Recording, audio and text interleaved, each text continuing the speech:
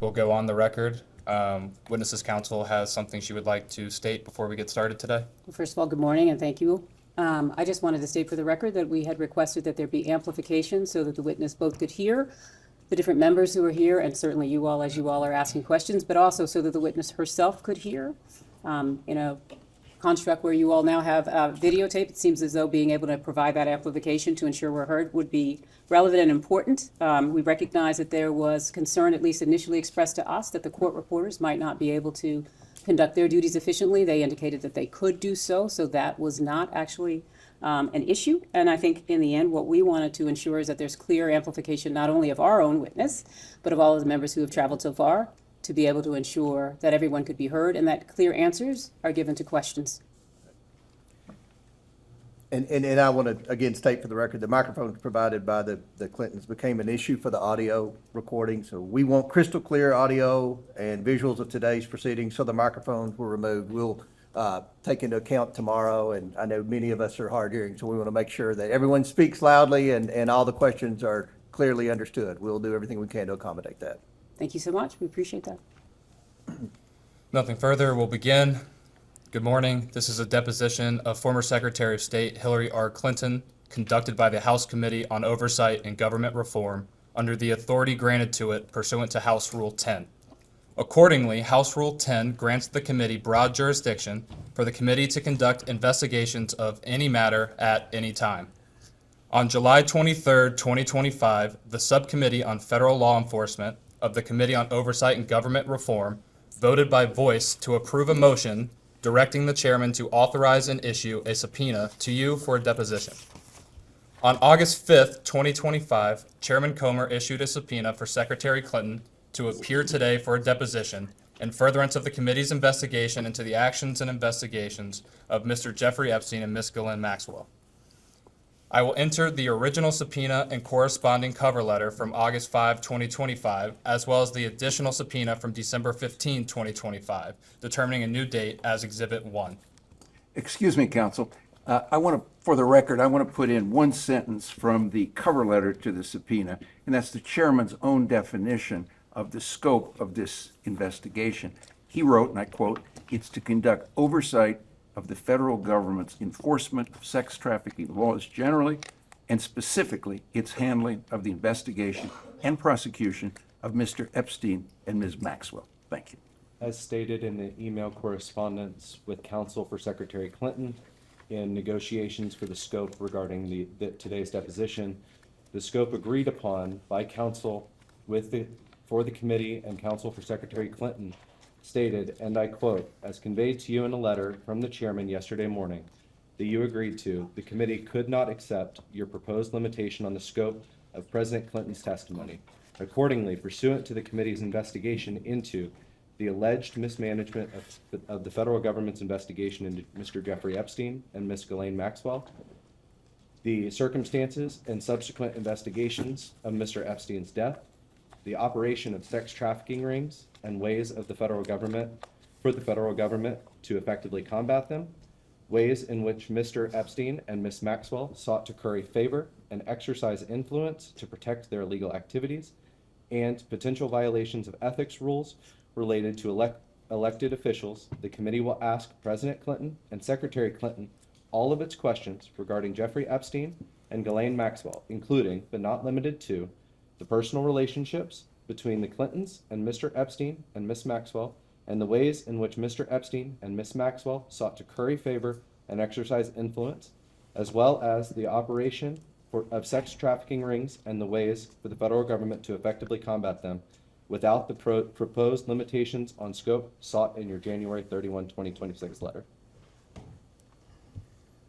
I will enter as Exhibit 2 the correspondence between Chairman Comer and counsel for President Clinton and Secretary Clinton. This correspondence includes the following letters. October 6, 2025, letter from David E. Kendall to Chairman Comer and Ranking Member Garcia.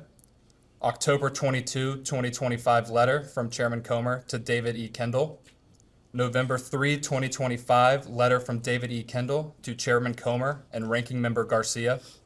November 21, 2025, letter from Chairman Comer to David E. Kendall. December 10, 2025, letter from David E. Kendall to Chairman Comer and Ranking Member Garcia. December 15, 2025, letter from Chairman Comer to David E. Kendall. January 3, 2026, letter from David E. Kendall to Chairman Comer and Ranking Member Garcia. January 8, 2026, letter from Chairman Comer to David E. Kendall. January 12, 2026, letter from Ashley Callan and David E. Kendall to Chairman Comer.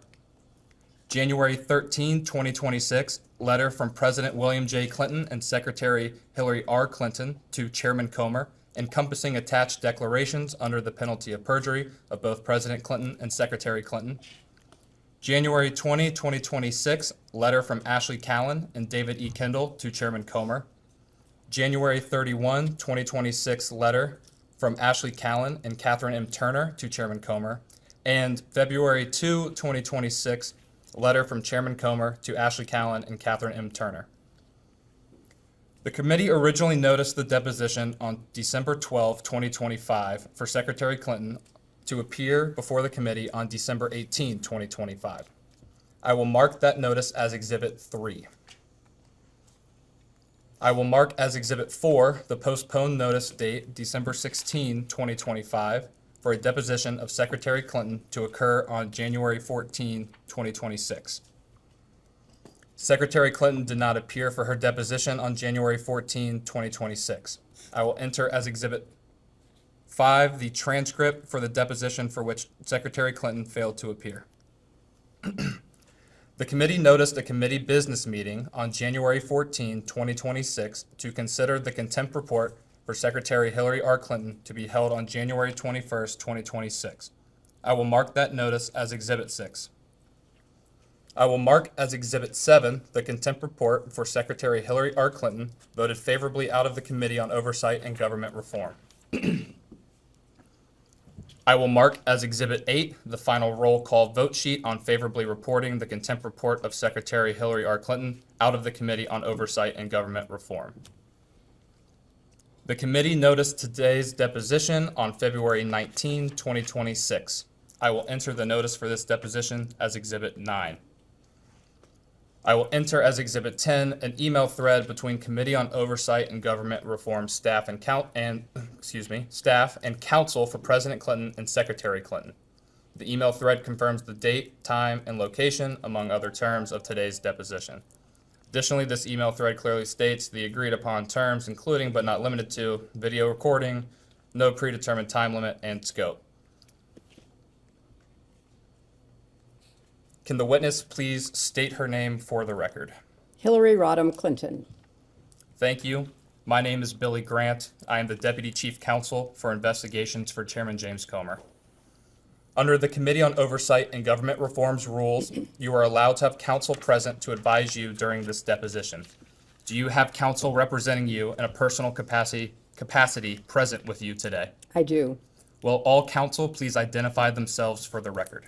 David Kendall, Williams and Connolly, LLP. Catherine Turner, Williams and Connolly, LLP. Cheryl Mills, counsel to the Secretary. Thank you.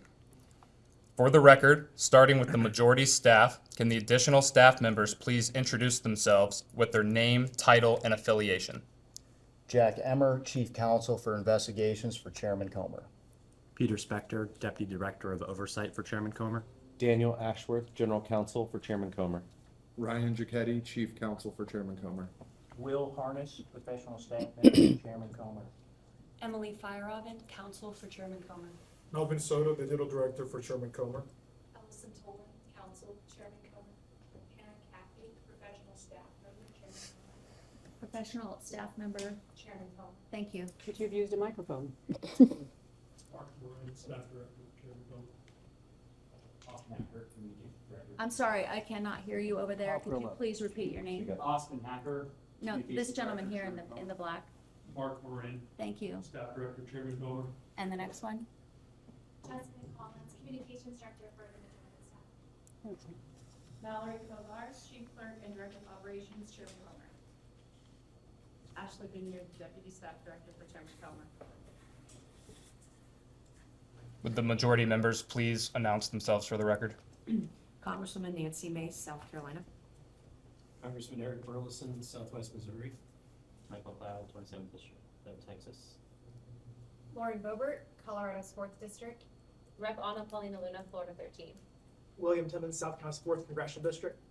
Rep. John McGuire, Virginia 5th District. Will the minority staff please identify themselves for the record?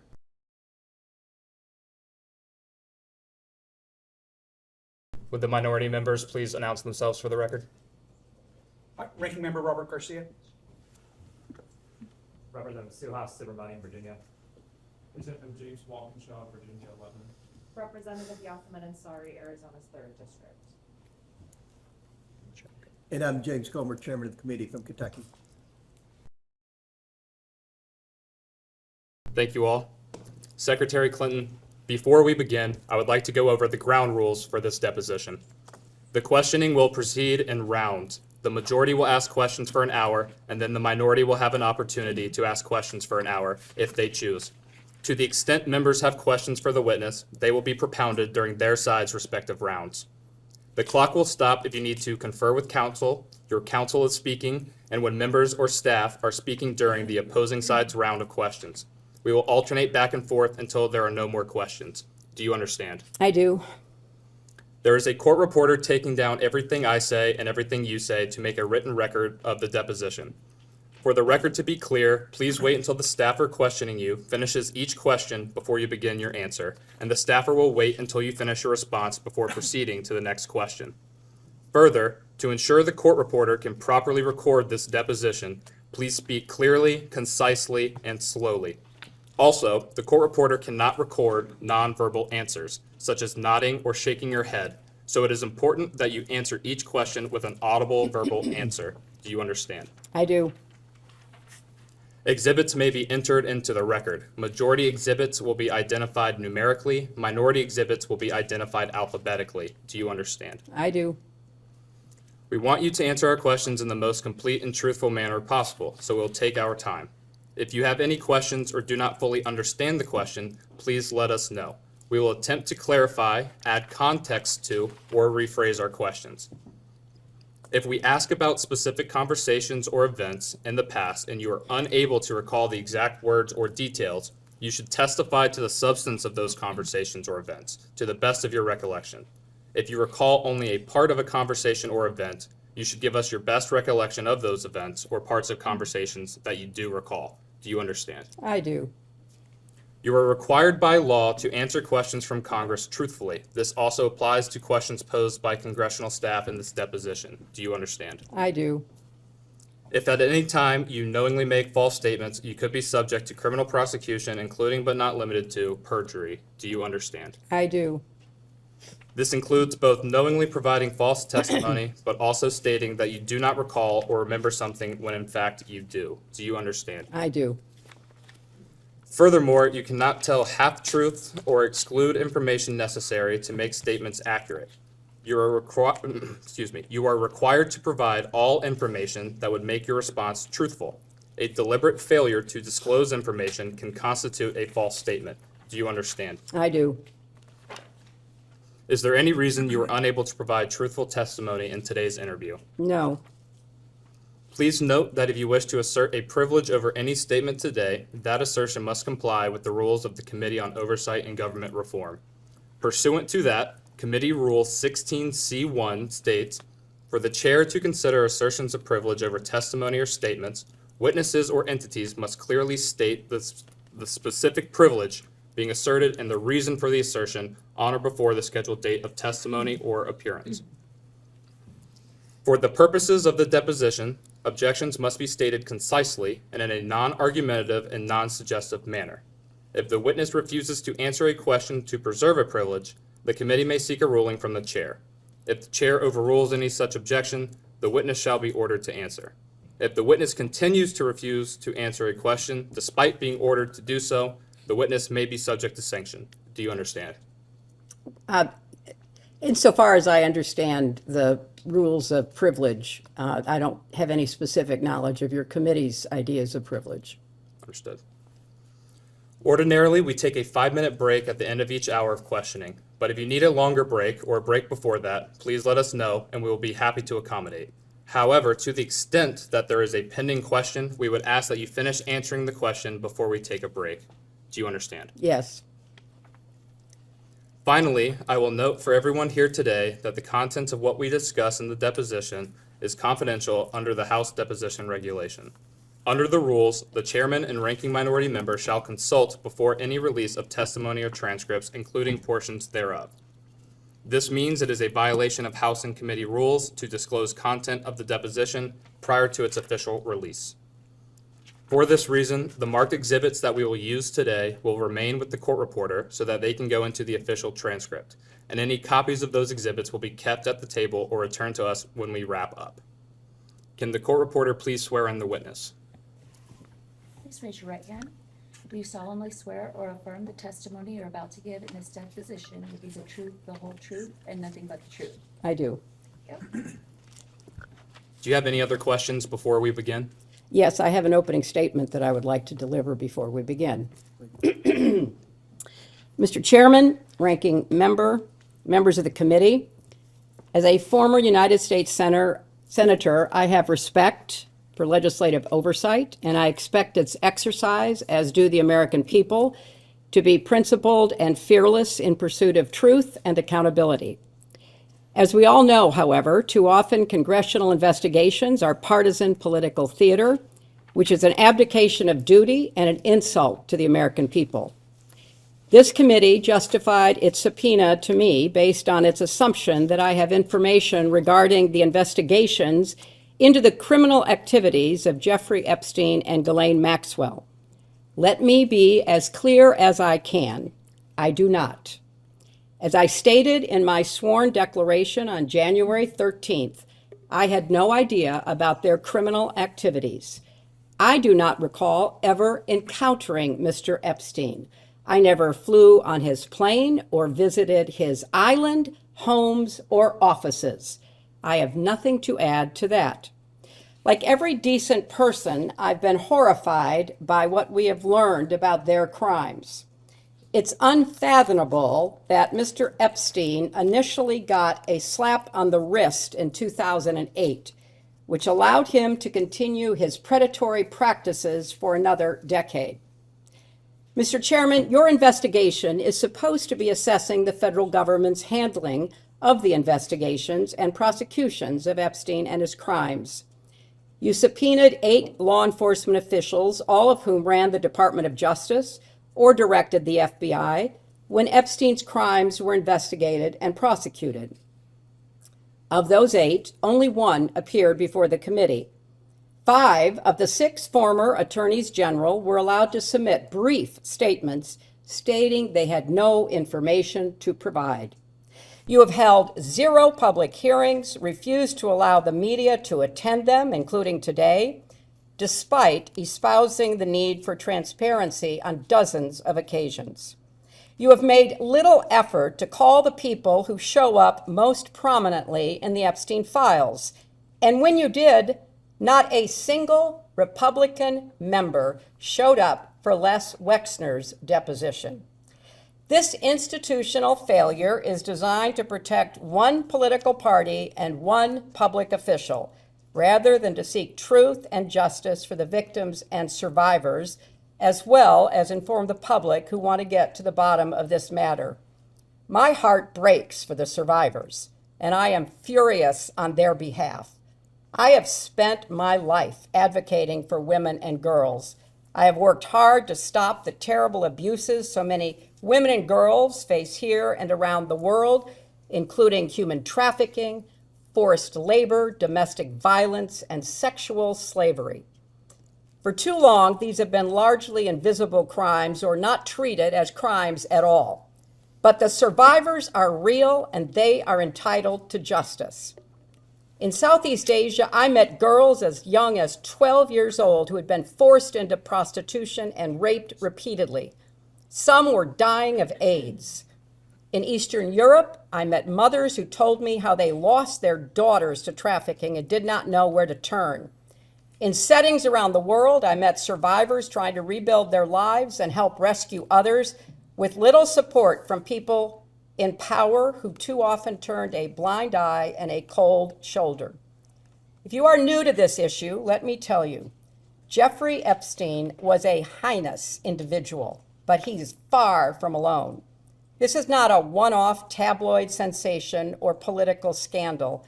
It is a global scourge with an unimaginable human toll. My work combating sex trafficking goes back to my days as First Lady. I worked to pass the first federal legislation against trafficking and was proud that my husband signed the Trafficking Victims Protection Act, which increased support for survivors and gave prosecutors better tools for going after traffickers. As Secretary of State, I appointed a former federal prosecutor, Lucy DeBaca, to ramp up our global anti-trafficking efforts. I oversaw nearly 170 anti-trafficking programs in 70 nations and directly pressed foreign leaders to crack down on trafficking networks in their countries. Every year, we published a global report to shine a light on abuses. The findings of those reports triggered sanctions on countries failing to make progress, so they became a powerful diplomatic tool to drive concrete action. I insisted that the United States be included in the report for the first time ever in 2011, because we must hold ourselves not just to the same standard as the rest of the world, but to an even higher one. Sex trafficking and modern slavery should have no place in America. None. Infuriatingly, the Trump administration gutted the Trafficking in Persons Office at the State Department, cutting more than 70% of the career civil and foreign service experts who worked so hard to prevent trafficking crimes. The annual trafficking report required by law was delayed for months. The message from the Trump administration to the American people and the world could not be clearer. Combating human trafficking is no longer an American priority under the Trump White House. That's a tragedy, it's a scandal, and it deserves vigorous investigation and oversight. A committee endeavoring to stopping human trafficking would seek to understand what specific steps are needed to fix a legal system that allowed Epstein to get away with his crimes. A committee run by elected officials with a commitment to transparency would ensure the full release of all the files. It would ensure that the lawful redactions of those files protected the victims and survivors, not powerful men and political allies.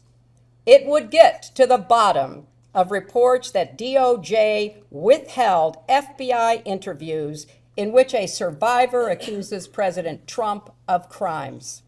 It would subpoena anyone who asked on which night there would be the wildest party on Epstein's island. It would demand testimony from prosecutors from Florida, New York, and the Department of Justice about why they gave Epstein a sweetheart deal and chose not to pursue others who may have been implicated in his crimes. And it would demand that Secretary Rubio and Attorney General Bondi testify about why this administration is abandoning survivors and playing into the hands of traffickers. It would seek out advocates and law enforcement officials on the front lines of the fight against human trafficking and ask them what support they need. And it would put forth legislation to provide more resources and force this administration to act. But that's not happening. Instead, you have compelled me to testify, fully aware that I have no knowledge that would assist your investigation in order to distract from President Trump's actions and to cover them up despite legitimate calls for answers. If this committee is serious about learning the truth about Epstein's trafficking crimes, it would not rely on press gaggles to get answers from our current president on his involvement. It would ask him directly under oath about the tens of thousands of times he shows up in the Epstein files. If the majority was serious, it would not waste time on fishing expeditions. There is too much to be done. What is being held back? Who is being protected? And why the cover-up? So my challenge to you, Mr. Chairman, and members of this committee is the same challenge I put to myself throughout my long service to this nation. how to be worthy of the trust of the American people that they have given to you. They expect statesmanship, not gamesmanship, leading, not grandstanding. And they expect you to use your power to get to the truth and to do more to help survivors of Epstein's crimes, as well as the millions more who are victims of sex trafficking in this country and around the world. Thank you, Mr. Chairman, and I would also like to request that the video of this deposition be made available within 24 hours, as it has been for other witnesses. Thank you, Madam Secretary. The time reads 11:34 a.m. The majority's time will begin now. Madam Secretary, in the interest of efficiency here today, I'm going to ask you one question followed by a list of names. The question can be answered yes or no. If you do indicate yes to any individual, I will come back and revisit that at the end. The question is, have you ever communicated with any of the following people relating to Jeffrey Epstein or Ghislaine Maxwell? Richard Kahn, No. Darren N. Dyke, No. Sarah Kellen, No. Doug Band, Not that I recall. Lawrence Summers, No. Huma Abedin, Have I ever talked to her about this in preparation for this hearing? I have. outside of that, Not that I recall.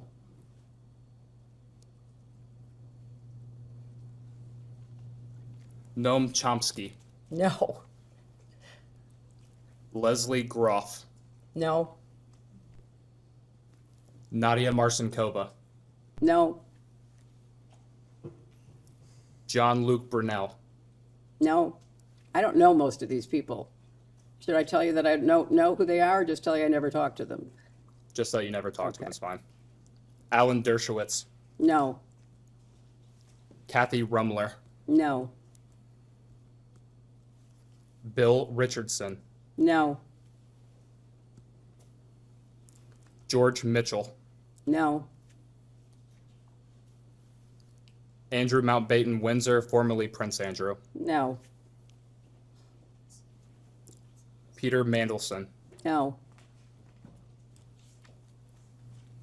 Reed Hoffman, No. Karina Shuliak, No. Bill Gates, No. Ehud Barak, No.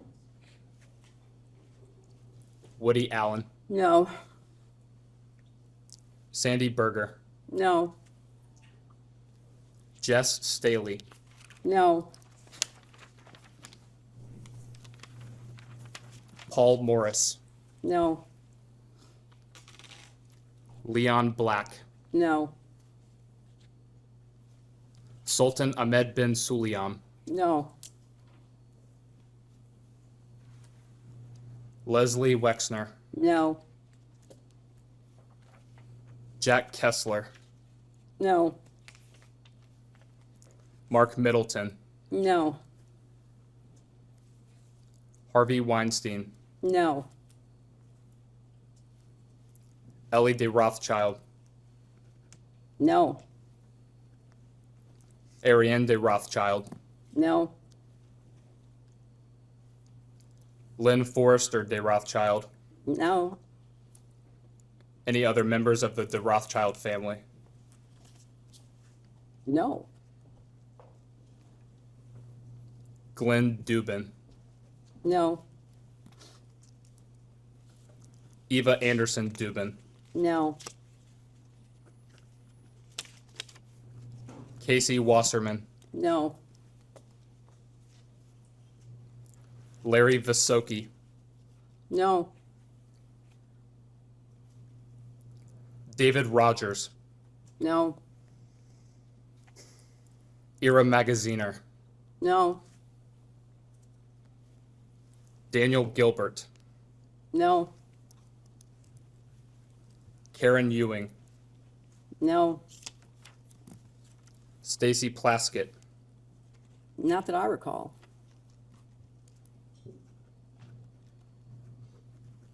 Howard Lutnick, No, not that I recall.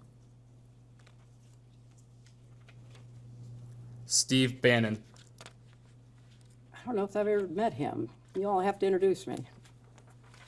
I take that as a no. Just to be absolutely clear, you've asked if I've ever communicated about Jeffrey Epstein, a man I never met, with any of these people, most of whom I've never heard of and certainly not met. That's the premise of your question. Mr. Epstein or Mrs. Maxwell. You did not say that. I did say that in the beginning. I will repeat the question. No, that's okay, but I didn't talk about her with any of these people either. I Understood. barely knew her. David Gergen, No, Elon Musk, no, Abigail Johnson, no, Jeff Bezos, no, Larry Page, no, Sergey Brin, no, Louis Freeh, no.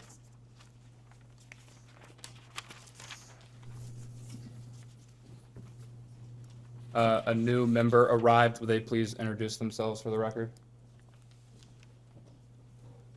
Wesley Bell, Congressional, Missouri 1st Congressional District. Thank you, sir. Can I understand, could you read back the initial premise of your question, because I too did not hear?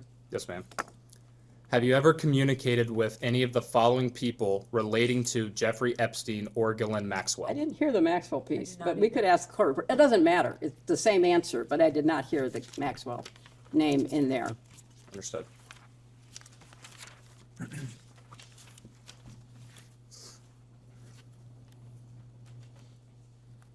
So was the last name you said Larry Page?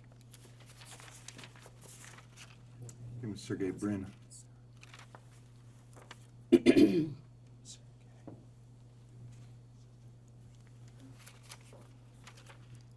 The last name I stated was Louis Freeh. You indicated no, is that correct? I think, Free. you mean free? Free, yes, ma'am. Louis No. Free. No, And Sarah Kay. no.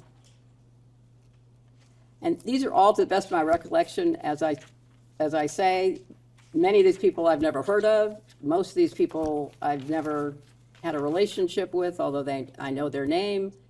Some of them are deceased. But I was not communicating about Jeffrey Epstein and Ghislaine Maxwell, as I understand what you're asking me, contacting people about them. That did not happen. Is there anyone that you had a conversation with about Ghislaine Maxwell? Oh, I'm sure I've talked about Ghislaine Maxwell, and especially in preparation for this hearing. And outside of conversations with your counsel, what did you talk about Ms. Maxwell? I don't recall any conversations about Miss Maxwell, but I knew her casually, so I can't tell you that I never had a conversation that mentioned Ghislaine Maxwell's name, because I don't recall that. Understood. And you say that you knew Ms. Maxwell casually. What does that mean? Just what I said. I knew her primarily as someone who dated someone that I knew, And who was that individual? Ted Waite. And who is Ted Waite? Ted Waite was a successful, as I recall, software developer.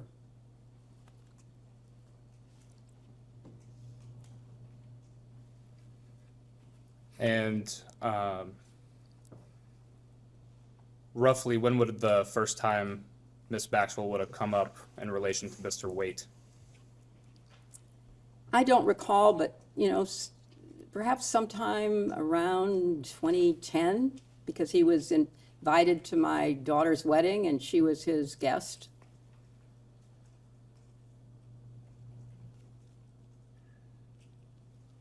Have you ever spoken with Ms. Maxwell personally yourself? I'm sure I have, yes. Did you estimate on how many occasions? Not many. I didn't see her very often.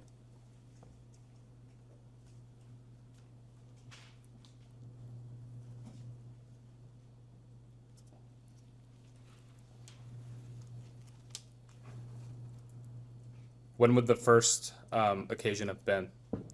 I have no recollection.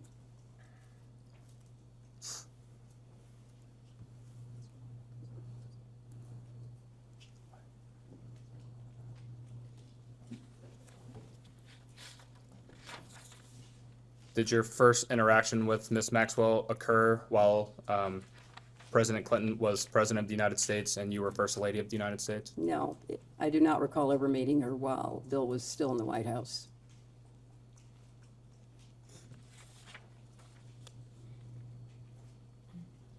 Did Mr. Waite ever inform you what Ms. Maxwell did for a living? Not that I recall.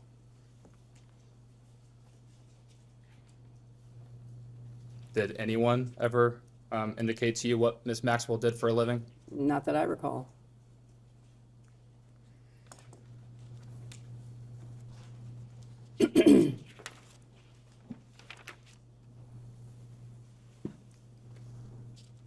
When would the last time have been that you either communicated with Ms. Maxwell, even if not directly yourself, but been around Ms. Maxwell? The best of my recollection is at the wedding in 2010.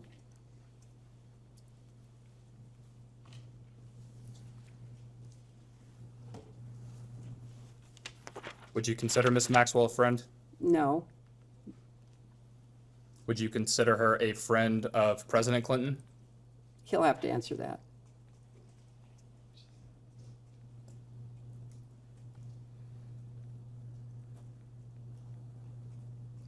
Would you consider Ms. Maxwell a friend of your daughter? She probably was friendlier with her than I was because I didn't see her very often.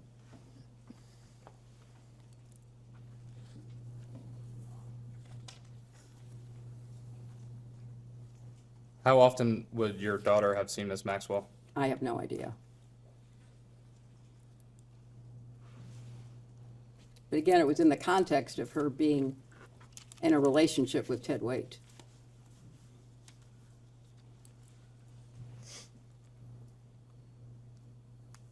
Anyone else in your family have a relationship of some kind with Ms. Maxwell?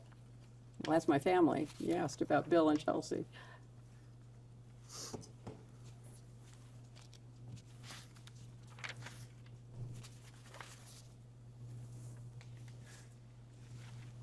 And just to make clear for the record, have you ever met Jeffrey Epstein? I do not recall ever meeting Jeffrey Epstein. In preparation for this hearing, I was told that he attended an event at the White House that was put on by the White House Historical Association. But I have no recollection of that.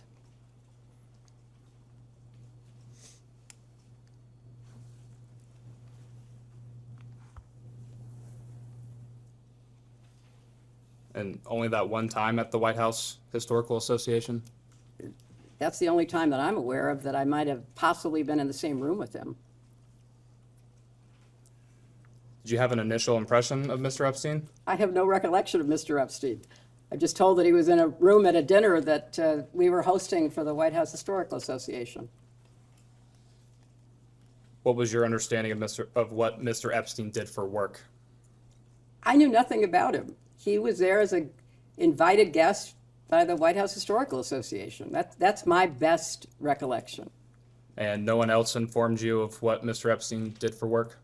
No, but we had hundreds and thousands of people who came to the White House. I was not informed of what people did or didn't do for work, especially someone that I never even had a conversation with. Do you know who invited Mr. Epstein to the White House? I can only tell you what I know, which is that he apparently was a guest invited by the White House Historical Association to attend a dinner to thank people who gave money to the White House Historical Association for the upkeep and maintenance of the White House. That's what I was informed of in preparation for coming here. Yes, ma'am. And understanding we focused the last few questions on your time in the White House with President Clinton. After that time period of President Clinton's administration, did anyone ever tell you what Mr. Epstein did for a living? I don't recall ever talking about Mr. Epstein was not on my radar. He was not somebody that I had any connection to.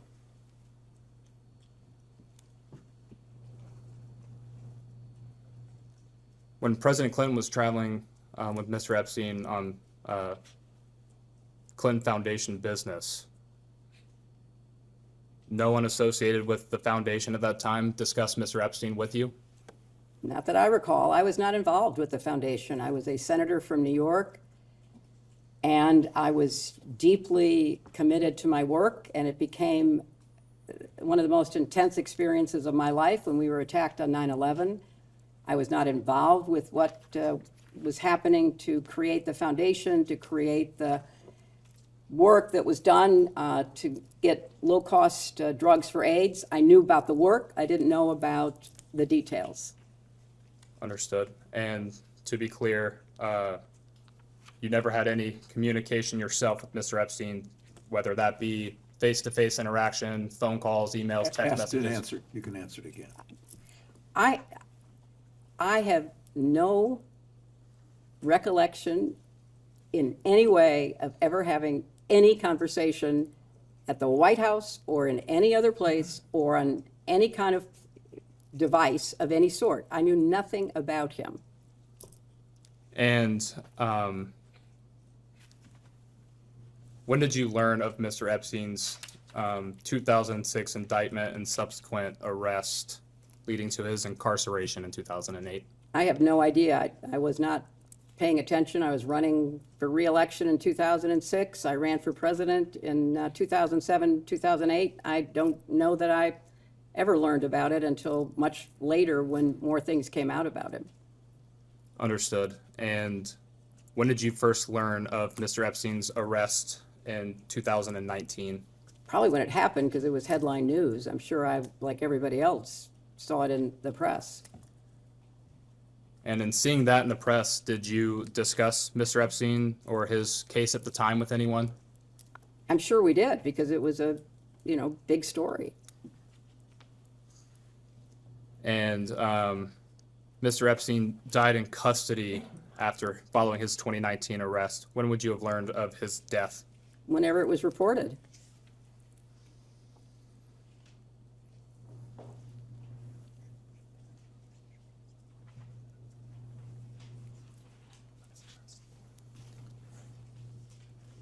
Going back slightly a question, you said you likely would have talked to someone regarding his arrest in 2019. Who would you have discussed that with? Whoever was around. I mean, it was a big story, as you recall. It was a very big story. I don't have any specific recollections. It wasn't something that I was particularly focused on, but it was a big story.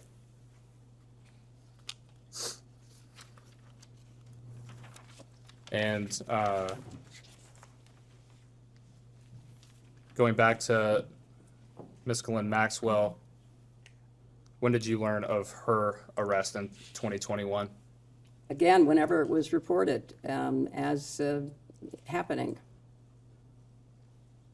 And did you discuss that with anyone? I'm sure I did. It was another big story.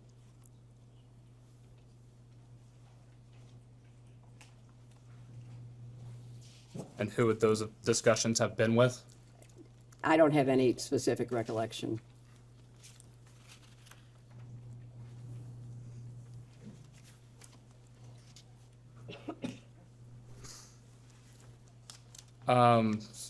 So moving forward in time just a little bit, you were Secretary of State under President Obama, is that correct? Yes, it is. And it was during his first term, 2009 to 2013? That's correct. And after you completed your time as Secretary of State, did you return in any role to the Clinton Foundation? I did. I became active in it at that point. And by being active in it, could you describe that for us, please? Tried to support the work that Bill and my daughter and the team had done, and look for ways to be helpful. It was something that I wanted to make sure I could support. And please correct me if I'm wrong. You rejoined as a board member, is that right? That might have been the first time I was a board member. I don't remember. Either the first or the second time. Yeah. And speaking of, it sounds like you were heavily involved when you returned to the foundation, or I guess started with the foundation at this point. In trying to accomplish those goals and initiatives, what were you doing, broadly speaking, on a daily basis, monthly basis, that sort of thing? Well, I wanted to start a program about early learning for kids, and so we started something called Too Small to Fail, which I was very actively involved in with my daughter, and we worked with pediatricians and other people to help parents, grandparents, aunts and uncles read, talk, and sing to their children so that they could help build brain cells. That was a major priority of mine, and I'm very proud of what we've built and the difference that it's made in, millions of kids' lives. I certainly did what I could to support the work that we do overseas through the Clinton Global Initiative, which has had a terrific track record of bringing people together to work in partnerships, to make commitments, to try to improve everything from, clean water to solar energy to improved education, all of the priorities that the partners we have bring to us that we try to help them with. And thank you for that, Madam Secretary. We've had a few members join us. Would you guys please announce yourselves for the record? Yes, Pat Fallon, 4th District of Texas. Scott Perry, 10th District of Pennsylvania. Thank you both. You're the last person. Mr. Perry, Scott Perry. Thank you so much. And Madam Secretary, as a board member, what type of responsibilities does that entail? Oh, attending the board meetings, approving the agenda of work for the year, the budget that goes with it, that kind of responsibility. And you mentioned the Clinton Global Initiative. Just for clarity, I will likely refer to that as CGI as we go forward with this. CGI is a part of the Clinton Foundation, is that accurate? Yes.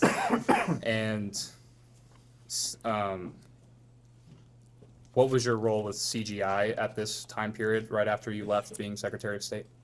It was, again, to, support the staff that put together both the annual meeting, but also work during the year with our partners who'd made commitments to help them fulfill their commitments. So, if there were a meeting about a commitment that was made to get clean water to some very remote place, if there were a meeting, I might be invited to it to meet with the partners, to encourage them. It was mostly around the work that happens throughout the year in preparation for the annual meeting.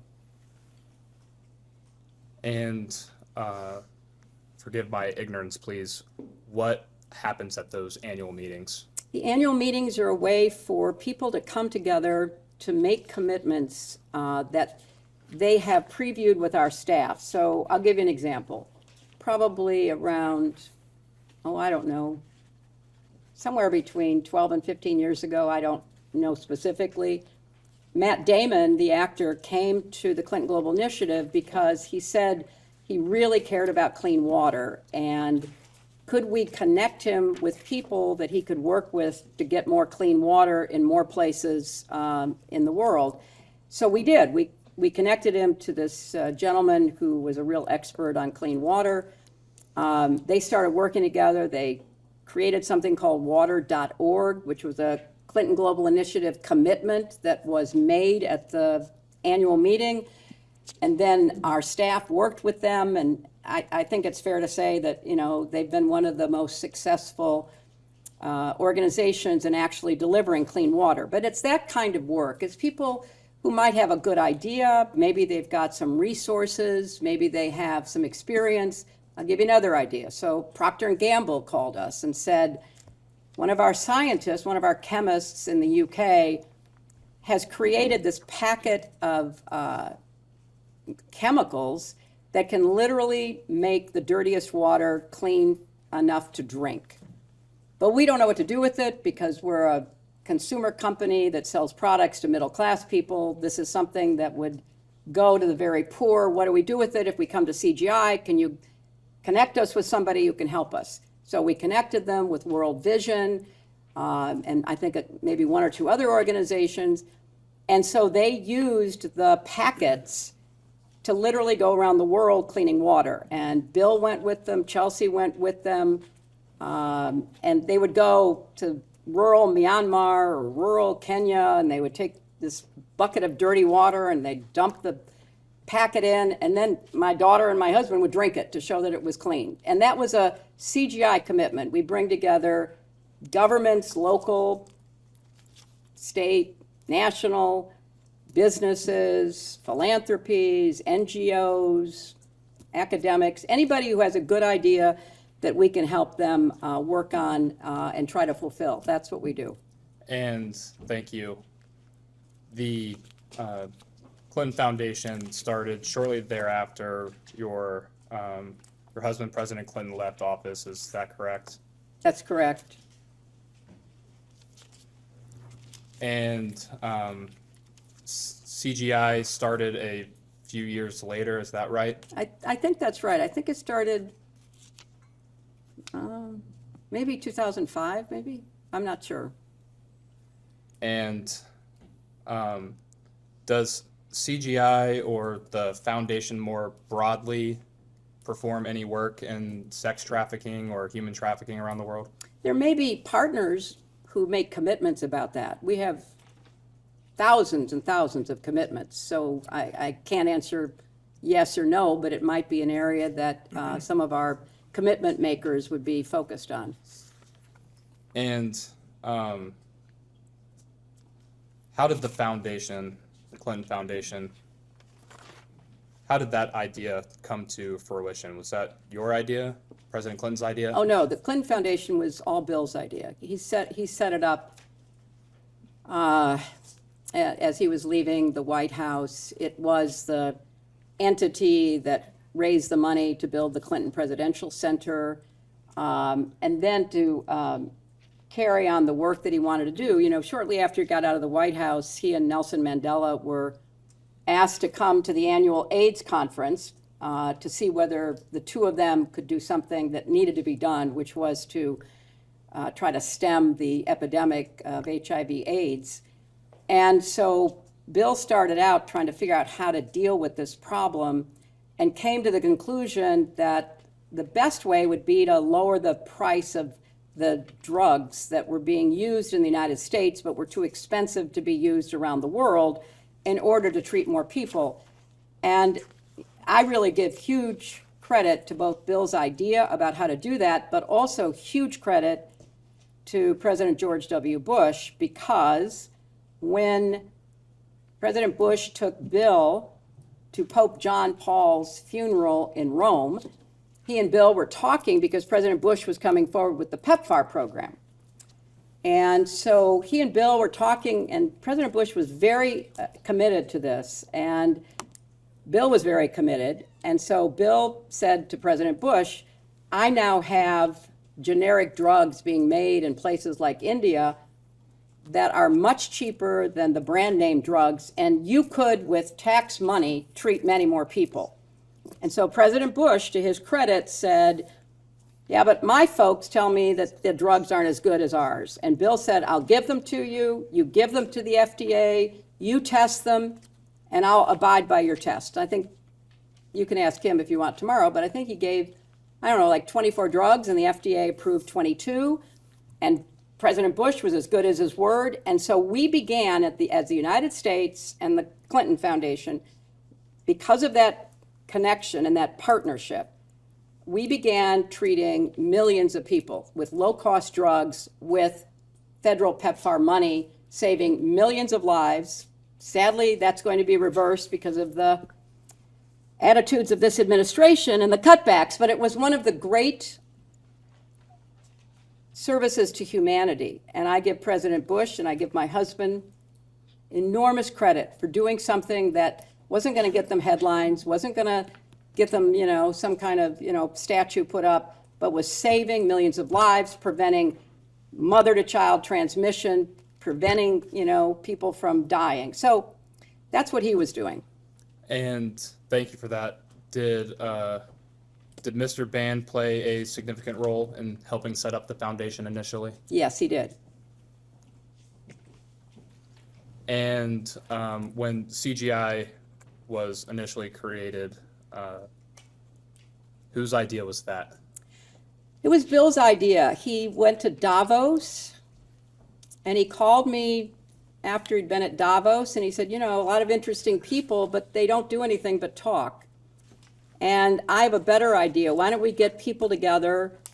And yeah, they can talk, but they have to make commitments, and they have to follow through on the commitments. And we could have an annual meeting that would bring people who were willing to make commitments. And that was his idea, and I thought it was a really good idea, and I encouraged him to go out and see if he could put it together.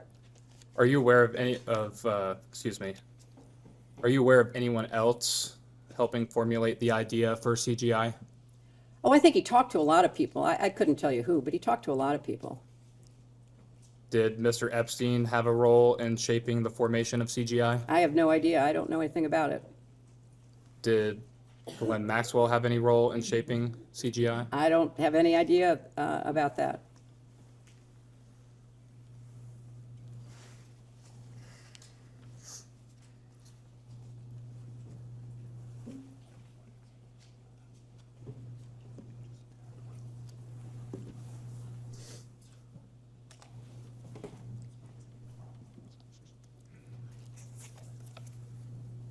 I will enter as Majority Exhibit 11 the interview between Deputy Attorney General Todd Blanche and Ms. Glenn Maxwell from July of 2025. We will get you all a copy momentarily.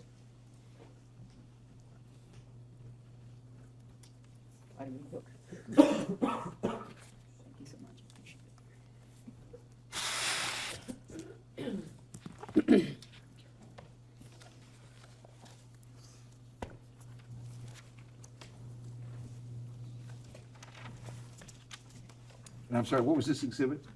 This will be Majority 11.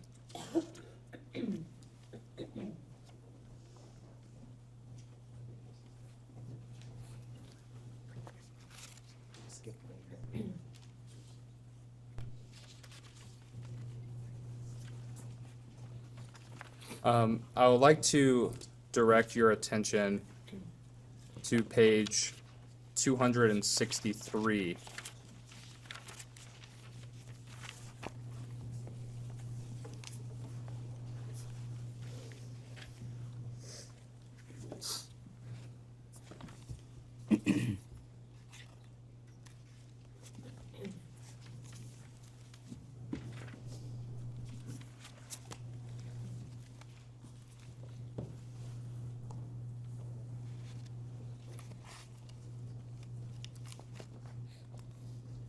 Okay.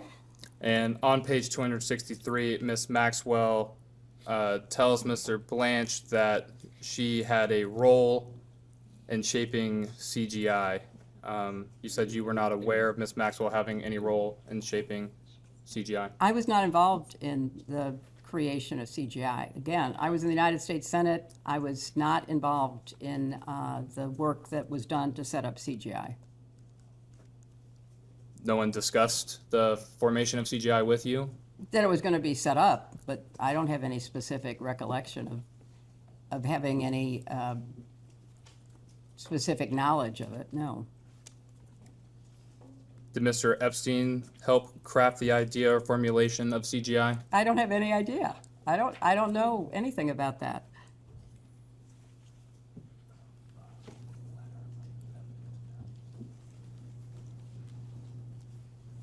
Is it possible that Ms. Maxwell had a role in creating CGI? I'm not going to speculate. I'm here to tell you what I know, and I don't know anything about that. Understood. And is it possible Mr. Epstein had a role in crafting CGI? I'm not going to speculate about that either because, I have no way of knowing that because I have no direct knowledge. I will enter now as Majority Exhibit 12. This will be a letter from Mr. Epstein's attorneys. I will give you a second for it to be passed out.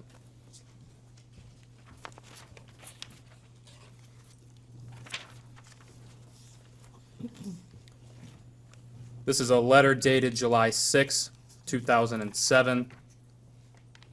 It is from Gerald B. Lefcourt. He was an attorney for Mr. Epstein. He sent this to the prosecutors in the Southern District of Florida. That would be Sloman, Minchell, Lori, and Villafania. And I will direct your attention to page 21. That top paragraph on page 21, it says, quote, Mr. Epstein was part of the original group that conceived the Clinton Global Initiative, which is described as a project bringing together a community of global leaders to devise and implement innovative solutions to some of the world's most pressing challenges. Again, is it possible that Mr. Epstein played a role in crafting CGI? I have no idea what he did or what he said he did, and I have no way to testify to the veracity of either. I was not involved. Have you seen this document before? No.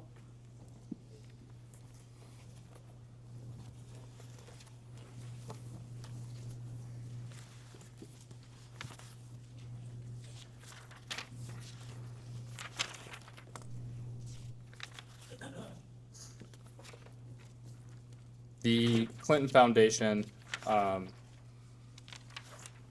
accepts donations as part of carrying out its work. Is that accurate? Yes. And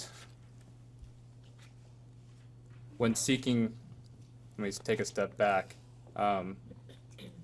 people charitably provide donations to the foundation? It's a 501c3, yes. And do you or anyone else at the foundation ever solicit donations for the foundation?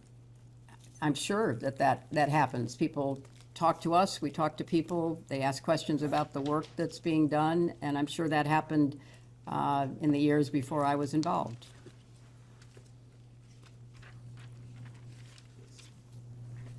Did you solicit funds from Jeffrey Epstein for the foundation?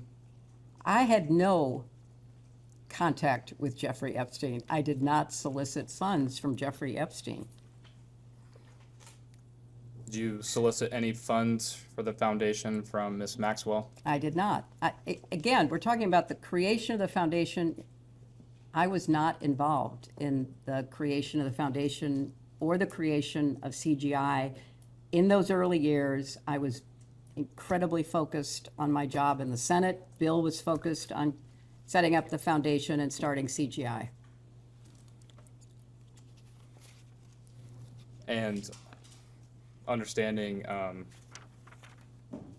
you were occupied with your career as a senator and then your presidential campaign leading up to 2008, but at this time, were you discussing starting the CGI with President Clinton? I'm going to object to any communications between the two of them. You can ask generally, but that's covered by the marital communications privilege. Understood. So generally speaking. I am sure that I talked to my husband about what he was doing to set up the foundation. It was more on the substance of the work. How many drugs was he getting made in India? What was the idea that was going to motivate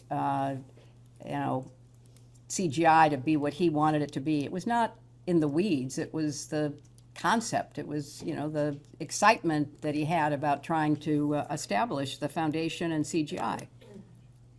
And similar question for Mr. Band. Did you discuss the creation of CGI with Mr. Band? I may have, because he was around. He worked for my husband. He was a personal aide to my husband, but I don't have any recollections of any specific conversations.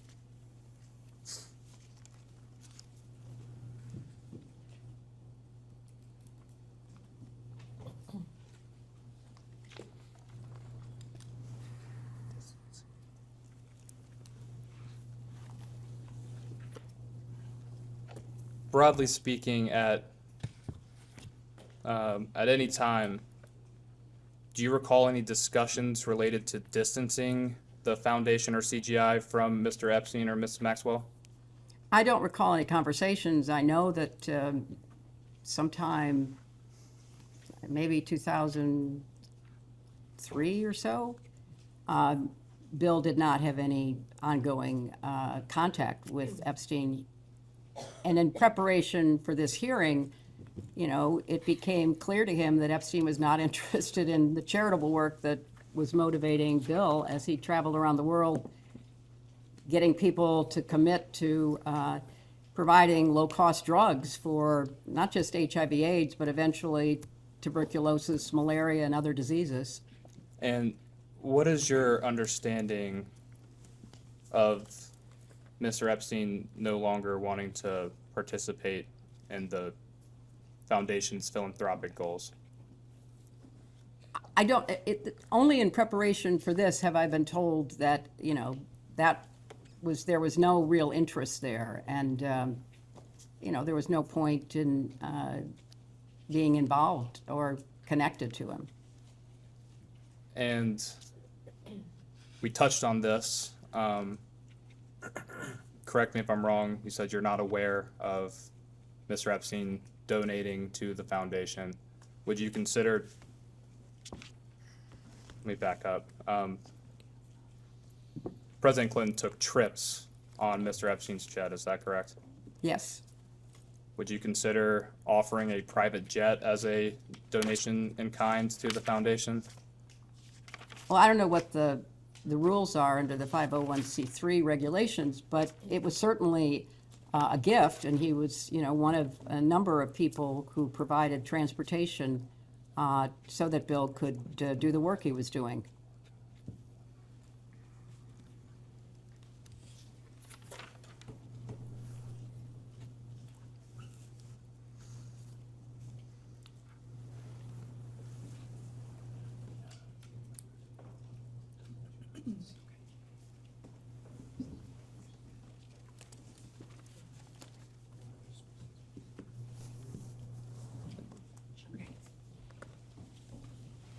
I think we touched on this. Did Mr. Epstein end up donating to the foundation or CGI? I have no personal knowledge of that. You're not aware of a $25,000 donation from Mr. Epstein's affiliated companies to the foundation? Only what I was told was alleged in preparation for this testimony. I did not know about that, and I don't know that it's true. Are you aware of the Clinton Foundation reviewing any records in regard to Mr. Epstein donating to the foundation? I will have to ask our lawyers, 'cause I did not. Have you had any conversations about the foundation reviewing those donations made by Mr. Epstein? I think I'll have to ask our lawyers. I don't know. I didn't review them. Understood. Ms. Mace, did you have some questions? I did. Thank you for being here this afternoon. In your opening remarks, you mentioned this is political theater and partisan. Do you believe the Epstein files are a vast right-wing conspiracy? I think if they are fully released as the Transparency Act requires, that would be fulfilling the responsibility of the Justice Department, but it appears that there have been many issues with the full release, so I'm not going to characterize it other than to say I think that's a well-known fact. Are you aware that both Republicans and Democrats voted to subpoena you and your husband? I am here. Okay. Are you aware both Republicans and Democrats voted to hold you in contempt when you didn't show up?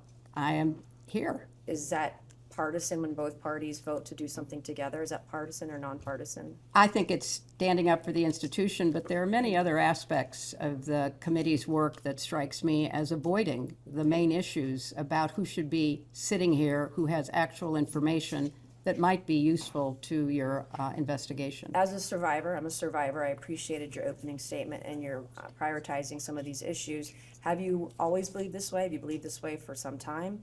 Have I what? Have you believed what you believed in your opening statement for some time? Yes, I have. How long have you had those beliefs or held those beliefs in your opening statement? Very long. In 1998, you had those same beliefs? Yes, 2005, yes, 2008, yes, 2012, sure. 2016, Mm-hmm, 2020, mm-hmm. 2024 to present day, you've held these beliefs the whole time? Yes, I have. Have you always believed that women abused by powerful men should be believed? I know where you're going with this, and I have Do you? nothing to say about anything in the past. I'm here to answer questions about this investigation. So do you believe that women who are abused by Epstein and an Epstein circle of associates should be believed? I think that many of them have made very credible accusations. Have you always thought that, do you think that women abused by powerful men should get justice? I think that they should have their time to be evaluated, and where there is adequate evidence, they should certainly get justice, and perpetrators should be held to The account. question was, have you always thought that women abused by powerful men should get justice? Yes, absolutely. I agree. Are you aware that, you were aware, I think you said this earlier, that Jeffrey Epstein was convicted in 2008 for procuring a child for prostitution and soliciting a prostitute, correct? That's what the charges were, yes. And you were aware of that in 2008? I don't recall that I was aware then. And in 2008, you were a U.S. Senator still? I was. Would you say that Jeffrey Epstein is one of the world's most prolific sex traffickers? From what we know, he certainly engaged in his predatory activities for a long period of time. Would you say he's one of the world's most prolific sex traffickers? I don't know what to compare it to. There are terrible sex trafficking rings all over the world. And you said you were Secretary of State from 2009 to 2013? Mm-hmm. And you state your agency prioritized combating sex trafficking internationally, correct? That's correct. During your time as Secretary of State, did you or the state receive any intelligence cables or briefings mentioning Epstein's foreign travel, pedophile island, or his network of pedophiles and sex trafficking? Not that I am aware of, no. How did you miss it? If he's, I believe, one of the most prolific sex traffickers in the world, you were Secretary of State, how did you miss it? Well, that would have been a matter of the Justice Department, not the State Department. But in your opening statement, and your statements earlier, in your opening statement, you stated that Secretary Rubio should be called to testify. And you said that he has, and the administration has, quote, abandoned survivors using the same logic. You were Secretary of State during a time period after Jeffrey Epstein was convicted of being a pedophile and soliciting children for sex. Why then did you, quote, using your own logic, abandon survivors? What is the question, please? I followed her comment. First of all, we focused on whether there were laws that made sex trafficking, sexual slavery, domestic violence, other abuses of women on the books in countries. And then we tried to evaluate, were those laws being implemented? And were judges appropriately trained and briefed about how to implement those laws? Were governments taking them seriously? We looked at the broad institutional approach to these very serious abuses. Would you say the U.S. government at that time, during this time period, was appropriate with the way that it handled Epstein?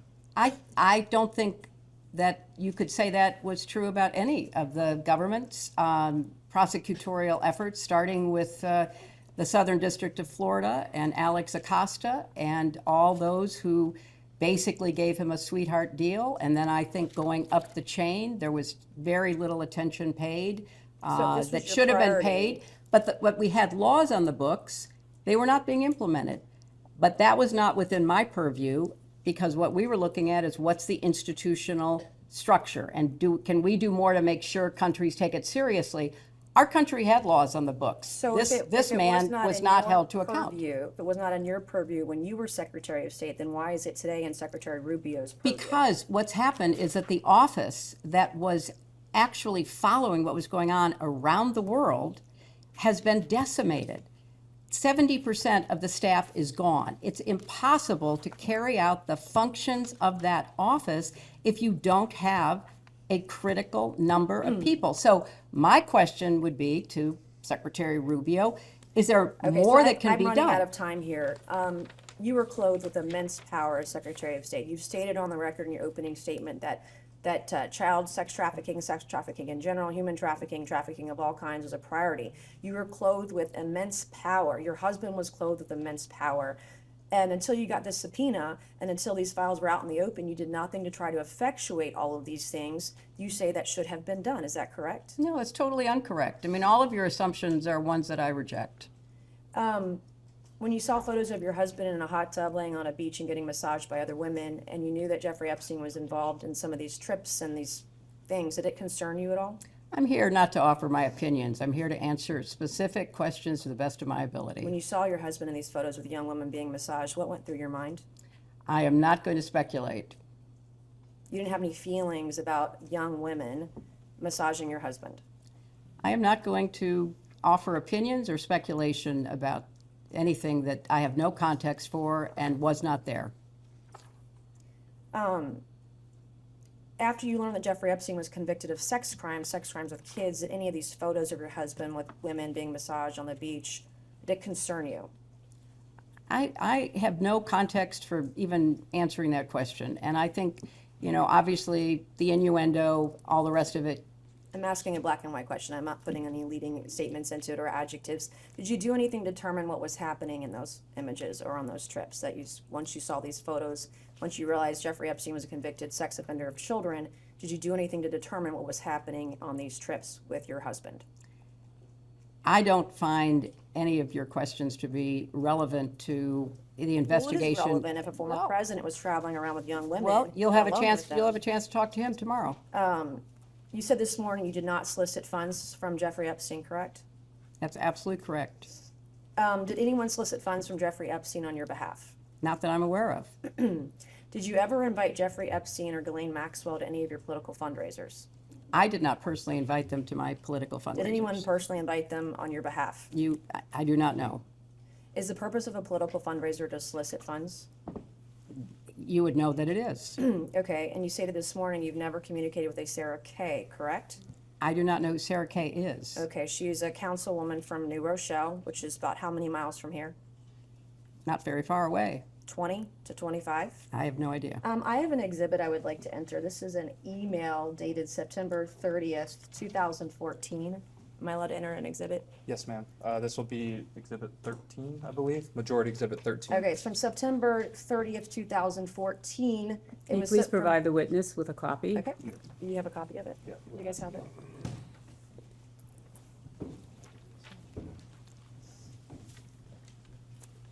Thank you very much. I appreciate it. And can you read me the subject line of the email? Following up event with Hillary Clinton and Congresswoman Lowy. Do you know who Congresswoman Lowy is? She was our congresswoman here for many years. And who is the email from? Someone named Sarah Kay. Above that, you have that very top one. Okay. All right, from Sarah Kay, and it's redacted on who it was sent to. Can you read me the email? Okay, thank you very much for the prompt reply. Hi, Sarah. Thank you for the invitation, but unfortunately, Jeffrey will not be able to attend. Thanks so much for speaking with me just now. Attached, please find the invitation and response card for the event we spoke about with Hillary Clinton and Congresswoman Lowy at the Harvard Club. That was a fundraiser, I believe, for Congresswoman Lowy that I attended to support her, is my recollection. Okay. And this is an email, this is an invitation to the fundraiser where you were there. Do you have any idea if the Epstein referred to is the Jeffrey Epstein? There's a lot of people named Epstein in this area. This is in the DOJ files. I have no knowledge of it. It says Mr. and Mrs. Epstein. Yeah, I have no knowledge of this. Okay, so it could be a different Jeffrey Epstein. You're showing me an email from someone who I don't recall knowing about a fundraiser that wasn't for me but was for Congresswoman Lowy. I have no information. Okay. I went to the fundraiser to support my friend Nia Lowy. All right. Excuse me, can I interrupt? I have There another. are photos that are being released of the secretary as she is testifying from inside this room. Can you please advise me as to whether or not that's permissible and consistent with the rules, particularly given that we have asked for a public hearing? If there are photos that are being released of the secretary as she is testifying, can you please explain how that I'm can done occur? with this. If you guys are doing that, I am done. You can hold me in contempt from now until the cows come home. This is just typical behavior. We will go off the record. Oh, for heaven's So I would like sake. to understand how that's permissible. Before the hearing was, It doesn't Excuse matter. me. We all are abiding by the same rules. I will take that down. Yeah, So I well, would like to take a break at this moment. yeah, and we'd like to have a I'm done conversation. for now. Go off the record. Go off the record.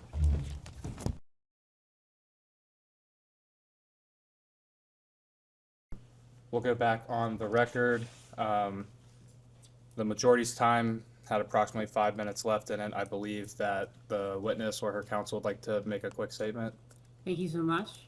We've just used the break because we learned during the process of these hearings that the committee was violating its own rules in members tweeting and sharing pictures of what is going on inside this closed hearing, the hearing that we have asked repeatedly to be open to the public. Chairman Comer was gracious enough to engage with me on this matter. We asked specifically to invite the press in, since the committee had already made decisions on its own unilaterally to release pictures and other things that are going on in this room. He indicated that he wanted to speak to that himself directly. I'd like to just say for the record, we find it unacceptable, we find it unprofessional, and we find it unfair. We are looking forward to this being conducted under the rules and being conducted consistent with the expectations of how members of Congress, I know, take this matter so seriously and do it in that vein. We would also like to just indicate as a practical reality that we are here in good faith. We are counting on the good faith of all the members. Thank you. Chairman Comer. Yeah, I'd like to state for the record, I've advised my members that no photos or videos during the deposition can be released. I understand the posted photo was taken before the deposition started. That will not happen again, and we will look forward to continuing with the deposition. I'd like to make just a clarification there, Mr. Chairman. It was taken in this room after the witness sat down. It is not a basis that because she had not started speaking, that it would be appropriate for there to have been a release of anything that was occurring in this room. And we have made clear that that's not allowed, and I will also say we were disappointed that the Secretary's opening statement was leaked to the press before she even gave her opening statement. So the Secretary's statement was not leaked to the press. It was provided, as with other witnesses, including Mr. Wexner, who provided his before giving. Hers was given simultaneous. And so what we don't want is the Secretary to be treated any differently than other witnesses. That seems to be a consistent pattern, and we would love that pattern not to continue. We've gone to great lengths to make all the accommodations that you all have requested. So we will, again, the members have been advised that is unacceptable. So Thank you. we look forward to continuing the deposition. Thank you very much, Mr. Chairman. I appreciate you addressing it. Ranking Member Garcia. Thank you. No, I just want to add, it's completely unacceptable that Oversight Republicans and its members in this moment chose to violate both committee rules and the agreement that they negotiated directly with Secretary Clinton. Now, the Clintons requested a public hearing specifically to avoid this exact situation. Now, Secretary Clinton has offered to continue speaking throughout this deposition if we also allow the press to come in and on the record. Now, the majority has continued to refuse this. I want to make very clear for the record that Oversight Democrats agree today they should be allowed here into the deposition. That's been our position from day one. Thank you. And with that, the majority will conclude its first hour. We'll go off the record.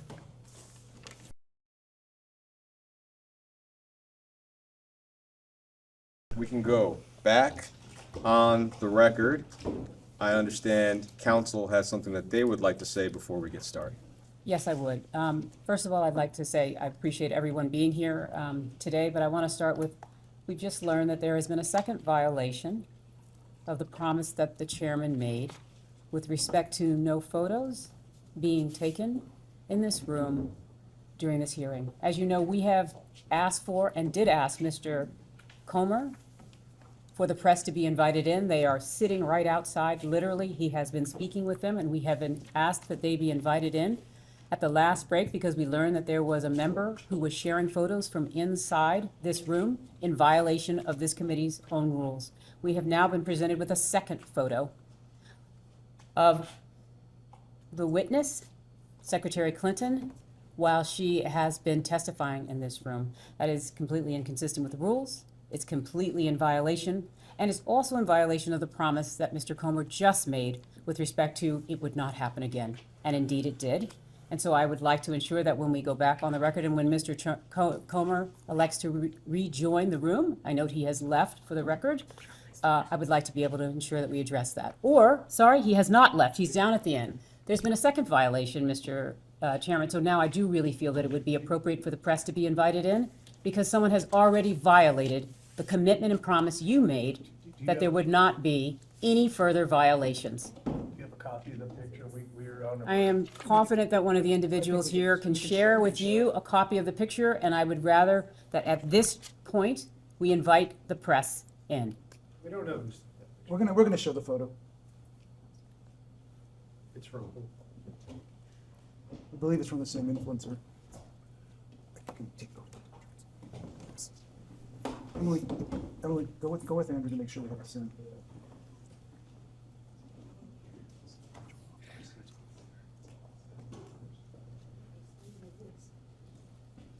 That's for you. That's her. We were saving you sleep.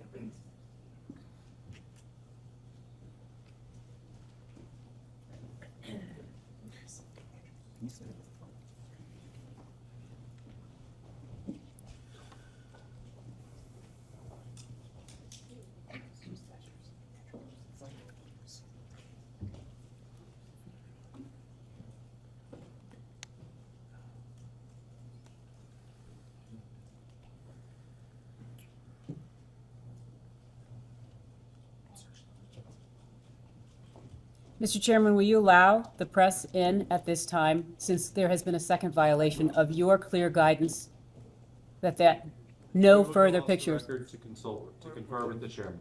Go off the record, please.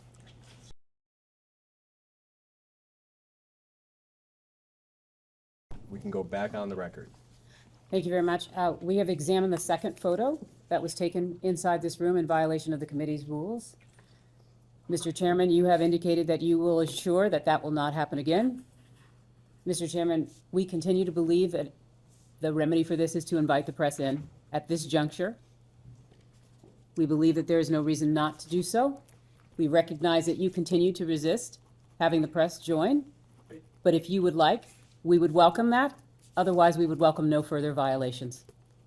What was the last part? You would welcome. I know it's hard to hear without amplification. Okay, no further violations, no further violations. But I would like to note one thing, if I may. A New York Times reporter tweeted that her dim member in the room, and then she said, you know, that Maxwell was at Chelsea's wedding because she was dating a friend who brought her as a +1 and all that. So there's a Democrat member leaking to the press what's going on in here, according to the Annie Carney.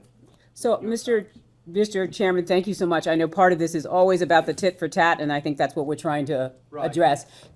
We're here and we're speaking with respect to the witness and what has been a violation of a photo of her inside this room. I'm not trying to get into anybody else's First Amendment rights. When it comes to the photo, please instruct your member to take the photo down until after. I have. Thank you so much. Nothing further.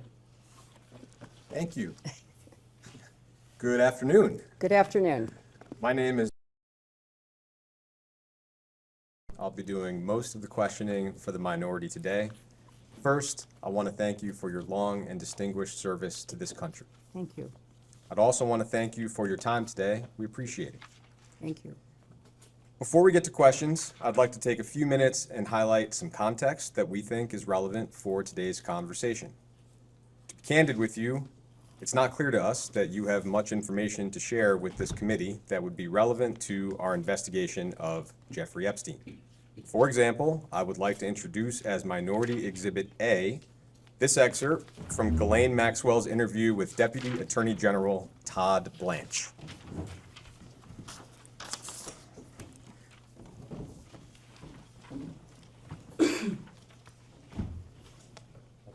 I'll read out loud the relevant excerpt for you.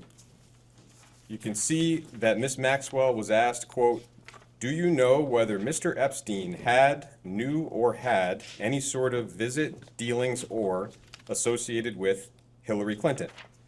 And Ms. Maxwell said, quote, "I would say no." Ms. Maxwell was asked, quote, "Did you ever see them together?" Ms. Maxwell said, "No." So, there are some events we're aware of where you might have been in the same place as Mr. Epstein or Ms. Maxwell at the same time. We'll ask about those, but we are a little confused about why we're even here. I imagine you might have your own perspective on this. You shared a little bit of that earlier. Is there anything more you'd like to share from your point of view on today's conversation before we get started? Thank you very much, Counsel. I appreciate your recognition of the context. I do not think I am or could be a significant witness to anything that would affect the work of this committee with respect to the investigation. I understand that that was a decision made to subpoena me, and I thought it would have been more appropriate to treat me in the context in which you have just placed me. That's why I offered a sworn statement outlining my lack of knowledge with respect to either Epstein or Maxwell and the crimes that they committed. But the majority of the committee and then the entire committee determined that they wished to talk with me. And it is, still somewhat of a puzzle for me to be here and trying to answer your questions to the best of my ability, because I don't think it's a good use of the committee's time. The matters that are included within the broad scope of the investigation as described by the chairman are ones that I take very seriously, and I would personally like to see the committee pay attention to those who have information that could be responsive. Thank you. I appreciate it. I'd like to start our conversation with a few foundational questions so we can get a clear record from the very beginning. And you've covered some of this earlier, but I want to be really clear for the transcript. Before his crimes became public, did you have any knowledge of the sexual abuse that Jeffrey Epstein was committing against girls and young women? No. Before her crimes became public, did you have any knowledge of the sexual abuse that Ghislaine Maxwell was committing and facilitating against girls and young women? No.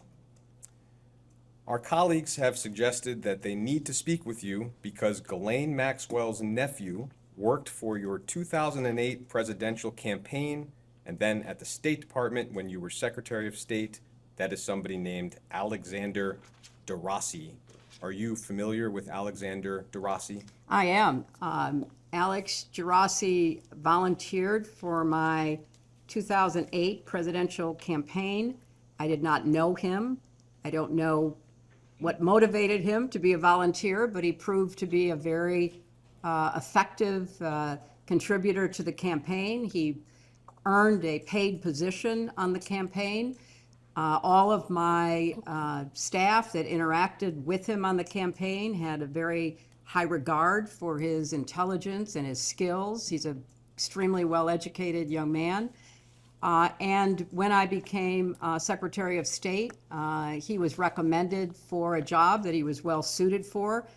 I had absolutely no idea that he was in any way related to Ghislaine Maxwell until I received the subpoena from this committee suggesting that he was, and that was the first I knew of it. So is it fair to say that as far as you know, Mr. DeRossi was not hired for your campaign or at the State Department because he was Ghislaine Maxwell's nephew? That is absolutely fair to say, and I can't speak for everyone in my campaign. Obviously, it's a huge enterprise, but I would be surprised if anyone knew that he was related to Ghislaine Maxwell, but I can absolutely testify to the fact that I did not. Are there any other accusations or claims that have been made against you with respect to Mr. Epstein or Ms. Maxwell that you would like to address before we move into some chronological questions? Well, I don't keep up with all the conspiracy theories and the crazy allegations that populate the internet, so I'm sure there are. But I will do my best to answer your questions as you pose them. Okay, I will ask a series of chronological questions. I know most of these are from a long time ago. If you don't recall, just tell me you don't recall. As an initial matter, would you recall roughly how many events and receptions would you have attended at the White House during your time as First Lady? Well, I was privileged to be at the White House as First Lady for 8 years, and I have no way of giving you an accurate number, but they would be in the thousands. And they were, you know, one of the great privileges of being in the White House, hosting events, hosting meetings, meeting people, using the rooms of the White House, using the grounds of the White House. So many hundreds, maybe thousands of events, but many, many thousands of people. I was just going to ask if you could estimate how many people you might have met at those hundreds or thousands of events and receptions. Well, Counsel, I can't say I met every person who ever attended an event, and so I can't really give you an accurate number. But if the event was a small event, perhaps I would meet everyone. But for most of the large events that we hosted, it was hit or miss if I met somebody or didn't meet somebody. For the huge Christmas receptions, which were thousands of people that would come to enjoy the holiday decorations at the White House.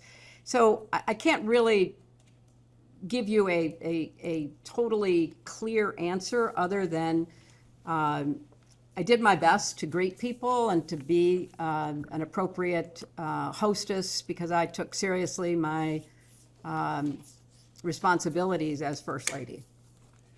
So Mr. Epstein visited the White House a fair amount during your husband's first term in office. One, and I think the only specific event that we're aware of where you may have been present was, as you mentioned earlier, a September 29th, 1993 reception for donors to a White House renovation project that was funded through the White House Historical Association. And our understanding is there was some kind of reception that night. Do you have any recollection of attending that event or that reception? I have no specific recollection, but I know that I was expected to, and I assume I did. But I can't, sitting here today, describe anything specific about that event. But I was very anxious to support fundraising that went to the White House Historical Association that in turn supported the upkeep and the maintenance of the White House.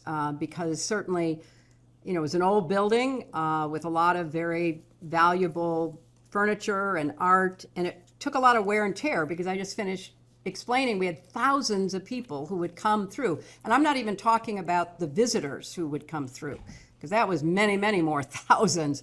So the house itself needed to be carefully cared for, and so my husband and I hosted the event, and the White House Historical Association brought those who had contributed because it was ultimately beneficial for the White House. Would it be correct to say that sitting here, you have no specific memory or recollection of meeting Mr. Epstein or Ms. Maxwell at that event in 1993? That is an accurate statement. In fact, when I got the subpoena, I was incredulous because I never thought I was in the same room with Jeffrey Epstein. And it was brought to my attention that he was very likely to have attended the White House Historical Association, but I have no independent recollection of that. Okay. It has been publicly reported that Mr. Epstein visited the White House 16 other times during your husband's first term.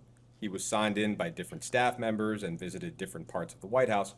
Broadly speaking, do you have any memory or knowledge of any other visits by Jeffrey Epstein to the White House other than the one we just discussed?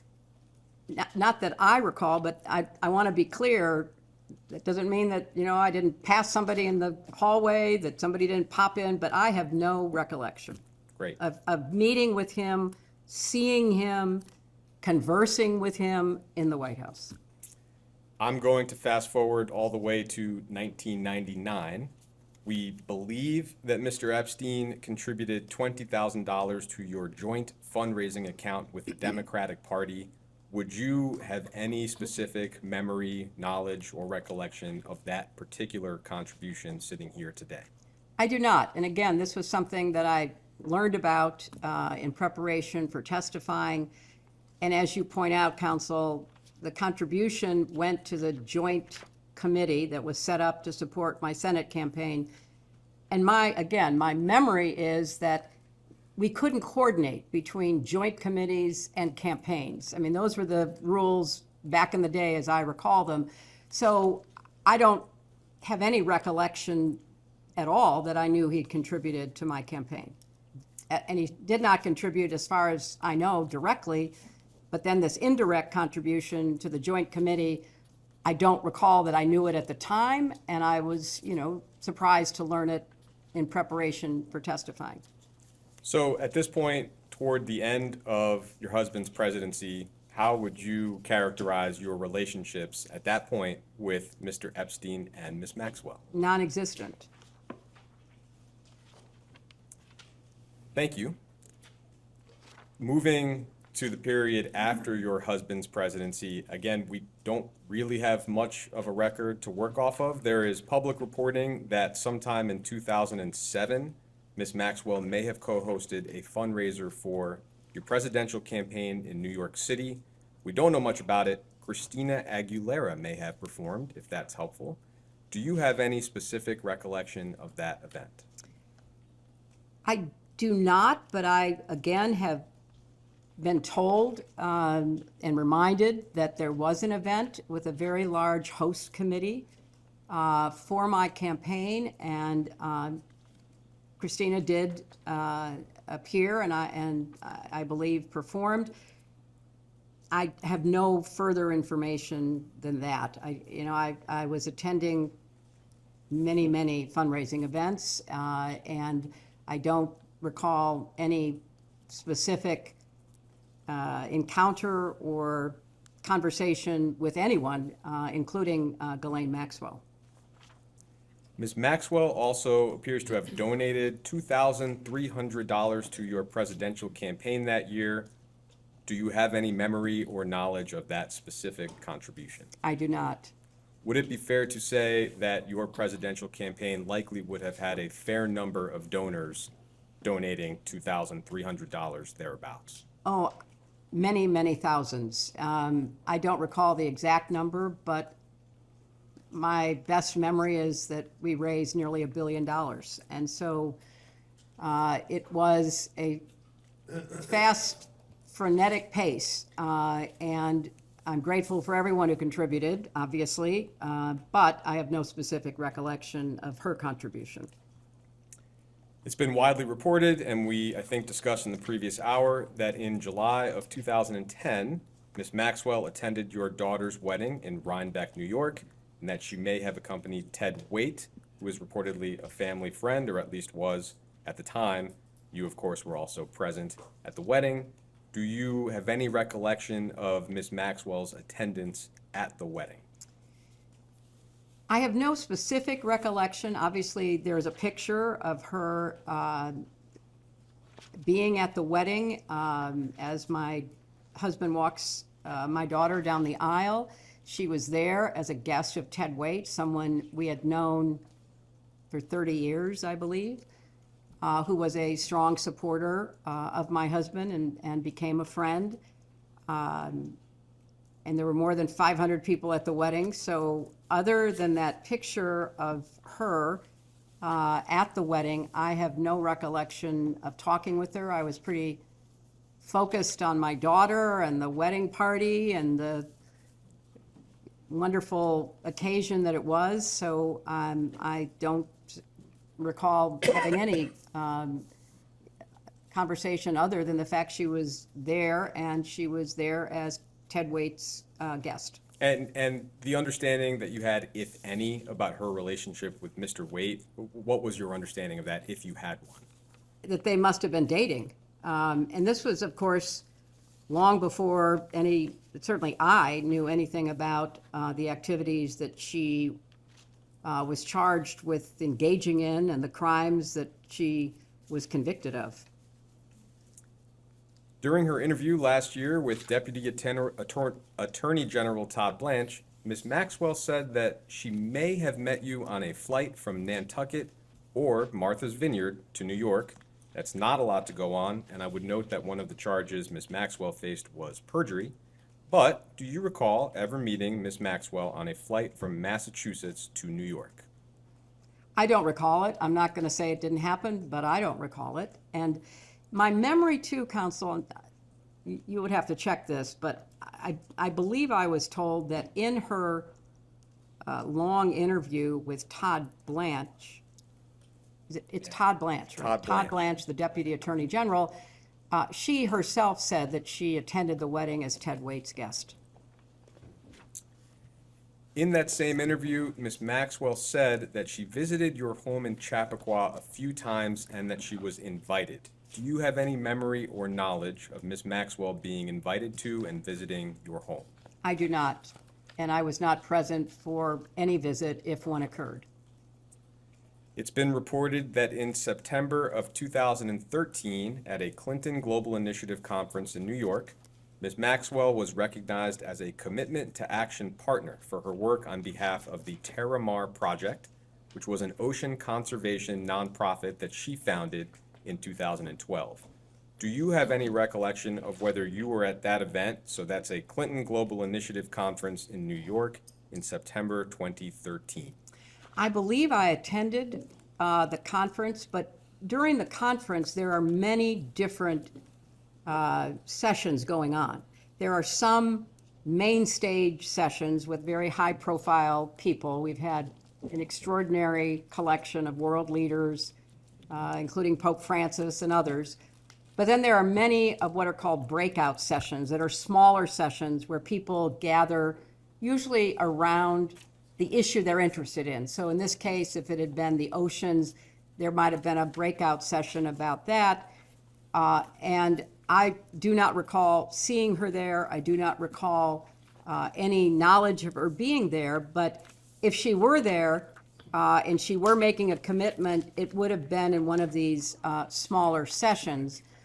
And I have to add, in 2013, Ms. Maxwell spoke at the United Nations. She gave a TED Talk. She was featured for her work about oceans in a long profile on CNN. So she had a public persona that the UN, the TED Talk people, CNN and the press all recognized because nobody at that time knew what was later discovered. And is it right to say, and it sounds like you would not have had any direct role in organizing whatever her role was at that particular event? Not that I recall. At that point in 2013, if you can recall, how would you have characterized your relationships with Mr. Epstein and Ms. Maxwell? Had no relationship, no knowledge of, never met or talked to Jeffrey Epstein.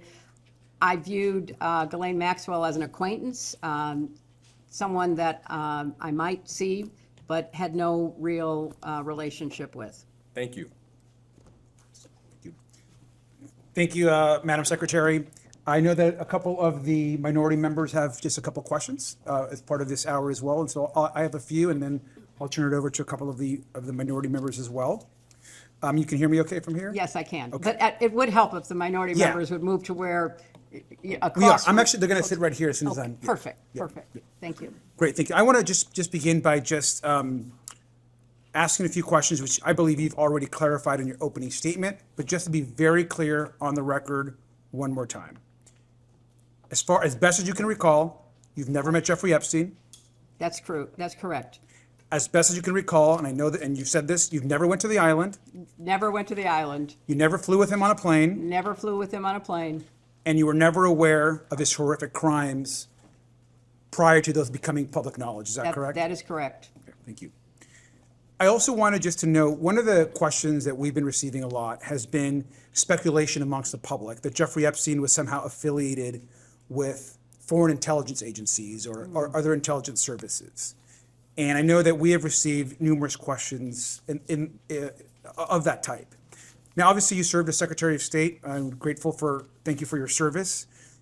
In your role as Secretary of State, were you ever made aware of Jeffrey Epstein having any types of relationships with foreign intelligence agencies, obviously, of course, of a foreign country? I was not. And Ranking Member Garcia, I am aware of the speculation around this that comes from the files being released and questions being raised. And I do think that is a fruitful area for the committee to investigate. No, I appreciate that, because I'll say of the types of questions that we're receiving, the kind of conversation around whether Jeffrey Epstein had any ties to foreign intelligence or was working with foreign governments continues to come up. And so obviously, as Secretary of State, that would be something I would imagine you may or may not have information for. So I appreciate that response. Madam Secretary, just lastly, I want to also thank you for your testimony. And broadly speaking, you've probably been following just recently, and if this week, we've seen, and there's been reports that numerous files are missing from the group of files that have been released. For the record, only about approximately 50% of the total files have likely been released. The other percentage have been withheld for whatever reasons we're not really sure of and don't really understand.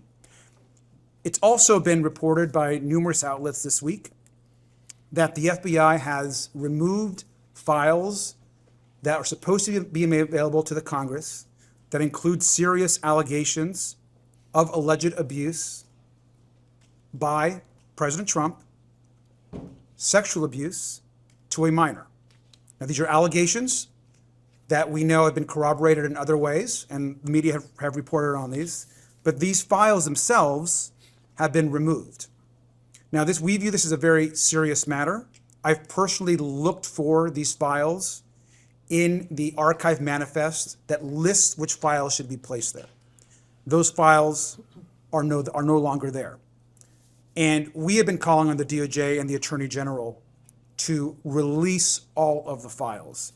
I'm wondering if, in your experience, obviously in the US Senate, as Secretary of State, if you've any response to the behavior of the DOJ in their withholding of critical information and the apparent removal of files that could suggest serious crimes by folks in this administration. Congressman, I appreciate your raising this issue, and I appreciated the statement that you put out when this became public knowledge, thanks to investigative reporting, which revealed it. And I think that this behavior by the Justice Department deserves the most thorough investigation that the Congress could carry out. As I understand the sequence of events, this committee subpoenaed the Justice Department, as well as the Epstein estate, as well as law enforcement officials from prior administrations, as well as my husband and me. The Justice Department refused to comply, which is what led to the passage by the Congress of the Transparency Act, which then was signed into law. And I think from the very beginning, the behavior of the Attorney General and her staff has demonstrated either a gross incompetence, which is bothersome because they are the keepers of information that should be evaluated for law enforcement purposes, or a clear cover-up because they are protecting the president and others. Either one of those should be the focus of this committee to try to get to the bottom. If they are incompetent and they are incapable of complying with the law that the Congress passed, we need to know that. Because they are falling down on the job. They have an FBI director who's more interested in drinking beer in a hockey dressing room after our team won the Olympics, rather than being responsive and complying with the law as it has been promulgated. So I don't think it's unfair to say that given the sequencing of the events, starting with the way that President Trump made the release of the files a key element of his 2024 campaign, the promise that he and then his attorney general made that the files would be released, then a walking back of that as they began to look at the files, an ignoring of what they had promised, including that they had a client list on the desk of the attorney general, reasonable people would have to assume they are engaged in a massive cover-up, which is infuriating. As an American, as a citizen, all of us should be, regardless of party, wondering what are they hiding. And that's why I said in my opening statement, the President of the United States is not above the law and should be, in a setting like this, answering questions under oath, as should others who are prominently featured in the files, and especially the group that is featured after 2008. Because prior to 2008, when Jeffrey Epstein pled guilty to the watered-down charges that Alex Acosta negotiated and then was rewarded for in the first Trump administration with a cabinet position, there are so many unanswered questions. And I looked at the transcript of the Alex Acosta testimony that was taken before this committee, and I don't think that any Republican members asked him a question. So you have to conclude that there is something rotten in the state of Denmark, or clearly the Justice Department, starting in the White House and at the top with the Attorney General. And this latest example of the missing files about the allegations, and they are absolutely nothing more than allegations, but the FBI interviewed that witness 4 times. You don't interview a non-credible witness 4 times. You don't put into the FBI reporting, protect this source, if you think there is nothing to it. So, of course, I would like to know, like every other American deserves to know, what is in those files and who is going to hold people accountable, because the Justice Department seems to be either unwilling or incapable of doing so. Thank you, Madam Secretary. Let me also just add one thing. You've probably also read reporting that Secretary Lutnick was pretty open in an interview about not having spoken to Mr. Epstein or interacted with him after 2005. And then we go on to learn that Secretary Lutnick not only went to the island, there were visits, they went into possible business together, communicated with his wife. So there were numerous interactions that happened after that interview. We believe that Secretary Lutnick should be in front of this committee answering questions, especially when he's choosing to essentially lie about his interactions with Mr. Epstein. Would you agree that Secretary Lutnick should come and testify? I think everyone that the committee sees playing a prominent role in the files should be deposed. That is your job. Your job is to try to get to the truth as best as you can determine it. And that should be the guiding principle, it seems to me, as to who you ask to come before you. Thank you.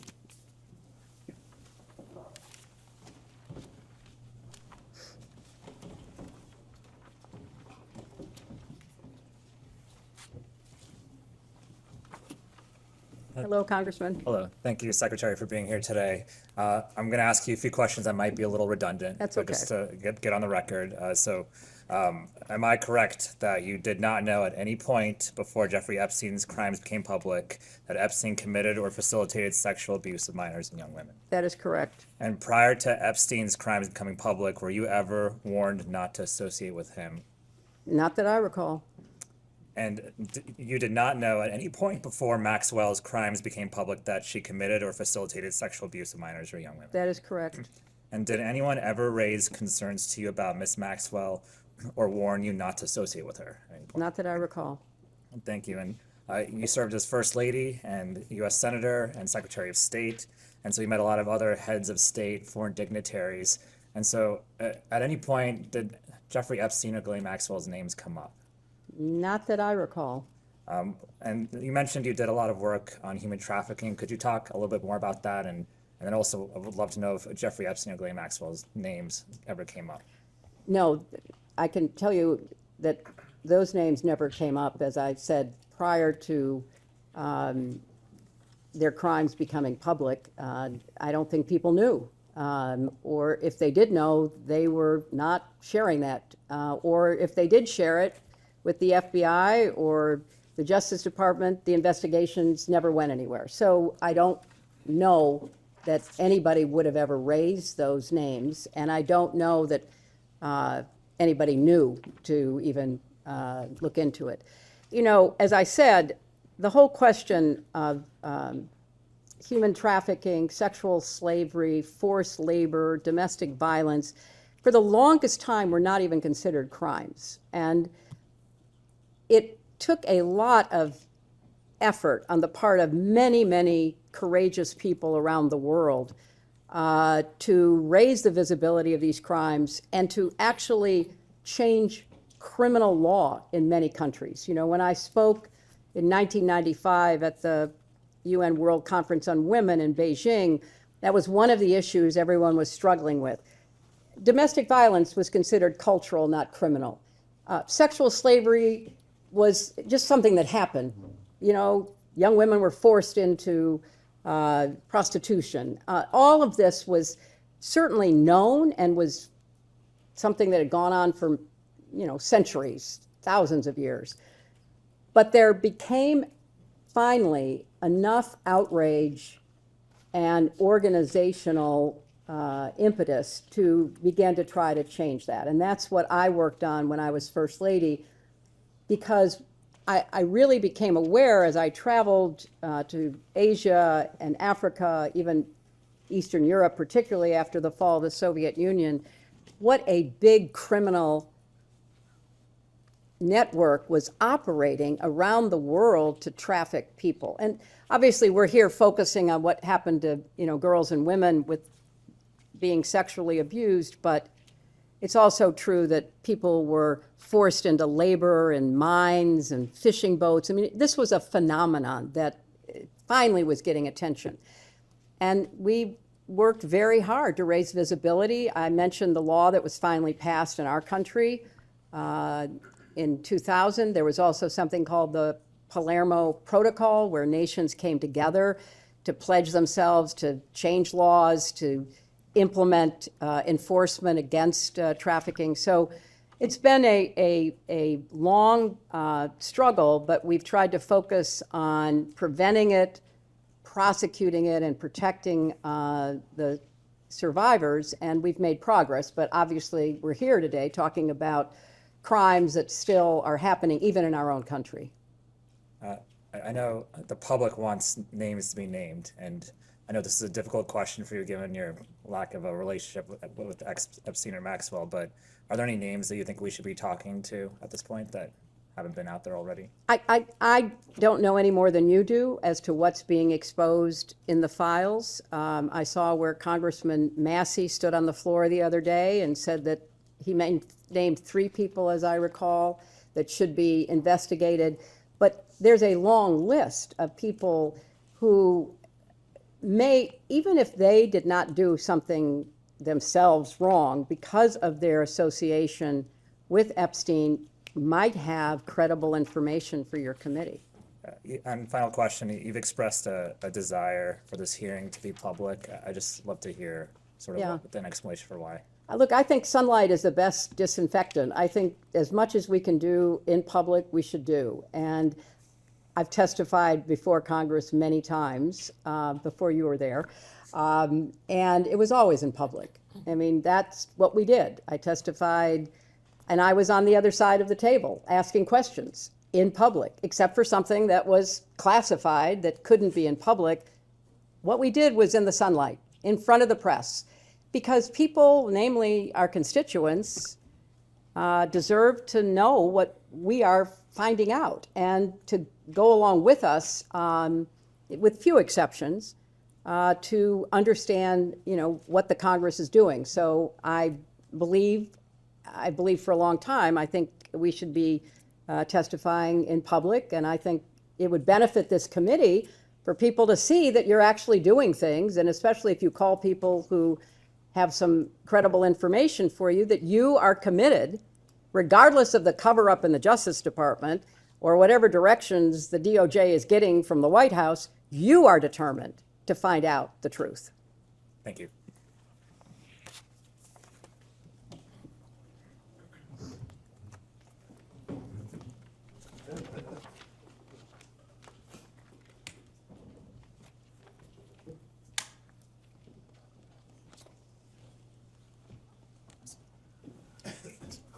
Hello, Congressman. Secretary, how are you? I'm okay. First and foremost, thank you for being here. Thank you. Secondly, as an attorney, I know sometimes things are done differently in DC, but when an agreement is made and our word is given, it should be kept. I agree with that.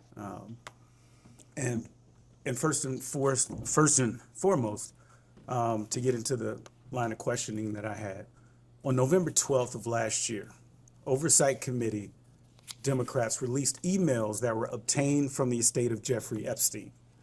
In one email from 2011, Epstein said to Ghislaine Maxwell that President Trump was, quote, that dog that hasn't barked, end of quote, and that an unnamed victim, quote, spent hours at my house with him, end of quote. In another email from 2019, Epstein wrote that, quote, of course he, referring to President Trump, knew about the girls as he asked Ghislaine to stop. 2 days later, President Trump directed Attorney General Pam Bondi to investigate President Clinton and other prominent Democrats in order to distract from his own close ties to Jeffrey Epstein. I'll mark as Minority Exhibit B a True Social post from Donald Trump dated November 14th, 2025. And I think you have that now. As you can see, President Trump's post refers to Jeffrey Epstein's crimes against young girls and women as the Epstein hoax, end of quote. His post also completely ignores several other high-profile individuals, including Republicans and allies of President Trump, who are known to have had relationships with Epstein.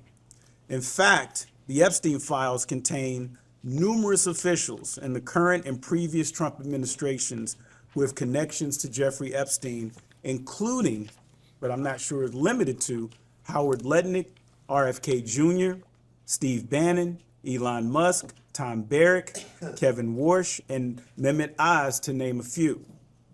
Secretary Clinton, to your knowledge, has the Trump administration done anything at all to investigate these other individuals with ties to Epstein?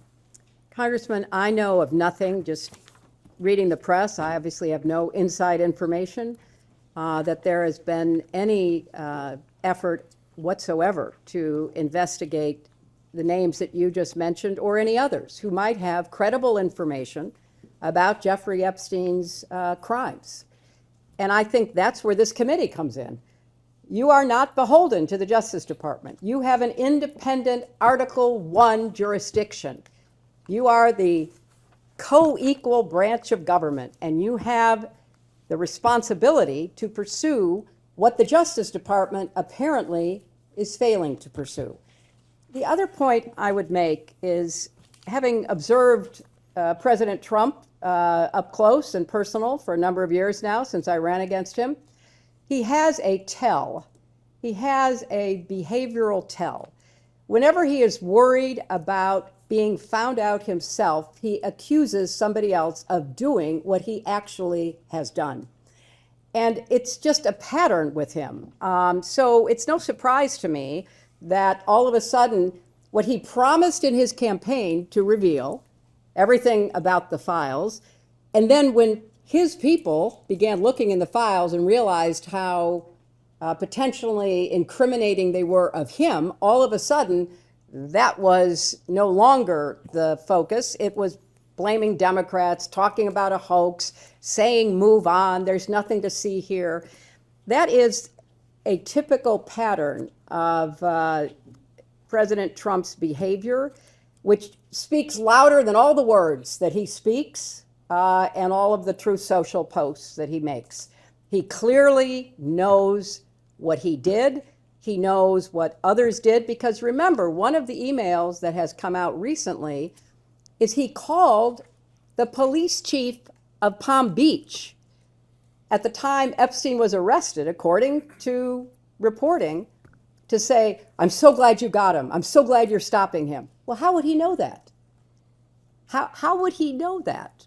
So there is so much to be uncovered here rather than being covered up. And it really, in addition to the specific information that could be gotten and the accountability that could be achieved, it would restore trust. And, you know, the American people are not dumb. They're watching this. They're seeing this. They're following this. And it's just one more example of, you know, us not doing the kind of work that would build trust in finding out, you know, the truth, not just for the victims and survivors, but for the American public. I just have a couple quick questions. Howard Lutnick recently went so far as to lie about his close connections with Jeffrey Epstein, but the truth came out with the release of the files. Secretary Clinton, is Howard Lutnick still employed as the Secretary of Commerce in the Trump administration? So far as I know. Secretary Clinton, in your opinion, why has Donald Trump ignored these other prominent figures who had close ties to Epstein? I can't speculate on that, Congressman. I think it's a worthwhile question to ask, and I think it certainly should be asked by this committee. And lastly, in light of everything, not just what I think was an embarrassing leak earlier, do you believe your deposition today is a good faith exercise? I can't conclude that. I think all the information, such as it is, that I have could have been delivered in a sworn statement, could have been delivered in written interrogatories. So I'm not going to speculate about the committee's intentions here. But, you know, a former member of this committee, someone with whom I doubt I have very much in common, Marjorie Taylor Greene, said that Trump put pressure on Bondi not to release the files. And if I recall, she was one of the votes for the Transparency Act, and she and others, including other members of this committee, were hauled into the White House and taken to the woodshed. And so I believe she may be a source of information about, you know, her own experience, demonstrating clearly that this White House does not want the Justice Department to release the files that might in any way incriminate President Trump. Thank you, Madam Secretary.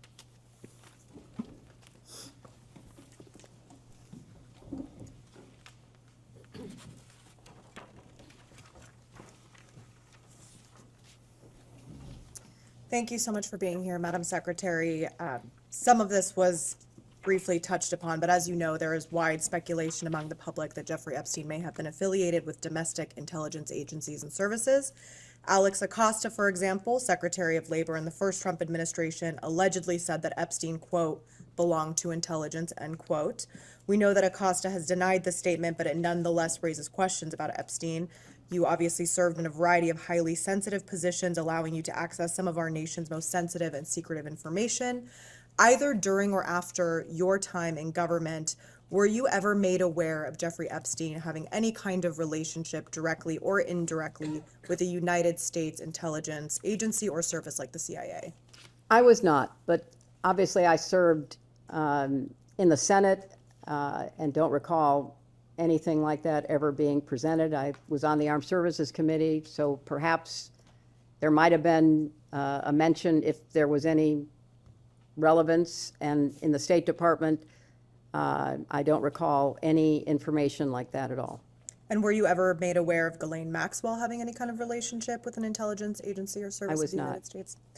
Thank you. Now, during the committee's deposition of former Attorney General Bill Barr, he indicated that, quote, many American businessmen who have foreign contacts sometimes will talk to intelligence agencies and provide information to them.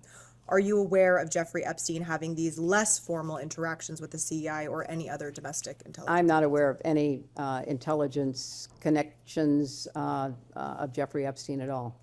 And that applies to foreign intelligence? Yes, as it well. does. Okay. I want to move to... But I do think, Congresswoman, as I said earlier, your questions are well taken. There are so many threads of this investigation that need to be followed. You are talking about the intelligence. We have talked about the sexual abuses. And we also should be following the money. One of my former colleagues, Senator Wyden, is trying to get out of the Treasury Department records about Jeffrey Epstein's financial transactions. The Congress should, and this committee certainly should, subpoena the Treasury Secretary for the information that Senator Wyden has compiled. In my experience in the Senate, Senator Wyden is a thoughtful, careful investigator. If he says there's something there, I would take it to the bank. And so follow the money. Follow these foreign involvement intelligence potential. Whether they're true or not, I don't know. And of course, follow whatever leads you can get out of the emails and other information that are being put forth by either DOJ or the Epstein estate or anybody else on, the crimes that he committed. Thank you. That brings us to the issue of transparency, which is related to what you just said. You and President Clinton have been very clear about your desire to testify publicly before this committee. In fact, on February 5th, 2026, you posted on social media, quote, if you want this fight at Rep. James Comer, let's have it in public. You love to talk about transparency. There is nothing more transparent than a public hearing, cameras on. Secretary Clinton, why is it important for you to testify before this committee in a public setting? Well, first of all, I believe in public testimony. I believe that the public has a right to know what its elected members of Congress are investigating and legislating. Having served for 8 years, I think it is useful as a member to do a hearing in public because you're going to learn things by the coverage of it, by the response that you get from people. This hearing, if it were in public, maybe your question about intelligence, maybe somebody watching it would have said, oh my gosh, I just remembered having a conversation with Foreign Minister X or Prime Minister Y, and that person mentioned Jeffrey Epstein.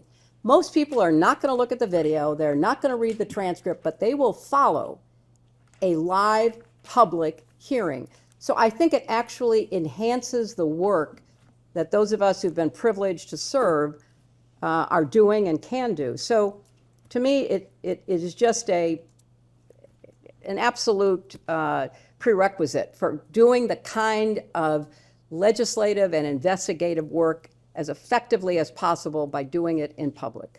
And did you know that you would be photographed today? No. And is that at all part of what you had understood about the terms of the agreement for today's deposition? Well, I will confess that I had some concerns about whether the majority on the committee would treat me fairly and would, fairly convey what I say and what I did and how I looked and how I responded. So yes, I did have a concern, and when we learned about the photos being taken not by a staff member, but by a member, it was shocking and very disappointing. So if it were in public, we wouldn't have that debate. You know, everybody could see the same thing that the congresswoman saw. I'm sitting here, sometimes I'm smiling, sometimes I'm frowning, sometimes I look good, sometimes I don't.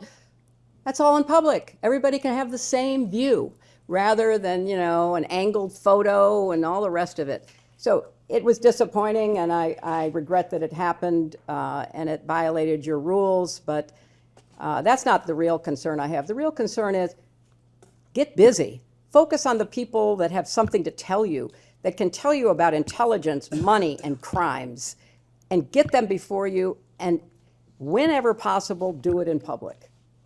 And finally, do you think that Donald Trump should be deposed by this committee? Absolutely. You know, I was a lawyer, and as a lawyer, you would look for pattern and practice. If you were deposing a witness in a case that you were trying, if you were in court, what did you know about this person? What you knew could influence how you questioned that person, how you tried the case. Donald Trump has been held civilly liable for sexual assault by a jury of his peers. 9 members of a jury found him liable in the sexual assault of E. Jean Carroll. That is behavior. That fits a pattern if one were looking for a pattern. He has also been convicted on 34 felony counts for attempting to hide his relationship with an escort and then to commit business fraud to prevent it from becoming public in the 2016 campaign, which was ultimately election interference. So if I were running the committee or I were involved in this investigation, I would be looking for people who maybe had some prior conduct that might be relevant to either money or crimes. And yes, I think that it would be in keeping with the scope of the investigation of this committee to set up a deposition with President Trump. I know he's been deposed many, many, many times. He's taken the Fifth Amendment many, many hundreds of times, so I'm not saying you're going to get a lot of information. But given what's in the files and given past and prior conduct, he would be on my witness list. Thank you. We can go off the record.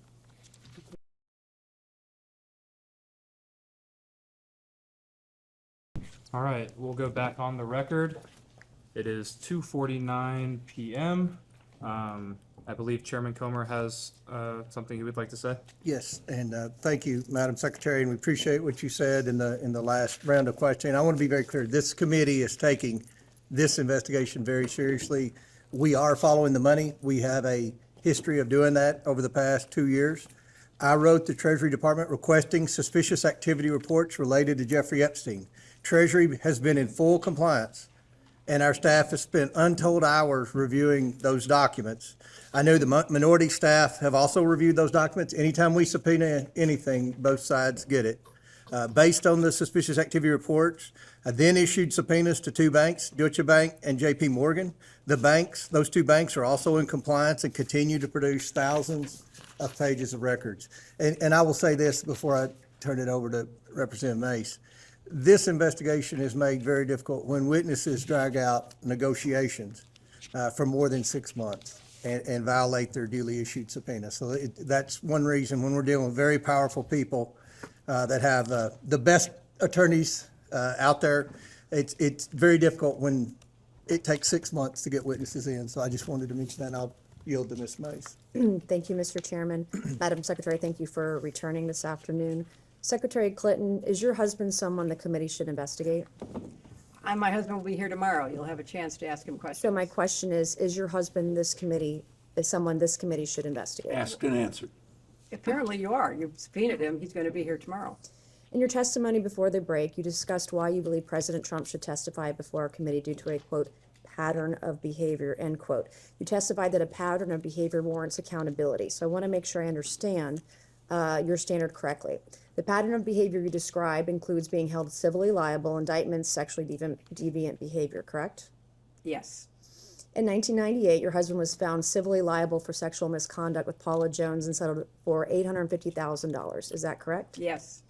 By your standard of pattern of behavior, should your husband testify before this committee? He is testifying tomorrow.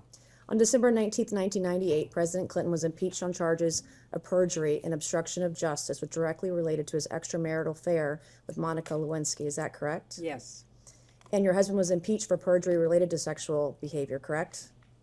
I didn't understand what you said. Your husband was impeached for perjury related to sexual behavior, his sexual behavior. He was impeached for several reasons, and then was acquitted in the Senate.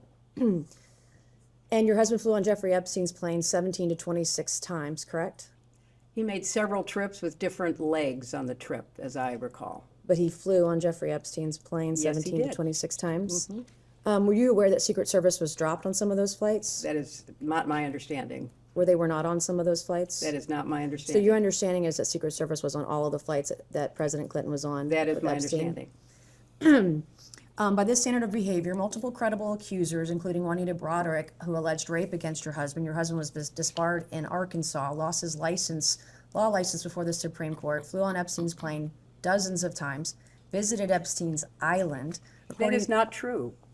That is absolutely untrue. Well, there's documentation in the DOJ files. I'm not sure you're aware, your attorneys have told you, but Jeffrey Epstein told one of the victims to lie to investigators, to lie that Bill Clinton was ever on Epstein Island. I can provide that document to you. We would like that document, please. Yeah, Okay, counsel, I can do because that. actually the files say just the opposite. Epstein himself denied he was. These are FBI notes from an interview with a victim, and I can get you the victim number and the case number and the files. These are notes from a 302 If interview. you'd like those, are you going to provide those now? I don't, that's not my line of questioning. She brought it up, but I have a I'm document I sorry, can get to you're you. making a representation Yeah. as to the facts. I didn't enter anything as an exhibit. But it's factually inaccurate. No, I can give it to you later. I can go find the document, make copies of it, and give it to you this afternoon. Thank you so much. Okay.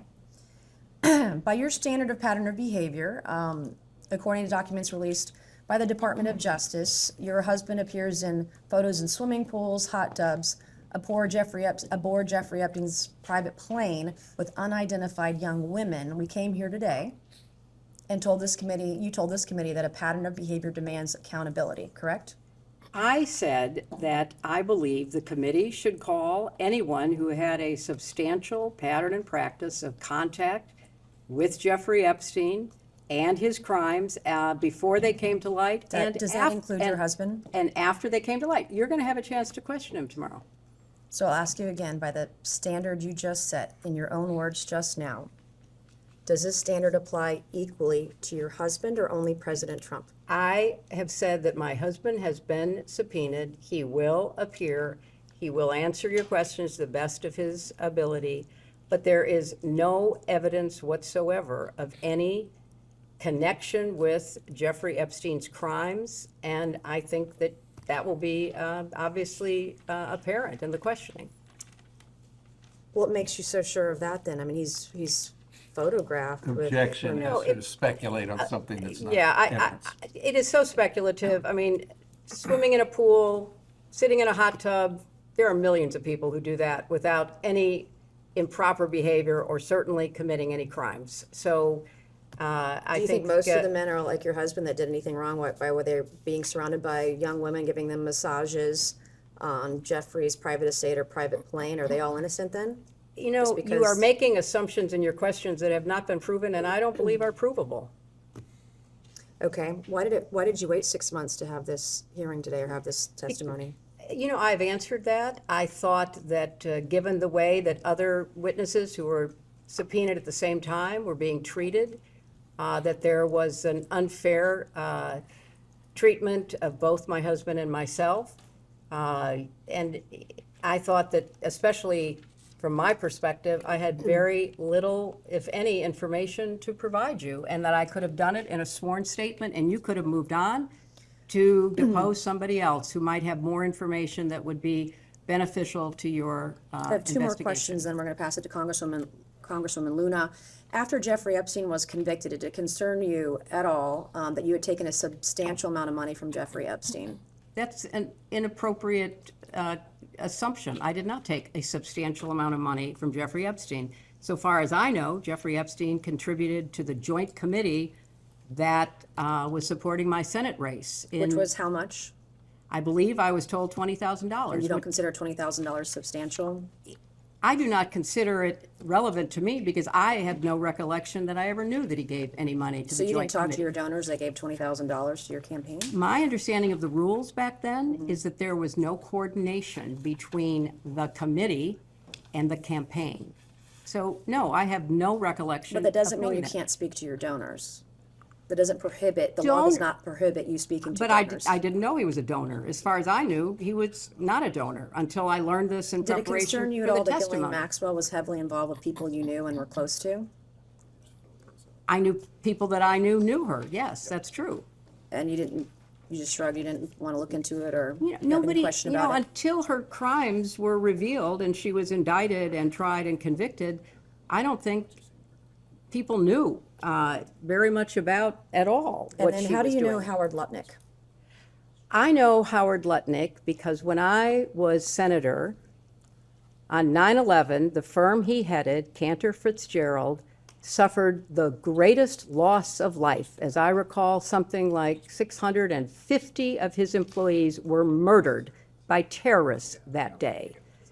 Howard Lutnick missed being a victim because he was delayed dropping know his that. I child asked how off you- to no. kindergarten. You asked the question. I'm going to answer your question. Now you're gonna yell This at was me? what I spent You're my going to yell at time me. doing. I'm a I survivor spent trying to look out for other Well, survivors, trying to and get to the I bottom was of it. taking care You of waited the 6 people months who to lost get here today. 3,000 6 months, lives and now you're being at World defiant Trade and Center. indignant today. You asked me I about have met Howard with Epstein Lutnick. survivors. I'm a survivor myself. You have emails. You've denied that Jeffrey Epstein, that you tried to get Jeffrey Epstein to give money to you. I did but not. Howard Lutnick was If used you to have an get email money. with me asking Jeffrey I Epstein have for an money, email from Howard Lutnick sending it to what's Jeffrey the question? Epstein and his What's the- people to I raise don't- money for I don't you know about- for an event, an intimate event for you at his offices Well, at Cantor Fitzgerald. You're look, going to sit if here you- today if you would and, let me and, finish. and obfuscate and say to this committee, you didn't try to get money from Jeffrey I Epstein didn't. when I there was didn't. an intimate event in an email that Howard Lutnick emailed to Epstein's people and Epstein to get him to come to your intimate event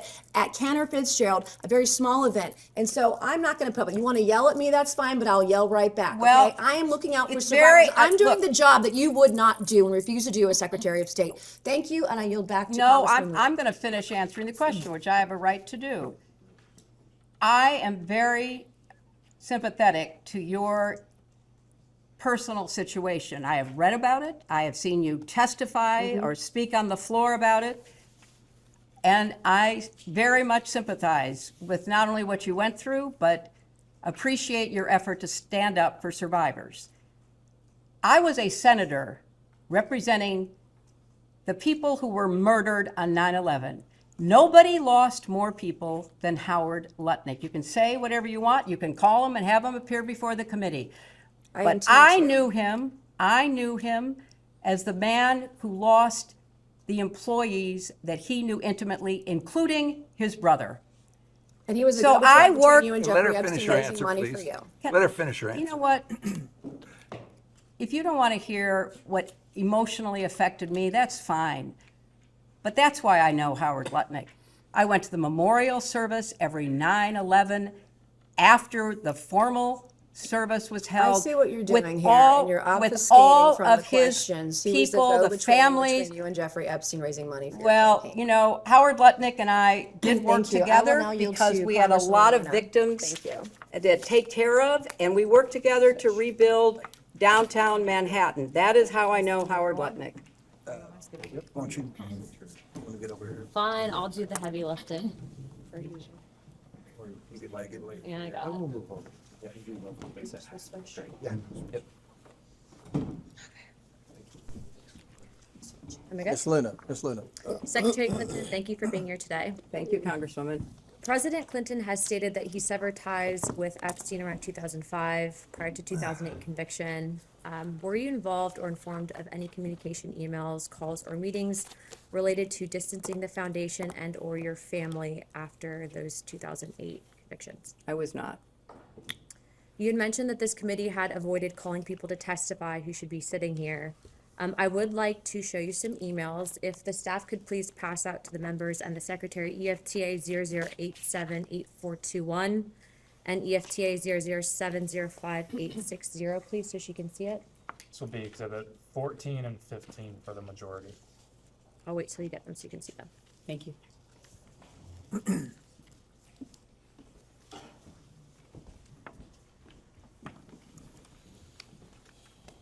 you very much. Thank you very much. Okay. Yes, we want. There's two, are there two separate? Yes. Thank you. And I'm going to pass them down because I have more from my colleague. And one more here. Thank you so much. I appreciate that. They're the same. There's two different documents. There's that are two, here. yeah, there are two emails, both different EFTAs. Secretary Clinton, would you please read EFTA 007058660? Just, you don't have to read from, it's to Jeffrey Epstein, but can you read the context of the email? Sorry, could you state the number again? Is the number at the bottom? Yes, it's at the bottom. It's EFTA 007058660. This is majority 14. 14, yes, sir. Thank you for a fun night. Your littlest girl was a little naughty. How does that make you feel? Makes me sick. If you can also read the EFTA 008788421. This is also another email. Can you just please provide the context? It's an email to Jeffrey Epstein. If you could just read the context of what it is. Of course, the Ohio Jesus, I'm coming trick. And just the main body of the context of the email. Said that she felt God's presence next to her when she was in bed. She knows that Jesus watches over her and he helped save her life. Whoops. How does that make you feel? It's bizarre. I don't know what it means. The reason I asked you to read both of these is because these emails were both sent by co-conspirators that were then given the plea deals and now have been given victim status. Both of these women were also named an FBI document, and they're on a number of other emails. Do you believe that the Department of Justice should reevaluate the plea deals for some of these women, given that, as you can see, they have clearly done some things probably that they shouldn't have?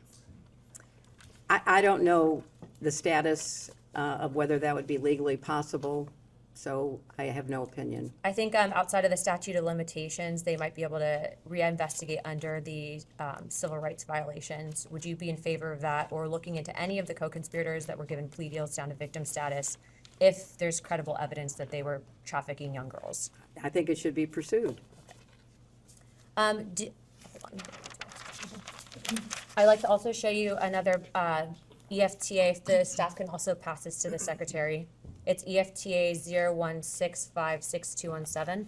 This will be exhibit 16 for the majority.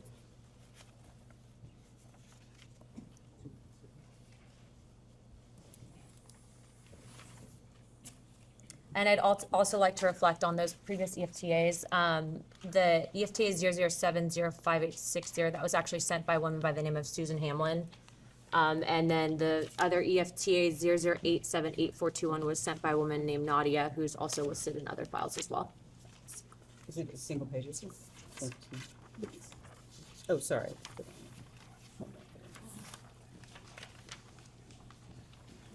Secretary Clinton, this was actually out of an FBI briefing document when Epstein was in his New York trial. If you can look at the top left, the individual photo, who is that individual? I can't tell. It's such a small, blurry picture. Okay. For those that want to pull up the file, the photos of Jeffrey Epstein, this is actually a passport that was given. The individual's name is Marcus Robert Fortinelli.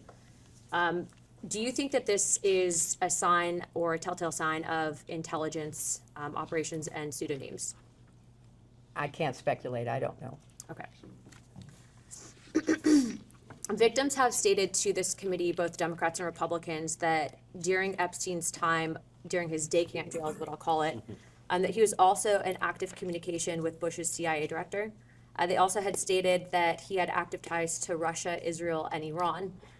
Given your status, not just as the First Lady, but also in your secretary position, have you ever been targeted by any of these countries as a means of a foreign intelligence gathering operation?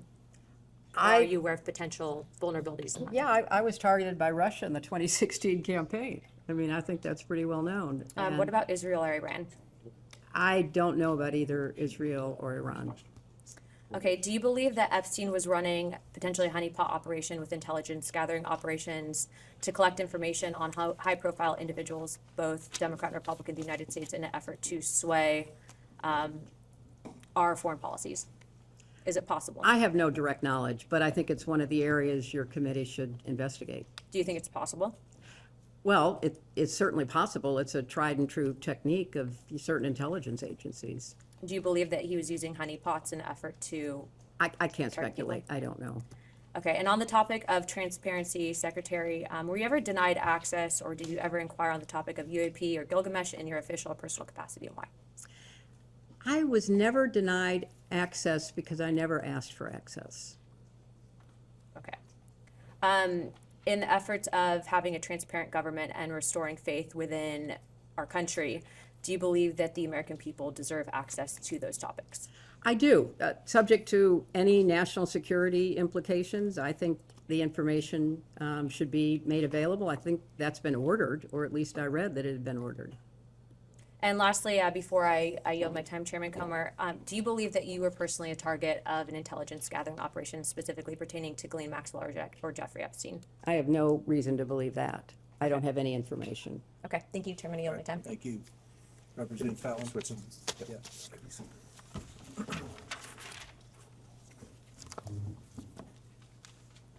Can you get in front of me now? I'll just- Okay, all right, good.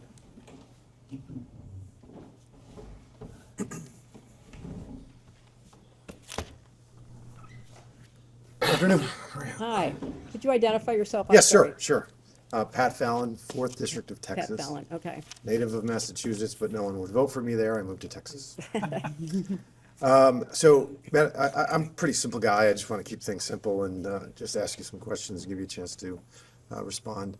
So July 25th, unanimous oversight subcommittee voted to subpoena yourself and your husband.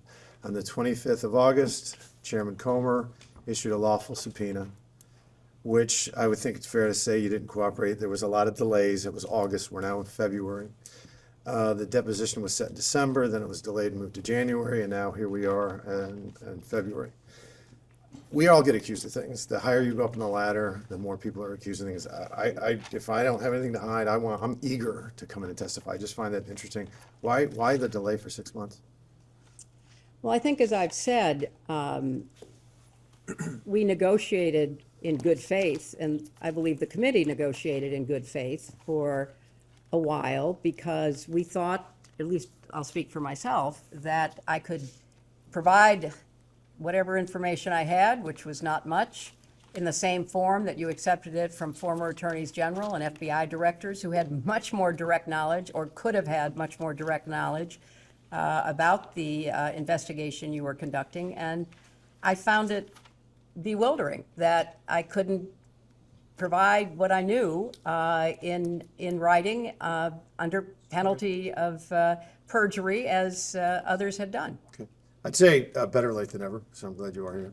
On the in September of 22, ABC program The View had you as a guest, and you were quoted as saying, "No one is above the law." Still agree with that? I agree with that. As do I, and I think Secretary Clinton, that's why you're here. I absolutely agree with that.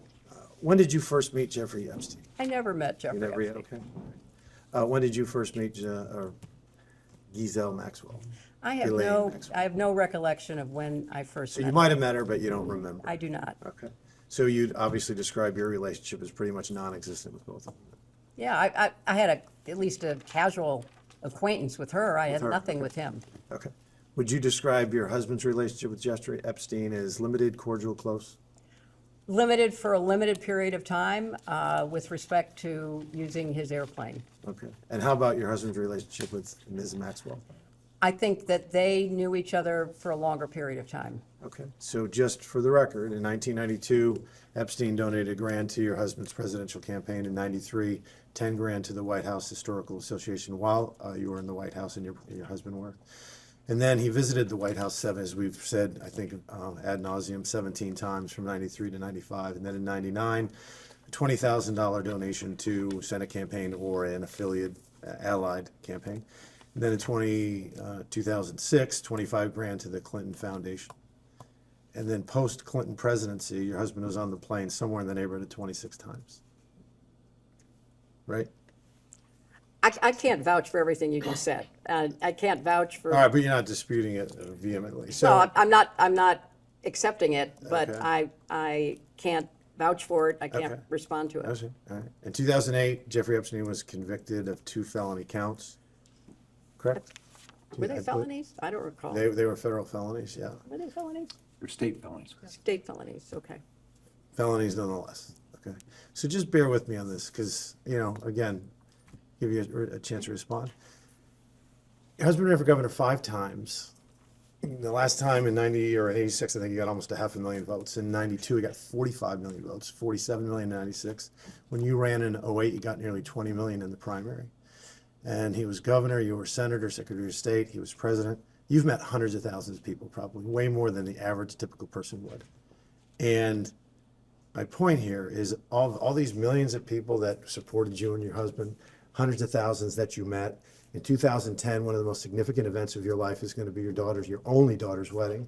You have 500 wedding guests from all reports. That means, and there's a groom involved, so you're distilling down to 250. Only 250 people can attend. And it's your testimony that, how did Ms. Maxwell end up at the wedding? She was the guest of Ted Waite, who was a longtime friend of our family. So it was just an odd coincidence that she was at one of the most, no, I mean, that's fine. If that's your testimony, that's your testimony. I was not telling my dates who their guests could, or my guests who their dates could be. It's just an odd coincidence, okay. See, would you describe your husband as a smart guy? Excuse me, are you asking her to testify about her husband? I'm not. Instead of, because he's going to be here tomorrow, so you can you ask think questions to the witness Ma'am. that is for her, but it seems to me that you are asking questions that Counselor. are requiring opinion. Can you ask a question that is? How long have you with been respect to married? fact? Can I ask that? Oh, do I have to answer that?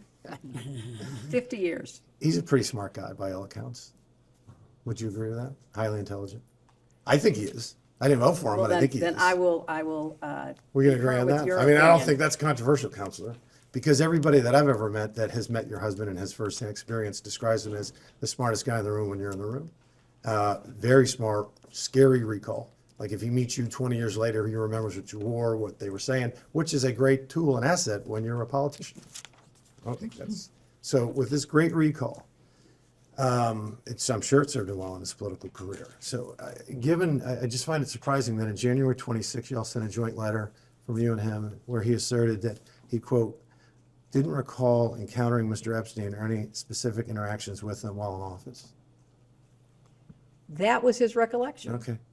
But even though we've established that he was in the White House, Epstein, I'm talking about 17 times, and there's a public report that there were personal tours given, not only the White House, but even the residence, and somebody that smart just happened not to remember any of it. This witness can answer questions about her own declaration, about what she recalls or knew. Again, the president is going to be here tomorrow. All right, so he well, can answer your client talked about patterns in practice. And Bill Clinton, her husband, said that he doesn't remember meeting Epstein during his time in office. Took trips with him, or took trips on his plane to New York, England, Japan, China, Singapore, Bangkok, Brunei, Rwanda, Mozambique, South Africa, France, Norway, and many more. So it's really not a question of where they went together, but where they didn't go together. Do you know the colloquial name for Little St. James Island? No. It's Epstein Island. Okay, I'll refer to it in both contexts. To your knowledge, did your husband ever visit Little St. James Island? Not to my knowledge. Okay. Do you know who Doug Band is? He worked for my husband, yes. So by reports on the press, he was a key architect of the Bill Clinton post-presidency, a top aide, the body man, the fixer, a counselor, and a close advisor. Would you disagree with any of those? He worked for him in a number of capacities. About 10 years, 02 to 12, I think it was. He worked for him, I Decade, give or don't take. know. Give or take, I fair can't to say, answer that. give or take a decade? Mm. Okay. He's on the record as asserting that Mr. Clinton did indeed visit Epstein Island. Do you think he's lying? Yes. Okay, why would he lie? I don't know. You'd have to ask him. Okay. And then, you know, Virginia, have you heard of Virginia? I'm sure you didn't meet her, but have you heard of Virginia Giuffre? I've heard about her in She the was press I coverage. didn't ever meet her. Yeah. She was a victim of Epstein. Tragically, she didn't survive. She's no longer with us. She testified under oath that she saw Mr. Clinton on Epstein Island 2 separate occasions. You think she's lying? Or at least I have inaccurate? no information whatsoever that he was ever on the Just, island. you know, just trying to be fair, why do you think that is? I mean, that's my I'm question. not I don't going to care. offer opinions. All I right, don't, that's I don't fair. have any Okay. information. Further to your point earlier about practices and patterns, now there's a third person, Steve Scully. Have you ever heard of him? Who? Steve Scully. Steve Scully? Yes. I know of a Steve Scully who was at Apple. He was an IT contractor on the infamous aforementioned island. He also asserts that he saw Mr. Clinton, and this is a quote from him, lounging around the porch area of Little St. James Villa. It's just oddly specific. Do you think this third person was lying as well? I don't know information about You'd Mr. see how that Scully. would, you know, I wanted to ask you that because I find that odd. It's a pattern in practice, as you mentioned. Have you ever visited Epstein Island or Little St. James Island? No. Okay, so just to be clear, it is your testimony that, for instance, you never flew in a private plane, flew into St. Thomas Airport, and then didn't enter the terminal, but instead boarded a helicopter to Little St. James Island. You never did that? I did not. Okay.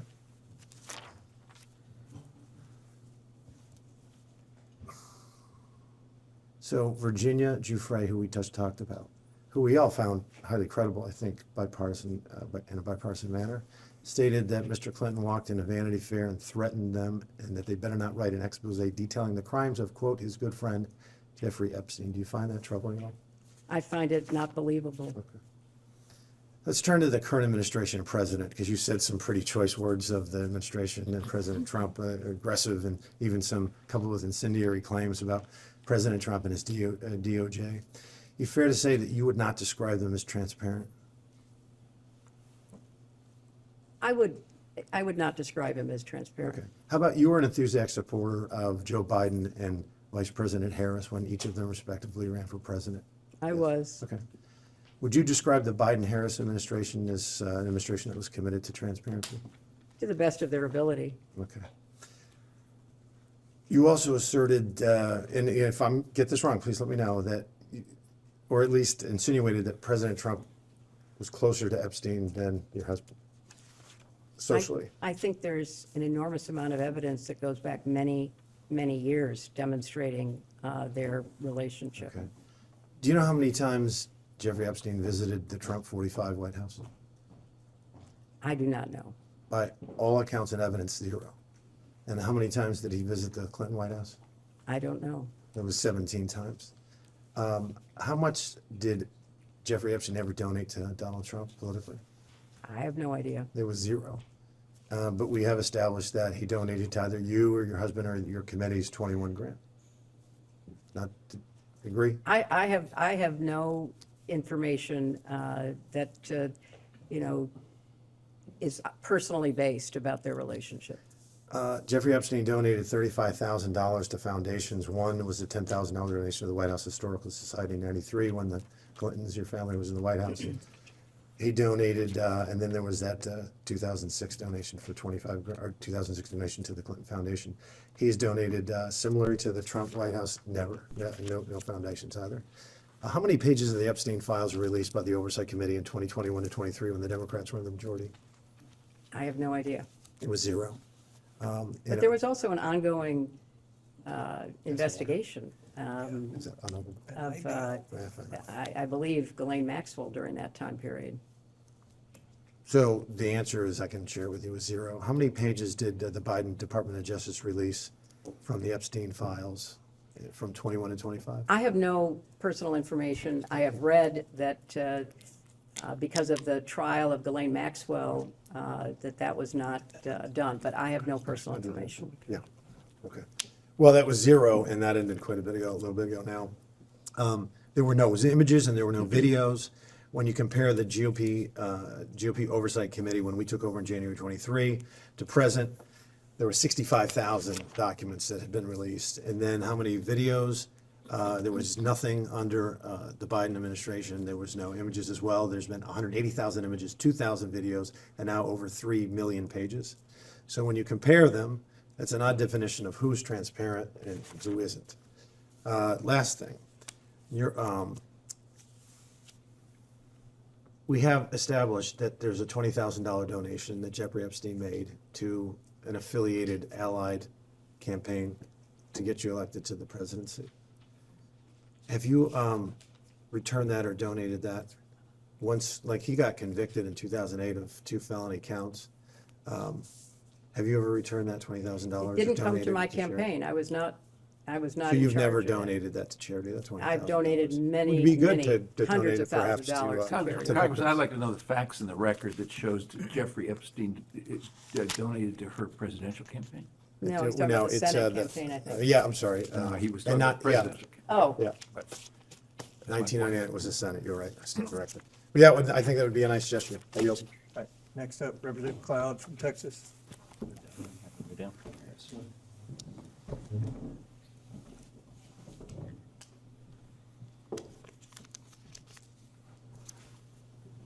Hi, could you identify yourself? Michael Cloud, Texas 27th.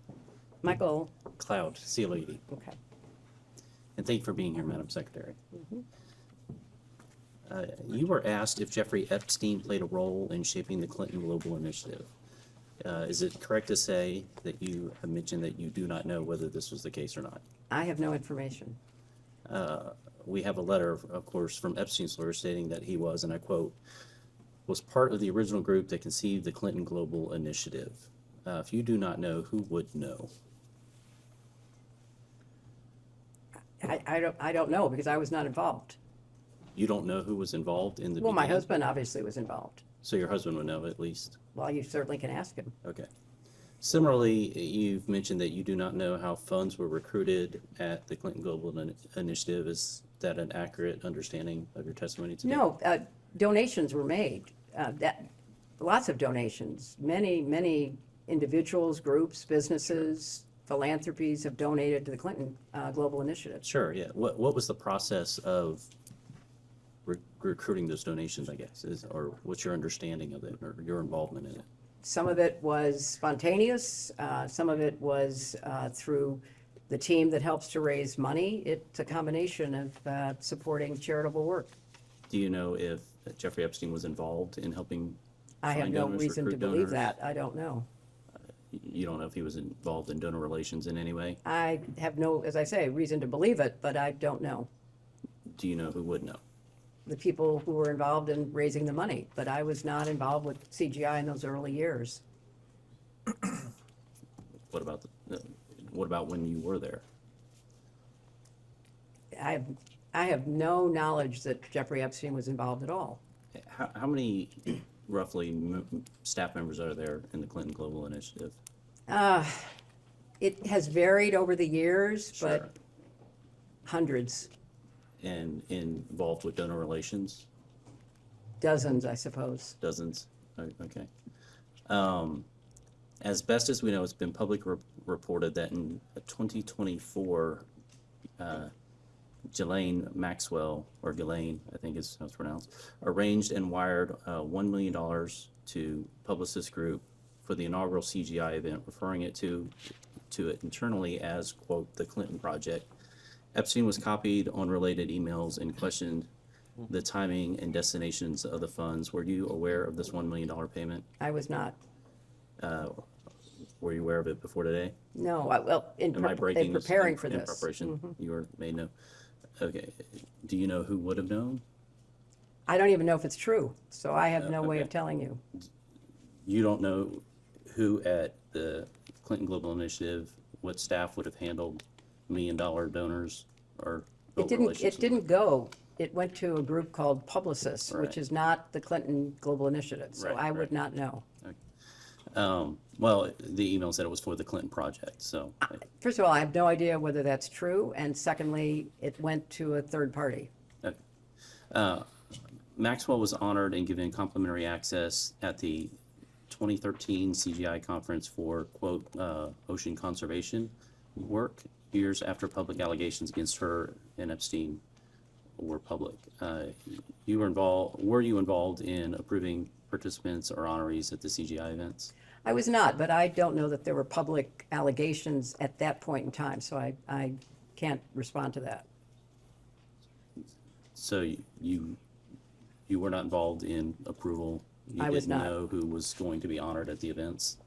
No, I was not. Okay. Do you know who would have known? Whoever was the staff at the time, but there's been a lot of staff turnover over, 20-plus years. A number of things you've mentioned today, you've mentioned you have not been able to recall. And that's understandable. Is it possible that any of the information that you have not been able to recall would have been found in the 30,000 or 30,000 emails that went missing? No, I don't believe so. I had no reason to believe that, so it's not that I'm not recalling things that were there. I don't recall at all. Okay. Right. Unfortunately, I have to catch the point. Thank you for your time. Next will be Representative Timmons from South Carolina.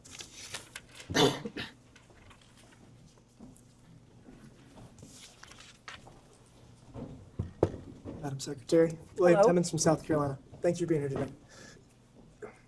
Throughout this deposition, you've seemed to be a bit incredulous, indignant about being here. Do you think it's inappropriate, it seems?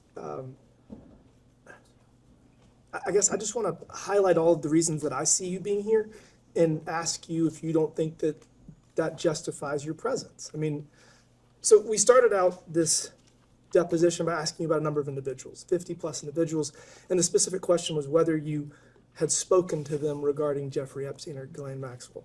So I'm going to highlight 4, and I'm going to tell you why we asked you about them. So do you know Senator Bob Kerrey? I do know Senator Bob Kerrey. Okay, and was he not the chair of the Democrat Senatorial Committee when you got elected to the Senate? I thought it was Bob Torricelli, but I could be wrong. Okay, well, he was the chair of the DSCC for the 8 years prior to you getting there. He'd left office when you got sworn in, but obviously there's a lot of overlap. He's a prominent member. He resigned in disgrace because of his association with Jeffrey Epstein. So there's a commutative property. He's in your orbit. He had to resign. Next person is Casey Excuse me, Wasserman. Mr. Yes. Representative, was Bob Kerrey one of the names that was listed? Bob Kerrey He was. wasn't listed in the original So list in that the council list that was read. shared with the witness, I don't see My that name. apologies. He was not listed. If he was not listed, No, he but was not. He does I have. was his- just seeking that clarification. Thank you. Casey Wasserman. Do you know Casey Wasserman? I do. Okay, and was he a former trustee of the Clinton Foundation? I don't know. He wasn't during the time that I was involved. Okay, well, it is alleged that he was a former trustee of the Clinton Foundation, and he also had to resign in disgrace from his company, and obviously there's an association there. So, you know Larry Summers? I do know Larry Summers. Okay, and he was obviously former Treasury Secretary, campaign advisor. Apparently he didn't give you good advice, but y'all obviously have a long-standing relationship. He also was forced to resign in disgrace because of his association with Jeffrey Epstein. Yeah, but I've never talked to these people about. I understand, but you Jeffrey understand, you were the Secretary of State, you were the First Lady, and you were a United States Senator, and you have all of this power and influence and these connections, and when there's just this enormous amount of smoke that I'm gonna go over, it is appropriate for us to then ask you questions, because we're trying to get to the bottom of this to make sure it doesn't happen again and to hold people accountable. It might not be you. But all of the people you just read, it seems to me, should have been ahead of me being subpoenaed than me. But that's okay. I'm here, and I want to keep Do you plowing know George forward. Mitchell? I, of course, knew George Mitchell. Okay. Obviously, he also had to resign in disgrace. So that was the purpose of the people that we were trying to get your associations with. So obviously, I'm not going to go over this too much in length, but I've been in Congress for 7 years, and I've only been to the White House, I don't know, a dozen times. Jeffrey Epstein doesn't even live in D.C., and he went to the White House 17 times in 2 years. So that causes us to wonder what's going on there. Obviously, President Clinton flew on the Lolita Express over 24 times. That gives us more questions. He is your husband, so we are just curious about all of these things, and that's the purpose of this. You say the fact that Jeffrey Epstein donated $20,000 to the Joint Fundraising Committee, you were not allowed to solicit that, but it is record of who gave money. And so you would, if somebody gave $20,000 to my JFC, I would know eventually, and I would say thank you. You never thanked him for his contribution. Not that I'm aware of. I didn't. First time I knew about it was when I was preparing for this testimony. Obviously, all the members of Congress have to deal with fundraising. It's probably the worst part of the job. But generally speaking, when people give you a large amount of money, you say thank you. So I They didn't think give again, it to me. They gave it to the joint committee. the and joint, I- the JFC has disclosure requirements, and you'd be able to tell, and it was for your behalf to get you Well, elected. So again, I mean, you're Please let the quibbling. witness finish. It's You're okay. Cutting her off. She's got I've told you all I know, which is that I did not know. There's dozens of pieces of information that create a pattern, and you're here because that pattern causes us to have questions to understand. What are your questions? Did I'm- I know anything about his crimes? I've told you, no, I did not. Did I know anything about her crimes? No, I did not. Was I in a position of responsibility to investigate those crimes? No, I was not. Again, there's a pattern. You gave the best line of the deposition. Patterns. Lawyers look at patterns to try to assess veracity and classify information to understand truth. And so we are here trying to seek truth, and we appreciate you being here, but it is appropriate for us to ask you questions about all these things. Jeffrey Epstein And you used the have been Clinton. all day, and I will try to the best of my And we're ability about to done. keep answering them. Trust me, your husband's gonna have a much worse day tomorrow. The Clinton Global Initiative was used in the plea. Jeffrey Epstein's lawyers used Epstein's role in facilitating the Clinton Global Initiative to justify his plea deal. That was entered into evidence earlier.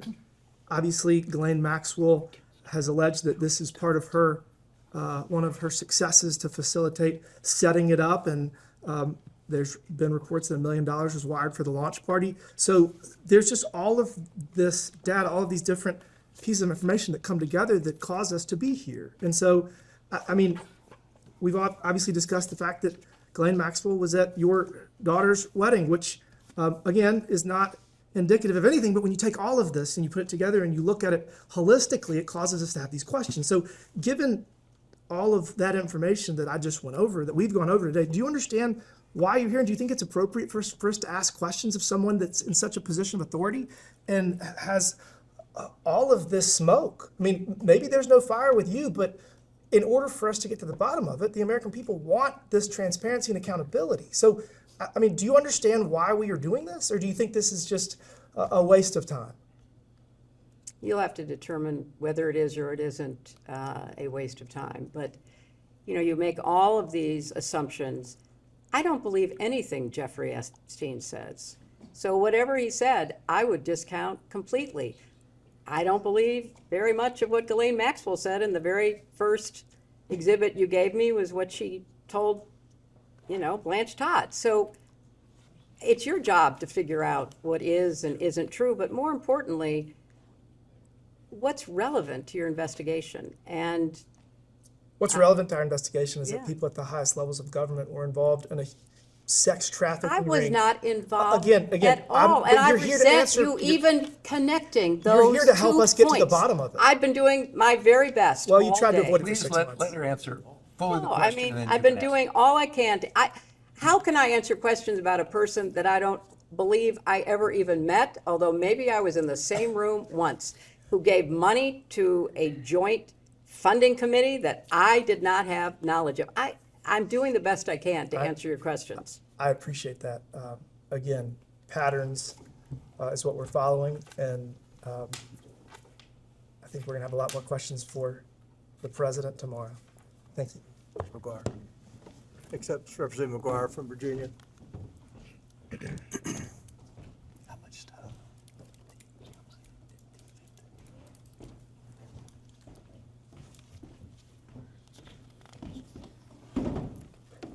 Mr. Chairman. Can I just have a time check so I know where we are? We have approximately 15 minutes left. Madam Secretary, thank you for being here today. You know, I think the American people, I represent Virginia's 5th District, the Commonwealth of Virginia, and the whole United States. We all want transparent accountability, and I would imagine you want the same thing. Is that right? Human trafficking, rape, torture, these things are unspeakable evil. Would you agree with that? I would. You know, I was a Navy SEAL veteran during the time your husband was in the presidency, and we did a lot of missions to go against the cartels and go after human traffickers and people who did all these unspeakable things. Question for you, have you read the released Epstein files? I've read excerpts as they've come to my attention. Would you agree that there are unspeakable acts of violence against women, minors, and other people in there? I'm told there are. And just curious what your knowledge is, how many files, how many Epstein file documents were released during the 4 years of the Biden administration? I don't have any information about that. So what I'm being told is 0. And just how many files do you think have been released, Epstein files, since President Trump is in his 2nd term? Many, I've been told. I've been told over 3 million. And again, we both agree that we want transparency and accountability. I don't think it's a Democrat, Republican, or independent thing. I think it's just an American thing. We want accountability, and we need to have it. So, would you agree that no one is above the law? I certainly would. Yeah. So, since taking office, President Trump has done a lot to fight human trafficking. His admin secured the border in just a matter of weeks, and human trafficking numbers and the rape and all these unspeakable acts still exist in the world and even in our country, but they've gone down significantly. And of course, we've been going after the cartels and human traffickers extremely aggressively ever since he took office in his 2nd term.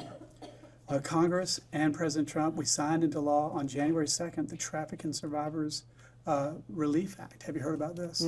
So we're definitely making progress. So I heard you earlier say that we weren't doing anything. I was talking about the State Department. Well, we work together, but I'm with you. Also, it's just twice I heard you say that you didn't know about the donation from Maxwell. And according to FEC and our research, you can, as a candidate, even back in the 90s, coordinate with JFC, Joint Funding. Excuse me, could you correct your statement? You said that she didn't know about Maxwell. Do you mean? No, I'm just saying she said that twice she couldn't. You're talking about Epstein. No, right, that's right. Thank Twice she said you couldn't communicate with the JFC. Well, that's what I was told. Maybe And according to FEC and the report that we did in the last couple hours, Yeah. you could do that. Not a big deal, just letting you know that. All right, some questions. Madam Secretary, since you claim you never met or communicated with Mr. Epstein, how is that possible, seeing that Mr. Epstein visited the White House several times? I may be repeating some of the other questions. Several times during your husband's presidency. I object because that's speculative, Congressman. I'm not advising her not to answer, but it's speculating. She doesn't know. Madam Secretary? I don't know. It's okay. I don't know how many times he visited. I've been told, but I don't know for my own information or personal experience. Yeah, apparently he was there 17 times, but at least it's more than a dozen. All right, Secretary Clinton, did you ever ask Ms. Maxwell about the validity of the Epstein crimes when he was first accused? I don't recall any conversation with her about that. And how well did you know her? Not very well. All right, Secretary Clinton, how do you feel about your husband being named in the Epstein files? Well, I think it's something that is unfortunate, and I'm sure that he will tell you that he wished he had not flown on Epstein's plane. So that's it's unfortunate in my opinion. Secretary Clinton, did Ms. Maxwell's nephew, Mr. Alexander Gerazi, I may be saying that wrong, work for your 2008 campaign? As I said earlier, he volunteered for my campaign. He did a good job. My campaign staff hired him. He was an excellent employee, and then he had a very relevant educational background and went to work in the State Department. And Secretary Clinton, was Ms. Maxwell nephew, Mr. Alexander Gerazi, hired by the State Department shortly after you became Secretary of State? Yes, he was. And Secretary Clinton, by all accounts at this time of his hiring, Mr. Alexander Gerazi had limited foreign policy experience. Was he hired as a favor for Mrs. Maxwell? Not at all. I had no idea that he was related to her, and I have absolutely no recollection or reason to believe that she was at all involved. Well, the people that I represent, and I think our country cares about most out of this whole thing, is that what can we learn so we can prevent people committing human trafficking in our country and the world. I think that's what we all care about. We care about that. And then how did someone with such egregious behavior penetrate the highest level of government? Are world leaders compromised? Are American politicians compromised? As you read the Epstein files and read the reports, overwhelmingly Epstein donated more to Democrats by far than he did Republicans. You served as Secretary of State from 2009 to 2013, is that correct? That's correct. The State Department leads the United States' efforts to globally combat human and sex trafficking. Is that a fair characterization? It is the responsibility of the State Department to try to hold countries accountable through our annual report and to work with countries to try to encourage them to improve their laws and their enforcement. In fact, Secretary of State is responsible for submitting an annual trafficking in persons or TIP report. Is that correct? That is correct. And Secretary Clinton, can you please explain what this report is? What is the purpose of the report? What was your role in the creation of this report? And did you have a final approval of the contents of this report, the TIP report? This report, I believe it's legislatively mandated, is put together by the experts in the State Department and people who are responsible for following developments in trafficking through our embassies around the world. And what it does is to try to assess whether countries are taking trafficking seriously, whether they have adequate laws, whether they're enforcing those laws, whether judges are trained, whether law enforcement takes the crimes seriously. And then every year, the office responsible for the TIP report evaluates and describes what a country was doing. And in egregious cases where countries are ignoring it, where the problem is getting worse, there can be sanctions employed. But usually the effort to stay out of the report in a negative way helps us diplomatically to persuade countries to take more action. Okay, so to be clear, were TIP reports submitted to Congress during your tenure? Yes. And was human trafficking in the United States increasing or decreasing during that time? In the United States, I'm not as familiar with the year-to-year numbers, but human trafficking has been a very big problem in the United States and elsewhere. And as you pointed out, all kinds of criminal organizations, gangs, cartels find it profitable to traffic human beings. So it kind of goes up and down depending upon how effectively we're enforcing our laws or other nations are enforcing theirs. So during the Biden administration, open border policies, we don't know the number. We think 15 to 20 million illegal criminal aliens, the cartels. You probably saw in Colorado where Tren de Agua took over an apartment complex at gunpoint, and one guy called the police. They cut his fingers off and said, if you call the police again, we're going to cut off your hands. So would you agree that having a secure border is very important to prevent these cartels and these human traffickers from coming into our country and victimizing the American people? I have been in favor of secure borders and effective, humane immigration policy for as long as I've thought about it. And when I ran for the Senate, when I ran for president, I advocated for security at our borders, but also additional resources so that we could process the people who came to our borders in a more efficient and timely way. I voted for comprehensive immigration reform on a bipartisan basis when I was in the Senate. So yes, I absolutely agree that we need secure borders. Yeah, so what are the tools, because we want to get to the bottom of whatever, this unspeakable evil, whoever's at fault, we need to stop it from happening again. So I'm just wondering, what other tools does the State Department have to foster international cooperation and addressing international sex trafficking? How can we utilize these tools? Now, obviously, we've been very effective in the first year of President Trump's second term, but going back into what you learned when you were there, what could we do? I think, the efforts that we attempted to deploy in terms of sanctions, in terms of pressure, coercive diplomacy to try to make countries either have the laws or comply with the laws, were the tools that we use diplomatically. Law enforcement uses other tools. We are not a law enforcement agency in the State Department, but we did our part to try to work jointly with law enforcement, not only the Department of Justice, but law enforcement in other countries. And I think that that's why it was, hard to understand why one of the decisions made in the State Department was to, gut that office, because I do think it plays a role.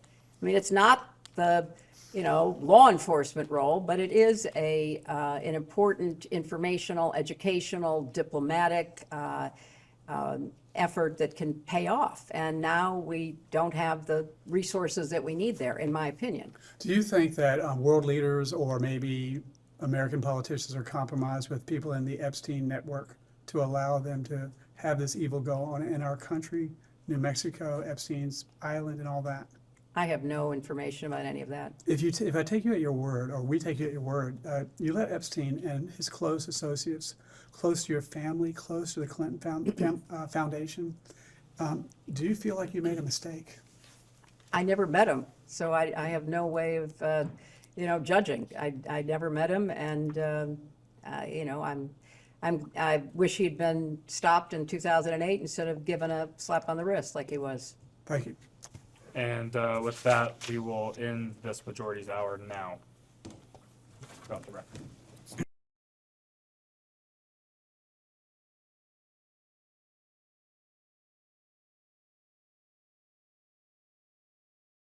We can go back on the record. Ma'am, I have just a few questions about things you discussed in the previous round, then I'll turn it over to a member of the committee. There were a few cases of mistaken identity, I think, in the previous hour. So, for one, we understand that Bob Torricelli was the DSCC chairman when you ran for Senate, not Bob Kerry. I think you got that one right, and we just wanted to confirm that for you. In addition, John Scully is a businessman who at one point was the CEO of Apple. Steve Scully is some kind of IT person in the Virgin Islands. Am I correct to say that you do not know Steve Scully, the IT guy in the Virgin Islands? That is correct. Great. You were asked several times, and I just want to get it clean here in one place, whether your husband visited Mr. Epstein's island in the U.S. Virgin Islands. Firstly, to be clear, you yourself did not visit Mr. Epstein's island. Is that right? That is right. And am I right that it's your understanding that your husband also did not visit Mr. Epstein's island? That is my understanding, and I think there is significant evidence to back that up, including that the Secret Service actually went on the record to say they had never been on the island, and that my husband had never signed off Secret Service protection. You took my next question, which was to clarify that as far as... Let's clarify it again. Maybe they'll hear it this time. We'll double clarify it, that as far as you know, your husband did not separate himself from his Secret Service detail in order to fly on Mr. Epstein's plane. As far as I know, he has never signed off on Secret Service protection. One last one for me. Former Attorney General Alberto Gonzales was Attorney General at the time that Mr. Epstein received his sweetheart deal. As far as you know, was former Attorney General Gonzales required to physically come in for his deposition as you are today? As far as I know, former Attorney General Gonzales was not required to come in. He gave a statement, a very short statement, saying he didn't know anything and was excused from appearing. But I think it would be useful for the committee to probe the information that was available between Alex Acosta and the Department of Justice during that period of time when Jeffrey Epstein was charged with crimes. Lastly, I will just read the names of some other individuals who were subpoenaed by this committee in connection with this investigation, and I'll just ask you if it's your understanding that those individuals were required to physically come in for a deposition. Former Attorney General Jeff Sessions, It is my understanding he was not required. former FBI Director Robert Mueller, He was not required. former Attorney General Loretta Lynch. She was not required. How about former Attorney General Eric Holder He was not required. and former Attorney General Merrick Garland He was not required. and former FBI Director James Comey? He was not required. Thank you. Madam Secretary, good Hello, afternoon. Congressman. Thank you for your patience today. As we've discussed today, you served in a variety of official roles from 1993 to 2013, First Lady, Senator from New York, Secretary of State. During your time in any of these positions, did you have responsibility for the investigation or the prosecution of Jeffrey Epstein? I did not. During your time in these positions, were you ever involved in any investigation or prosecution of Jeffrey Epstein? I was not. Which agency, just given your experience and knowledge, what are some of the agencies or agencies that would have been involved or were involved in those kind of investigation and prosecutions? I don't know personally, but just looking at the responsibilities of various agencies, it would be local, state, and federal law enforcement, and at the federal level, obviously the Department of Justice. It might well have been Border Control and other FAA or TSA, other agencies that had anything to do with transportation. But in your experience, not first ladies, senators, or secretaries of state? In my experience, none of the above. In any of your roles, did you ever seek to influence the government's, any level of government's activities, investigations, prosecutions related to Jeffrey Epstein? I did not. Similarly, during your tenure in these positions, did you have responsibility for the investigation or prosecution of Ghislaine Maxwell? I did not. Were you involved in the investigation or prosecution of Ghislaine Maxwell? I was not. Thank you. During your tenure, did you ever seek to influence any level of government's investigation or prosecution of Ghislaine Maxwell? I did not. Okay. One of the things that was discussed earlier was the conversation between Ghislaine Maxwell and Deputy Attorney General Todd Blanche, after which Ghislaine Maxwell was transferred to a lower security, more comfortable prison situation. Are you familiar with that sequence of events? I have read about that, yes. And when we, this committee, deposed Ghislaine Maxwell, her attorney requested a pardon on her behalf, or rather stated that if she were pardoned, she would be at liberty to share more information with this committee and others. Are you familiar with that? Have you read about that? I read about that. And the media has asked President Trump if he's considering a pardon Excuse me. of Ghislaine Maxwell, and he, to date, has not ruled out a pardon or clemency for Ghislaine Maxwell. And because we've talked with you today about your role as Secretary of State in trying to ensure that there are stronger policies, laws, protections to prevent sex trafficking, child trafficking, human trafficking, I just want to ask you, from your perspective, what signal would it send to those in the United States or around the world who might want to engage in those crimes if somebody convicted of those crimes were pardoned by the President of the United States? I think it would send absolutely the wrong signal. In your experience, I'll ask again, do first ladies or secretaries of state or senators oversee or involved in specific sex trafficking investigations?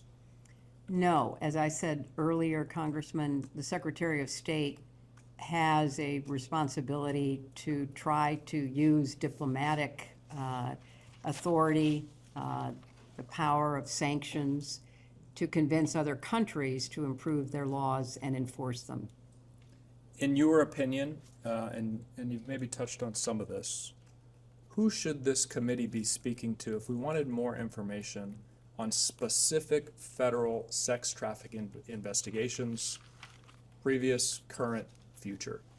I think the Department of Justice, which is the primary law enforcement agency of our government, and perhaps some of the individual U.S. attorneys and attorneys general that might have units devoted to trying to prevent and prosecute human trafficking. Thank you. That's all I have. And we can go off the record.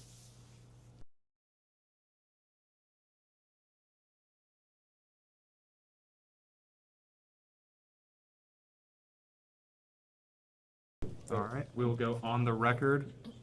It is 4:17 in the afternoon. Mr. Burleson has a few questions for you. So I'm going to begin with some lighthearted, different questions.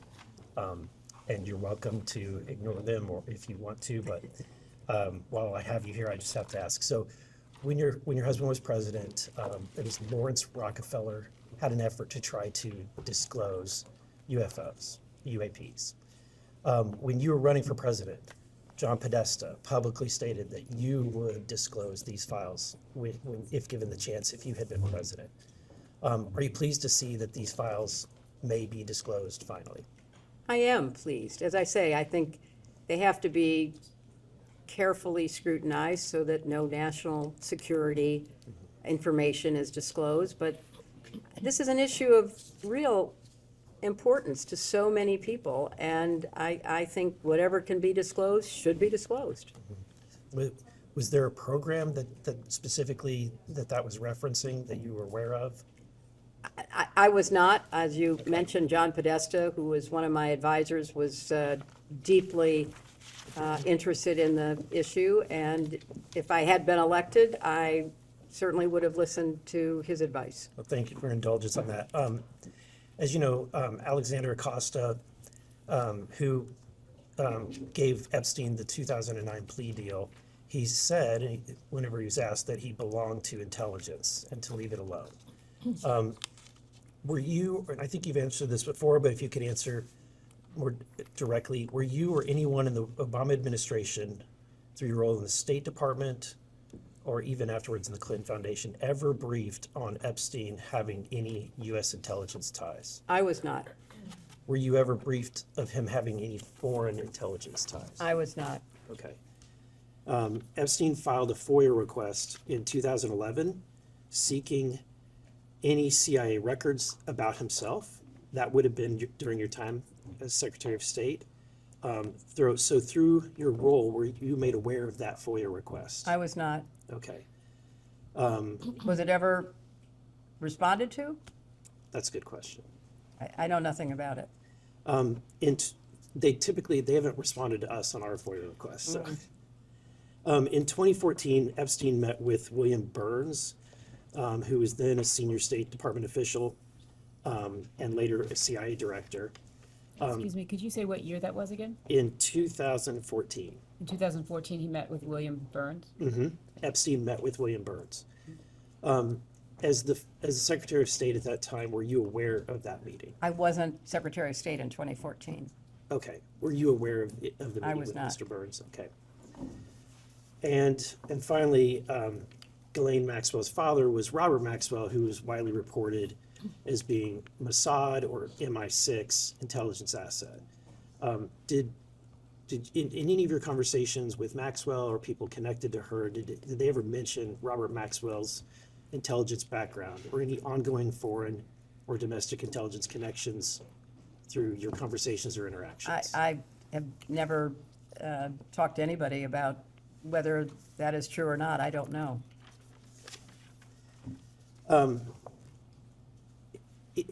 Were you aware that when Maxwell attended your wedding, she was skipping a court-ordered deposition in the Epstein victim's civil lawsuit? Excuse me, do you mean her wedding, or do you mean her daughter's wedding? Your daughter's wedding, I'm sorry. When she attended your daughter's wedding, were you aware that she was skipping a court-ordered?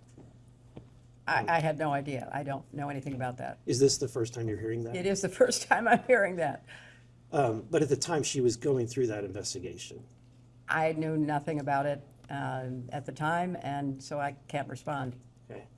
Later, Chelsea vacationed with Maxwell in 2009 and reportedly remained. That was before the wedding.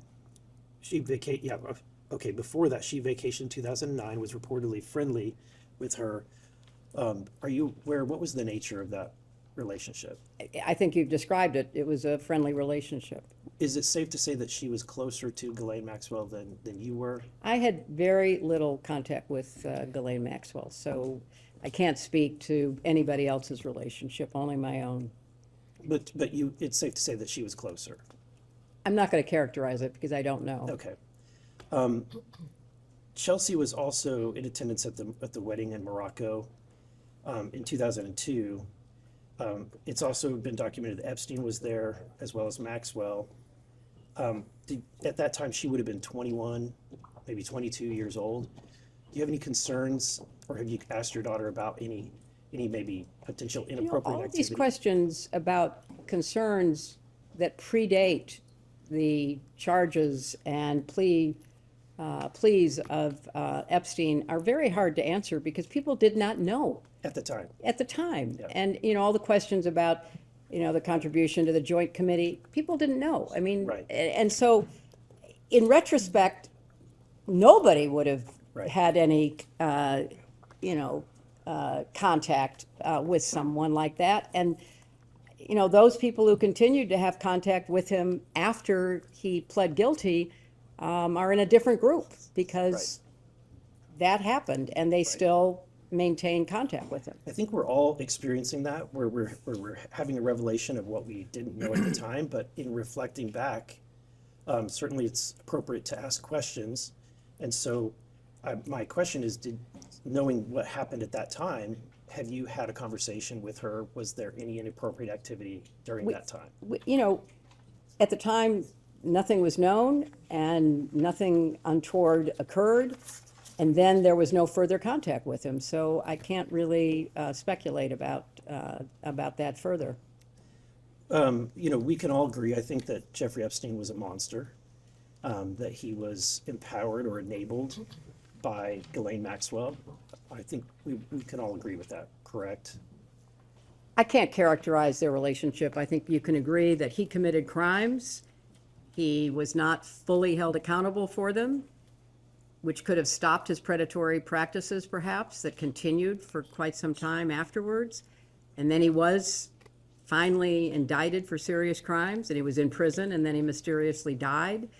And with her, she was, finally indicted, tried, and convicted. And I think you have to look at it in the chronological way in which it unfolded. Yeah, I think that there's varying degrees of culpability. She was certainly going beyond just being silent in her knowledge about the horrible acts that he was doing, but she was actually enabling him. That's what she was convicted of. That's right. But if she had not been enabling, if she had not been taking those steps, if she had just been silent. Are you asking me to speculate? I'm asking, would you agree that she would be culpable as well? Just in her silence. I have no information about that, so I'm not going to speculate. Okay. All right, with that, I'm done. Okay. Thank you. Thank you. Thank you. All right. Next is Representative. This is sort of like off subject, but didn't you all require in the latest defense authorization that the UFO information has to be? What? They ripped it out. They killed it. Oh, I thought that had gone through. That was my amendment, and it got ripped out. Oh, okay. Well, you've just, I didn't know that, so thank you for enlightening me. Okay. Yeah, they've been killing it. I didn't know that. Next up's Representative Perry from Pennsylvania.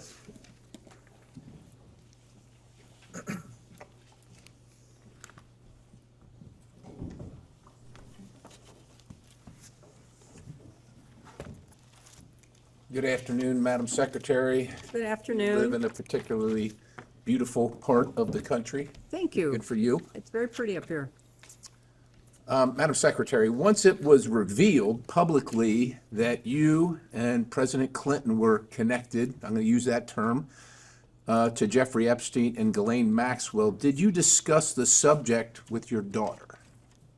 I'm, not going to, talk about what I did or didn't discuss with family members, but I can tell you that it was something that was of grave concern to us. I imagine it was, and I know that look, I think we could probably get a long way here if we could discuss or have a view into your discussion with your husband. I suspect you're going to object to that.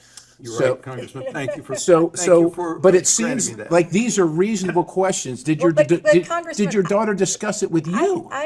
Well, we were horrified by what was later, Horrified in what way? We were all horrified of what we learned about Jeffrey Epstein, Ghislaine Maxwell, the victims.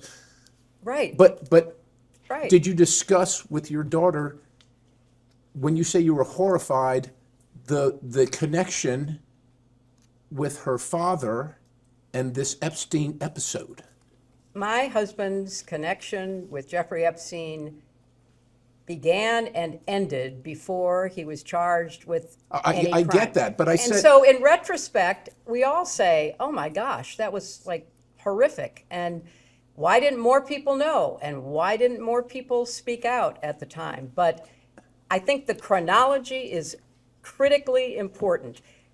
If we were talking about post-crime, that there was a continuing connection with him, that would be unacceptable. Right. But it ended before he was charged. I understand that, which is why I particularly said, once it was revealed publicly, I get that continuing to be involved with someone like that after it was knowledgeable to everyone would be almost an unforgivable sin. However, I'm married too, not as long as you, ma'am, but there would be questions in my family, even if it went back.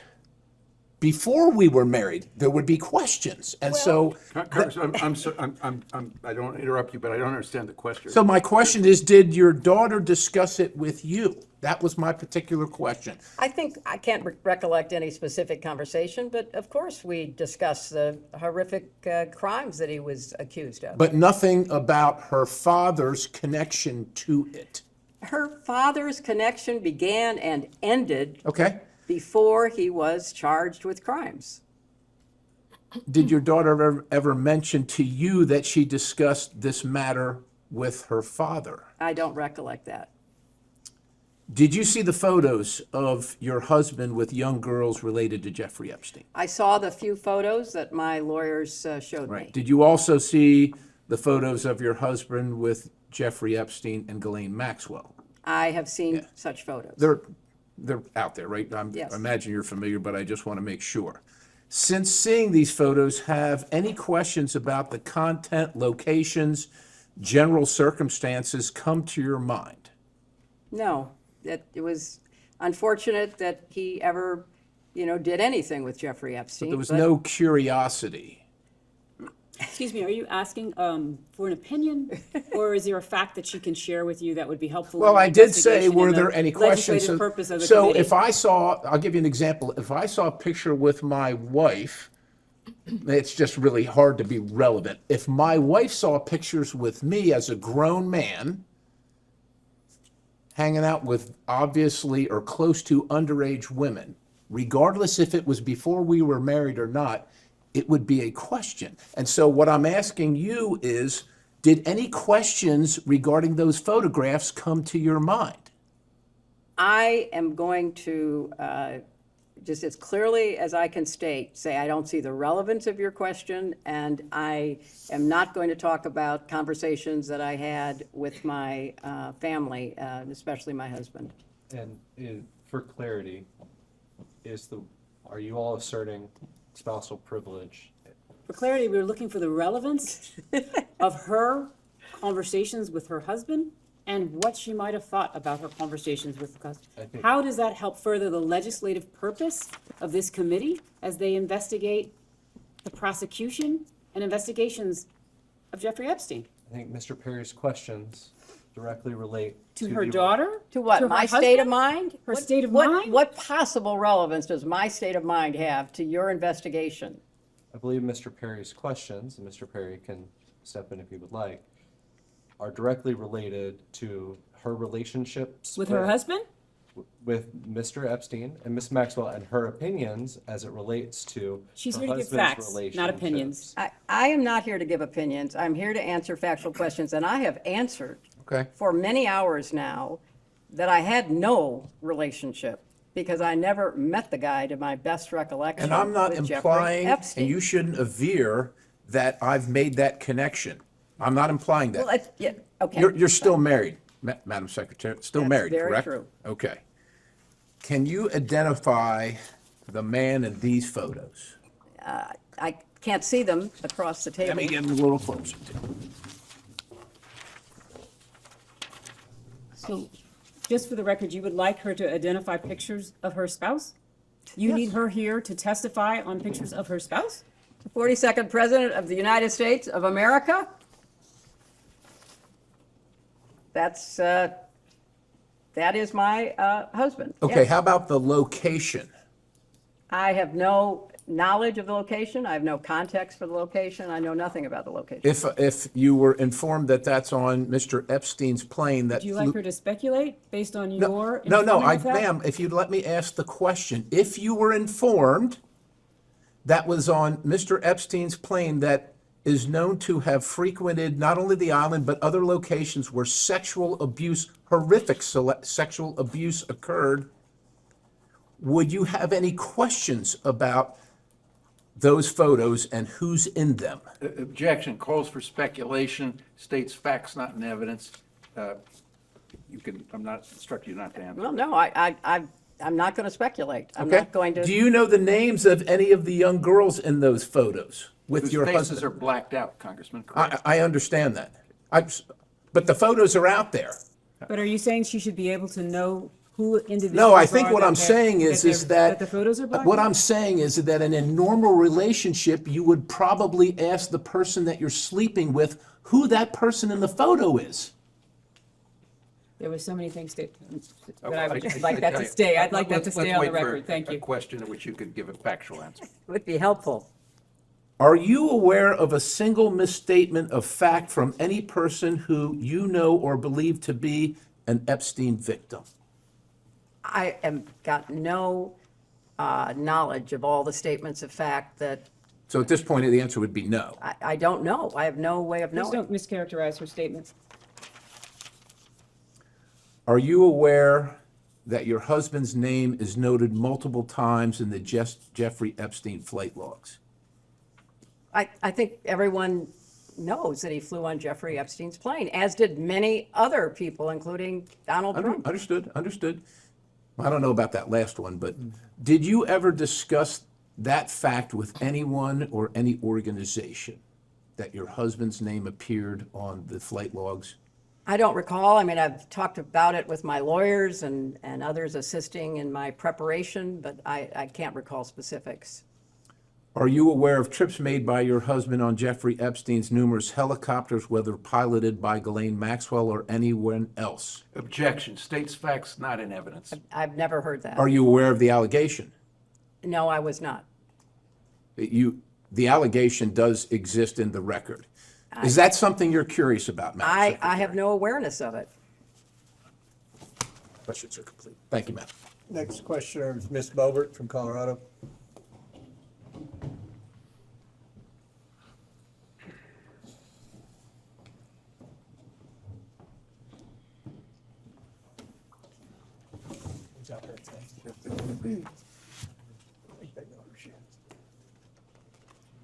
Ms. Clinton, Madam Secretary, while we sit on the record today, are you under oath?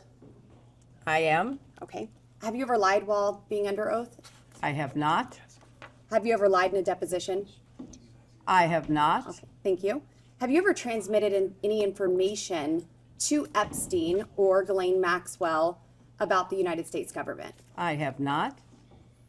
As has been mentioned many times here today, Bill Clinton flew on Epstein's plane at least 26 times, multiple international trips from 2002 to 2003, often with Maxwell. When and how did you first learn of these trips, and did you discuss them or review them with him prior to taking the trips? It's a compound question. I'm going to object to the latter part of it and instruct her not to answer on the grounds of When and how did you marital- learn of these first trips?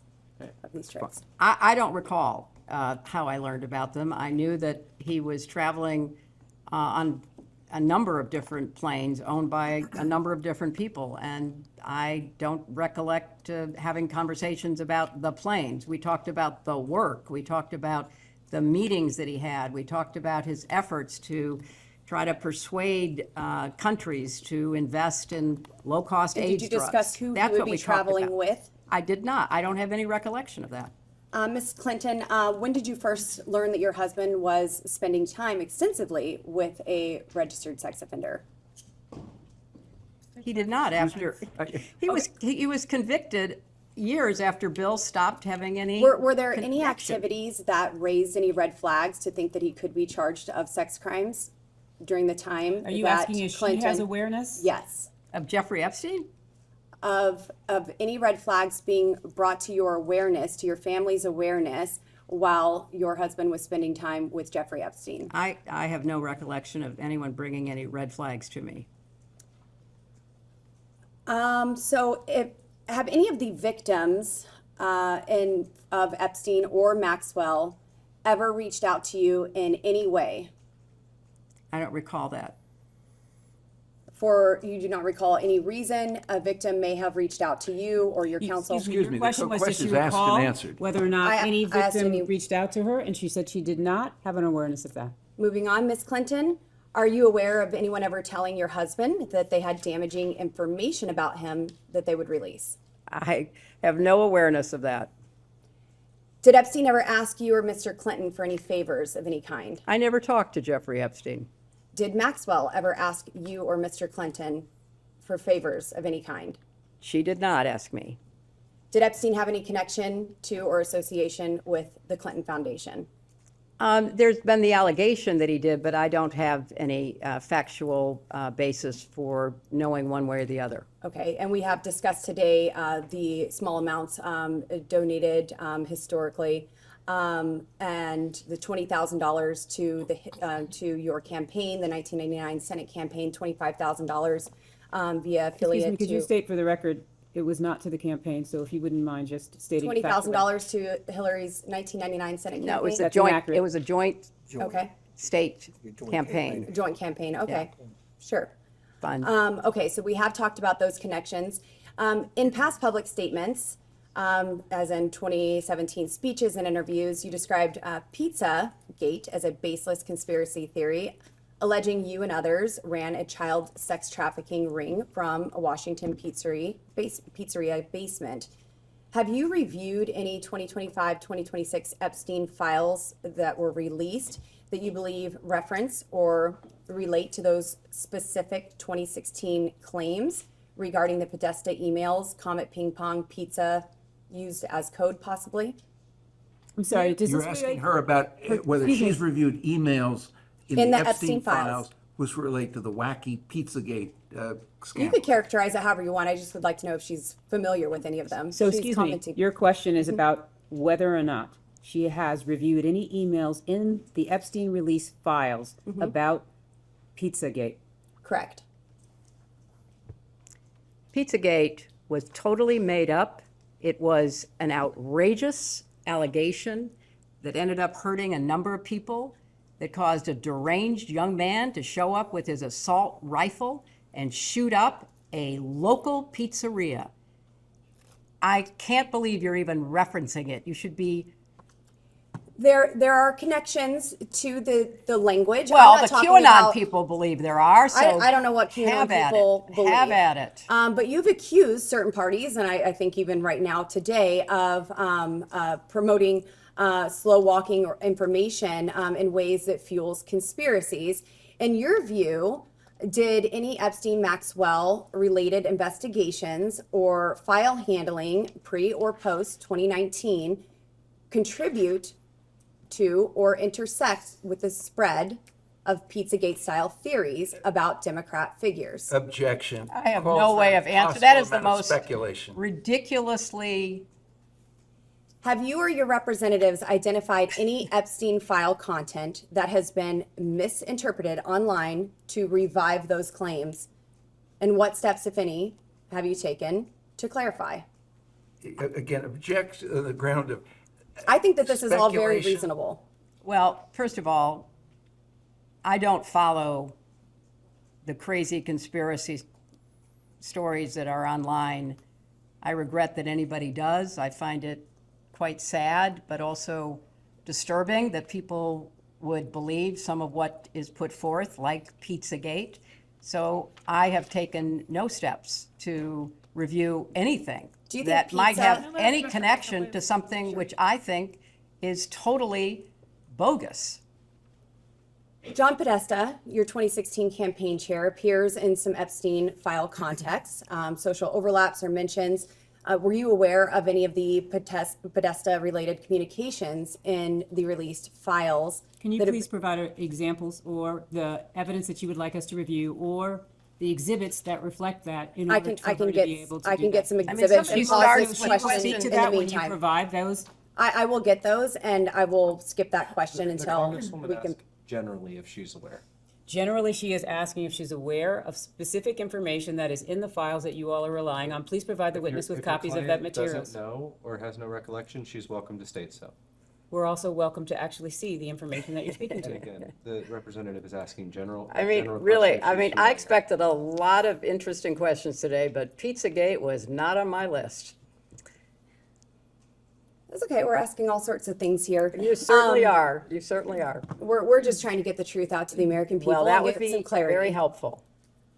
Are you aware of any files that were on Anthony Weiner's laptop in a folder that was titled insurance, life insurance, with a zip file titled Excuse me, frazzle? I'd like the chairman's this is ru- no, way I'd like the outside the chairman's scope. ruling. This Is is way within the outside the scope? scope. This- Is within the scope, Mr. If Chairman? the chairman rules that it's not within the scope, I Mr. have other Chairman, based on what questions. you said in the public hearing, is this within the scope? We can go off the record for a moment to. confer Mr. with the Chairman, is this chairman. within the scope? We'll go off We'll go off the record and can talk.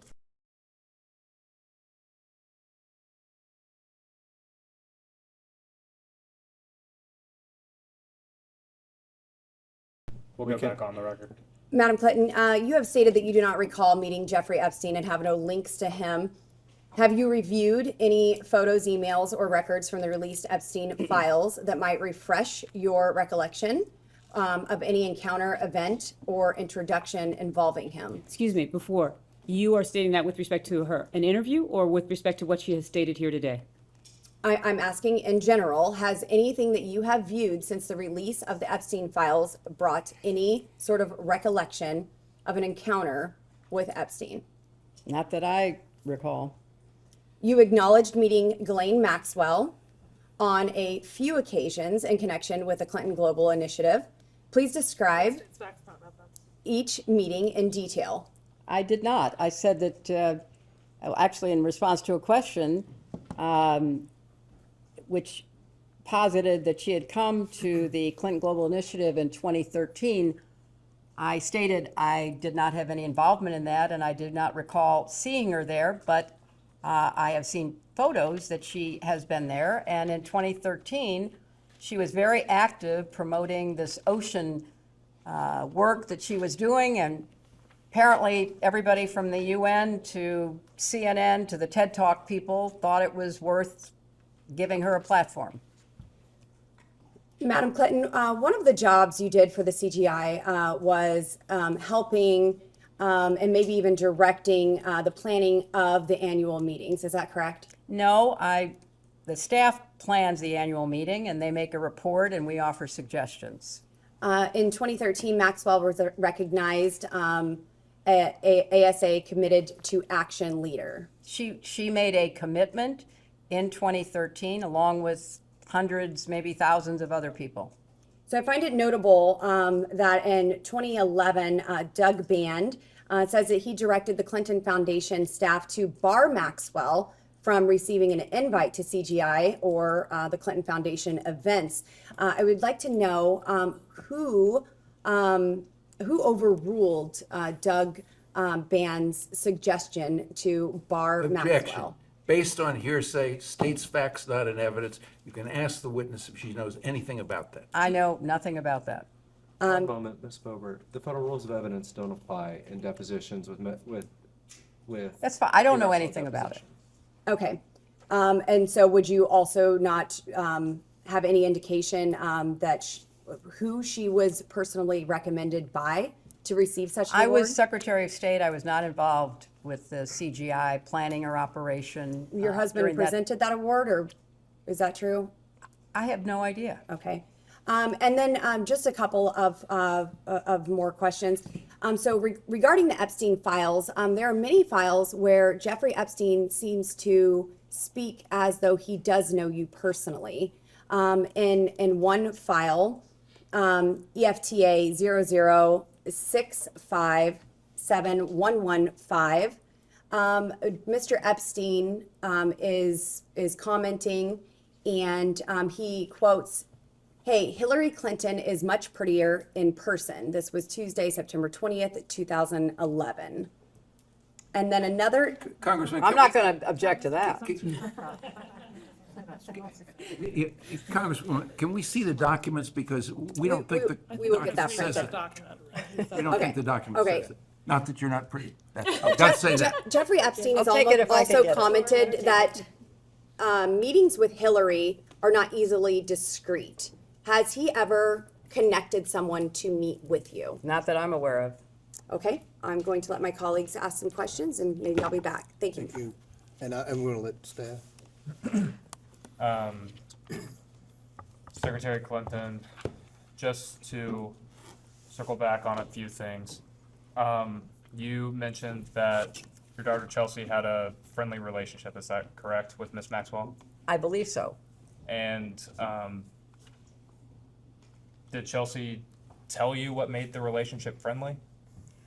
Again, it was through Ted Wade, the longtime friend of ours. That's how, I certainly met her. So Chelsea met Ghislaine Maxwell through Ted Waite as well? I believe that's right.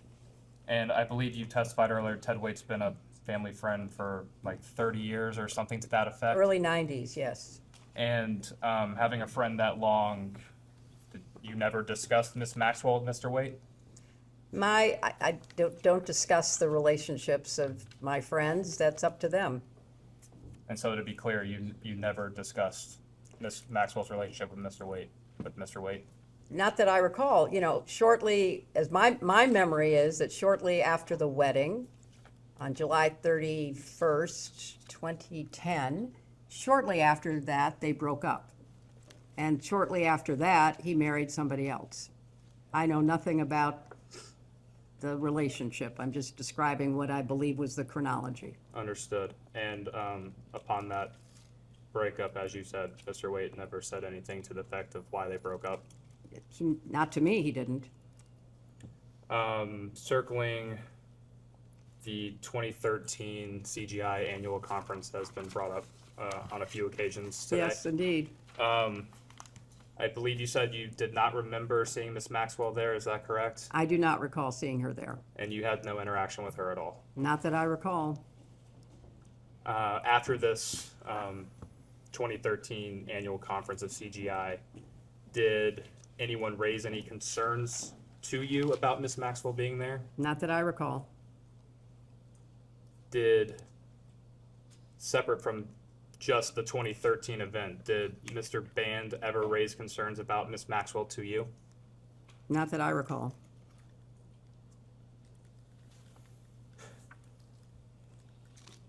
And again, just to clarify, did Mr. Band ever attempt to blacklist Miss Maxwell from any Clinton Foundation or CGI events? Not that I know of, but I can't say that I would have known. When did Mr. Band leave the foundation? I don't know. I don't know. Does 2012 sound possible? She I'm doesn't not know, calling. so she would, if she's answered, the witness answered the question. It was if it was during my time as Secretary of State, I wouldn't have any reason to know.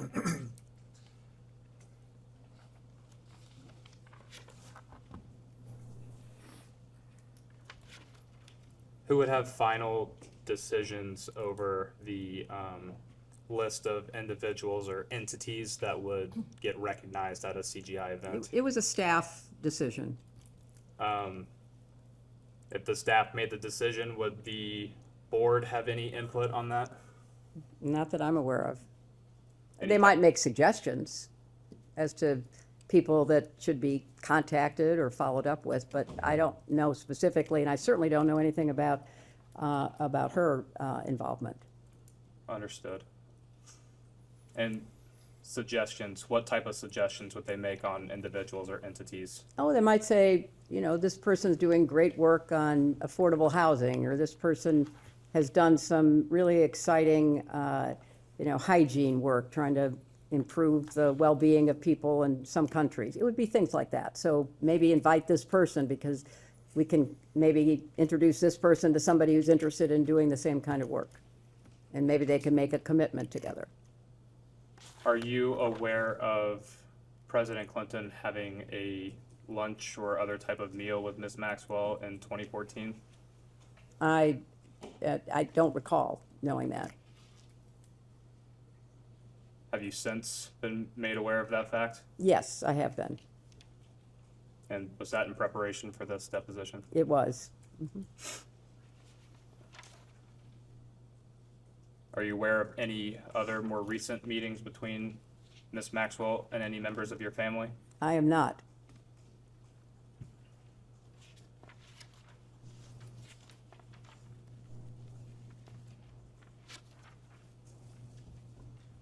Does the Clinton Foundation often use jets of other individuals for foundation business? Yes. And that is still a common practice today? I don't know how common it is, but it has been in the past. And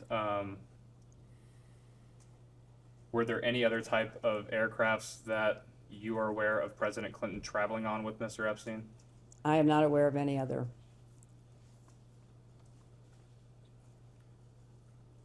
Secretary Clinton, do you know who Nicolas Sarkozy is? I do, the former president of France. And do you recall when he was president of France? He was president while I was Secretary of State, but I don't know, you know, his actual years of term.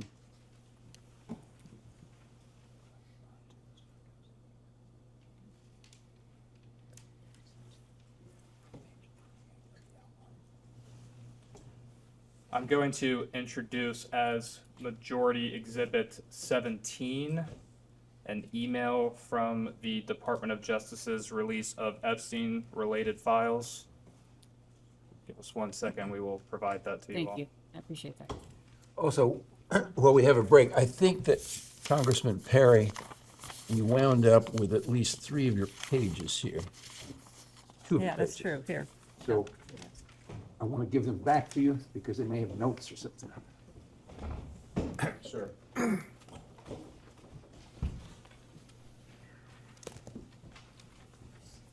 Thank you so much, I appreciate that.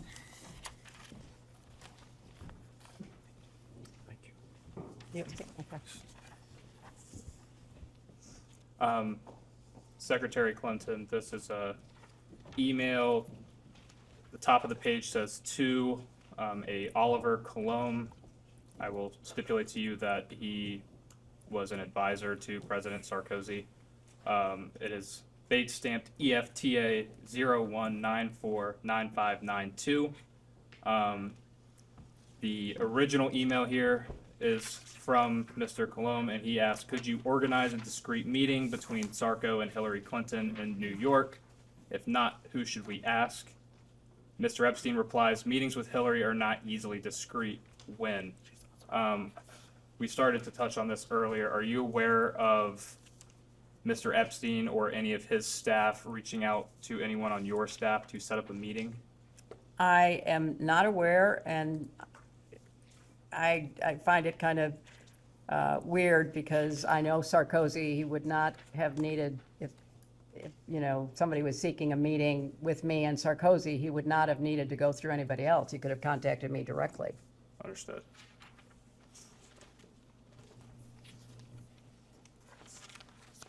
And just to be clear, have you seen this email exchange previously?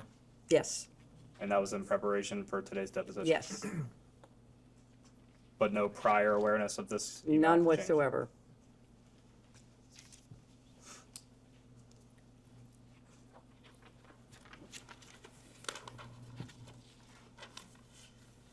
Did Mr. Epstein or any of his agents attempt to set up any other meetings with you?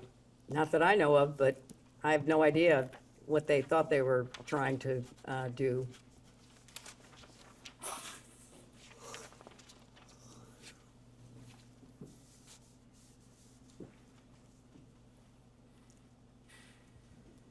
Secretary Clinton, we've touched on this a little bit, but just to make sure the record is totally clear here, you have said that you have never been to Mr. Epstein's island, is that correct? You You've know never what? been. I am so tired of answering that question. If you have one scintilla of evidence to the contrary, put it forward. I have never been on his island, period. I've never been in his homes, his offices, his anything.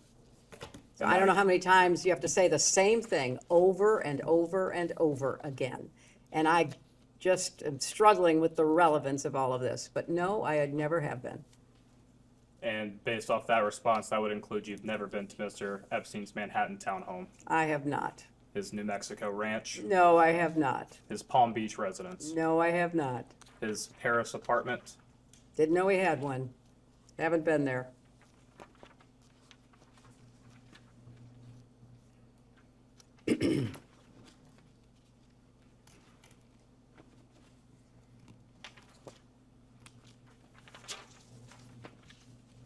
You know, I also find it very interesting because I went back and looked at the transcripts of all of your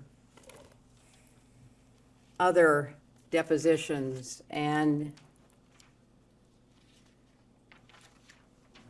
none of the Republicans asked a single question to any witness about Jeffrey Epstein, or any question that would help provide answers for his victims to any of the people you deposed. In fact, the only questions that were asked by the chairman to Attorney General Barr. And what were they about? They weren't about Jeffrey Epstein. They weren't about Ghislaine Maxwell. They weren't about victims and survivors. They were, General Barr, I may jump in for a couple of questions. Were you aware of the involvement of Hillary Clinton and the Clinton campaign in the Russian collusion investigation involving President A Trump? deposition of Ms. Clinton. Well, if- I'm just saying, you have kept me here for hours asking the same questions over and over again. I've given the same answers over and Madam over Secretary, again. we Not will- a single Republican give us at just a any moment. of your depositions has asked a question about Epstein or Maxwell. And it does seem to me that if the members were truly interested in getting to the truth, Madam Secretary, you would have I asked think you have an Barr, we are very Acosta, close to Wexner, you finishing. didn't even show up Madam at. Secretary, I believe we are very close to finishing. Madam Secretary, did Jeffrey Epstein ever request any meetings with your State Department officials? Not that I'm aware of. Did That's Ms. been asked and answered, Counsel. She said she's never talked to him. She said that repeatedly. Well, I guess they have to hear it over and over again for it to, But I think you can rely on your previous yeah, answer. whatever. Did Ms. Maxwell ever request any meetings between you and your State Department officials? Not that I'm aware of. Are you aware of any communication between your State Department staff and Mr. Epstein or Ms. Maxwell? I am not. Do you? Yeah, third and final round. Right. This is my third and final round. That's Oh, it that's for good. me, okay? That should make you happy. You stated earlier it was false that Secret Service was dropped from some flights with President Clinton and Epstein, correct? No, she did not say that. Okay. Who said that was So let the false? record reflect. Okay. So just for clarification, her husband has never signed off of Secret Service. That means anytime he is traveling or anytime he has gone anywhere, he has not signed off from Secret Service coverage, which means the Secret Service was with him. Okay, did you know the Secret Service was FOIA'd by FoxNews.com in 2016 asking for this information, and Secret Service refused to provide it? I have a document here, which we can provide to Is you. the question that because they refused to provide it? Information to the press about flight logs, because on a 5-leg trip to Asia in 2016, it says from May 22nd to May 25th, not a single Secret Service agent is listed on the flight logs. And every other flight that he was on, they were listed on the flight logs. I had So this is your printed question off. for the This is an Secret exhibit. Service, or is your question for the Secretary? Well, I believe it was stated earlier that it was false. I'm clarifying that No, public what was stated was reports. false. Can we just make sure, can you read back for the record so that you are actually stating the actual Okay, fact? I had stated earlier, this afternoon, while we're burning time, I suppose, with the last final 10 minutes of this, it was about the Secret Service not traveling with Clinton. I asked a question about whether or not they traveled with President Clinton at all times, and when I stated that they did not, I heard false. We can get the transcript tomorrow. But this is a Fox News report that you all now have, where it states that the Secret Service did not fly with President Clinton on all flight legs with him. So I wanted to clarify the record. To be clarify, you're saying that because Fox News reported that that the Secret Service are They lying. weren't on the flight logs on a 5-leg trip to Asia in 2002. I Just believe the clarify the representative question, then. asked the secretary, not for your testimony, Ms. I'm not Mills. seeking to testify, I'm seeking to clarify that she is representing what the Secretary said, and that she's not representing it accurately. Okay, we can quibble over something else then. Earlier, and I don't know if did this get printed off earlier? This 8-page interview with the victim, 1350144? This article will be majority 18. Okay, so I have So the exhibit art- for majority this one- 19. I don't know if this got printed off. This is, will be a document that I would like to enter as exhibit for majority, I guess, what number are we on? 19. It is with victim 3501.144, and the document would be -032. I asked for it to be printed off earlier, but I know that we've had issues with printing. Can we go off the record for just a moment? Yes. Go off the rest. We will go back on the record. All right. All right, so this will be the majority exhibit number 19, and you have not reviewed this document. Have you seen this document before? I've never seen the document before. This is the first time you're ever seeing this document. Earlier today, in my second round, I was asking questions, and I made mention that about Bill Clinton, President Clinton's visits to Epstein Island, and that a possible cover-up about those visits, and I was called a liar, I believe, by somebody on the other side of this table. And so I told you. I don't think I did that. Do That you? I would provide this document and go over it with you. This is an interview by the FBI of an Epstein victim. It is 3501.144-032. And on page 8, which I'll give back to you, or I can read it to you.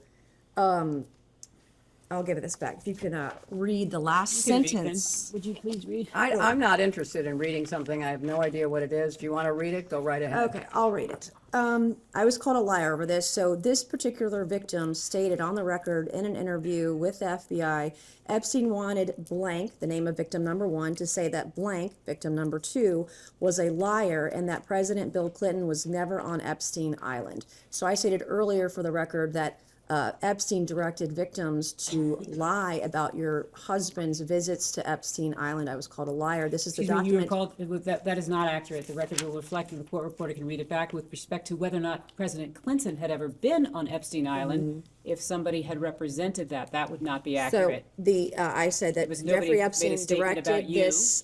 that Jeffrey Epstein directed this victim to state a lie about Bill Clinton never visiting the island. Now on page 7, for the record, which I know you've never seen, there's a fully redacted paragraph, and that fully redacted paragraph in the unredacted files of the DOJ reveal that President Clinton, it redacts his name, and it also discusses notepads that the victim wrote down in phone calls with Jeffrey Epstein because she was told to lie about another victim and lie about Bill Clinton's visits to Epstein Island. I don't know why this information is redacted. And also the attachments in this file, by the way, there were notes.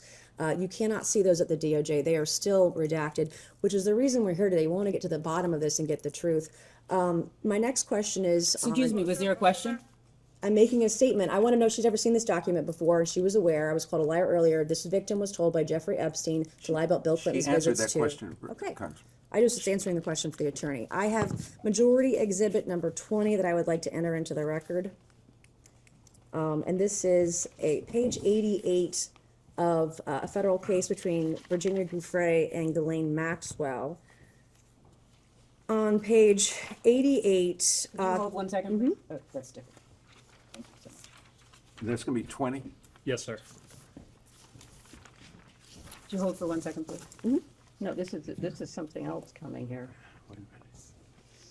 That's 20, I think. That's 20, right? He has in his hand 20. Well, you're in your hand is like, or The other redacted page that we handed out was. The cover page. A printout we got from the other document to hand to you guys, the exhibit 19 she was talking about earlier. So we should be looking at Exhibit 8 right now. Is that right? Correct. And not anything related to the other For document? the record, it is labeled Exhibit 20 but the actual document states Exhibit 8 on the front. That is that correct. was just the cover page I had Yes. printed off just because these documents Full are hundreds of clarity. pages. I'm not an attorney. No, got it. And just to be clear, it's a single page of some exhibit to a court filing, and That's hundreds of pages long. There are 2 pages. could you please represent for the record what court filing this is and what the title of the document is? This would be the Virginia Gouffre v. Maxwell federal lawsuit. It's case 115 CB 07433-LAP, filed on the 1st of January 2024, and it's page 88 of that What's documentation. the title of the filing? It's the lawsuit. Well, there are many. I don't have pleadings the in cover lawsuit. Is it page. I don't have the complaint? cover Is it page discovery? for- Is it interrogatory? in that document. We don't know what this is? Okay. Can we take a minute to read this, please? Thanks. It's the first shaded paragraph I'm going to ask about.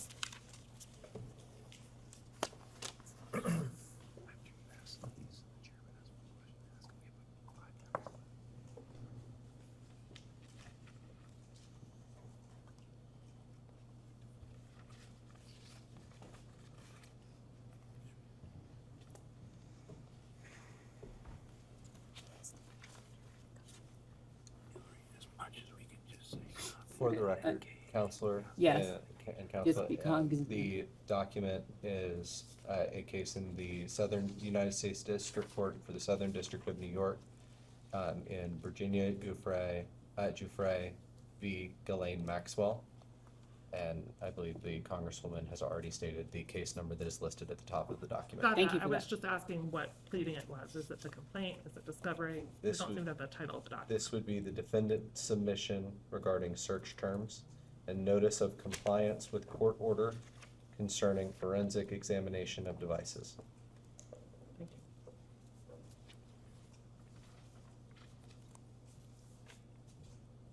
you. Ready? Who's filed this document? Who is, you know, this Elaine is- Maxwell. Maxwell filed the document, and it was was a recovery. objecting to a search, to a discovery request? I don't understand what, Could you help us by providing some clarification, Dan? That is the clarification that we have, that this is her her submission to the court regarding a forensic analysis. And by her, you mean Ghislaine Miss Maxwell or? Maxwell's, yeah, Okay. Miss Maxwell's. Again, that is here. That is what this document is. Well, it's a single page of that document. Can we go off the record for a moment?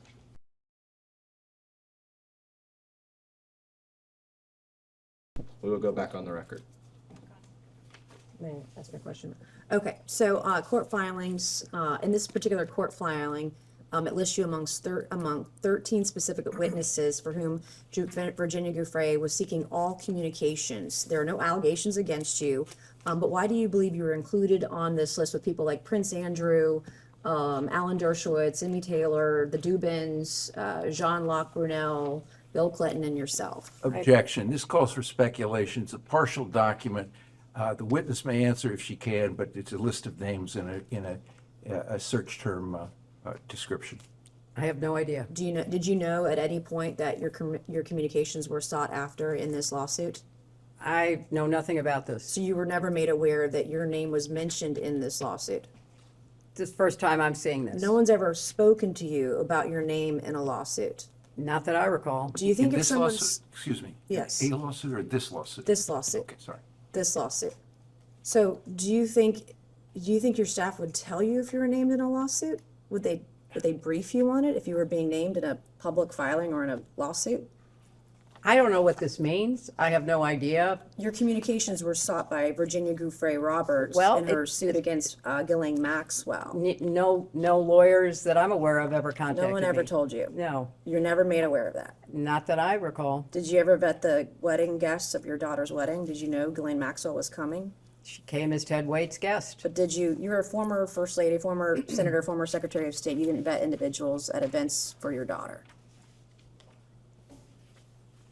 This was filed when? So it would have been 2024. Yeah, well, the wedding was 2010. I moved on to another question about the wedding, but I know that the chairman wants to ask some questions, so. He's got a few more, then I'll ask the last question. Secretary Clinton, thank you again for being here today. I have one final question for you, and then I will turn it over to the chairman.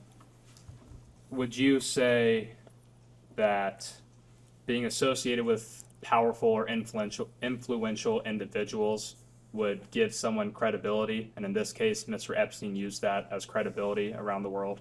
I have no idea what he did or did not do. Understood. Sure. Madam Secretary, what, if you're following this, and I'm sure you are, in Britain with the arrest of Prince Andrew and the former ambassador to the British ambassador to the United States, they were arrested, it's my understanding, not for sex crimes, but for potential treason or potential violation of national security protocol. One of the things that a lot of people, and you may call it conspiracy theories or whatever, but I believe I've seen it on CNN, I've seen it on Fox, I've seen it in the Washington Post, the New York Times. There's a lot of speculation that he may have been an asset, and I know several questions have been asked about that today. And you've given a lot of advice for the committee on how we can move forward. And our objective is to get the transparency to the American people, to get the truth to the American people. And by the documents being released, the state documents that we subpoenaed, as well as the DOJ documents, we're already seeing many powerful men and women held accountable. So I feel like this investigation is moving in the right direction. But one of the things where we're stumped is how do we determine whether or not Epstein was a spy, whether or not Epstein was trading secrets, because he had people on the inside, especially in the Obama administration. We're not saying you, but Obama's former counsel that then went to Goldman Sachs. Where do we go in this investigation to try to determine whether or not he was an asset? You know, Mr. Chairman, I really appreciate that question, and I can't say that about many of the questions, but I really do appreciate that question. And I think it's an absolutely essential question for you to try to examine and find answers for. And I think you said that you had either document requests or maybe even a subpoena to the CIA. I would also include the DNI. I would include any counterintelligence or appropriate unit within the Justice Department. I think you have to cast a wide net. And now that, as you describe, the government in the UK is investigating both Andrew Mountbatten and Peter Mendelsohn, maybe they would cooperate with you in their investigation. And maybe, you could reach out to the intelligence agencies of other countries that you're looking at. Israel has been mentioned. Perhaps that is one to be. I don't think Iran is going to cooperate, but I think, or Russia, but I think you could, certainly go to the UK and go to Israel and see if they would be at all helpful to you. In your experience as Secretary of State, and I know you were First Lady, but you were more active, in my opinion, than most First Ladies in the President Clinton's administration. Does he exhibit characteristics? Is there a pattern that would lead you and your expertise to believe that he was an asset? Well, there certainly is in the files, and I do commend you for getting as much released as you can. I hope you can get it all released.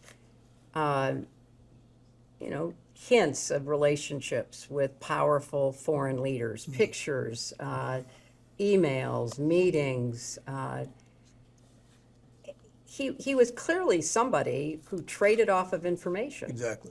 He liked to collect it and then he liked to use it. I don't know any more details than that. So he is certainly, I said earlier, the intelligence connections, the money connections, the crimes, those seem to me to be the the three major elements of your investigation. And obviously, as the last question before my questions, he wanted to make the appearance, at least, that he had friends in high places.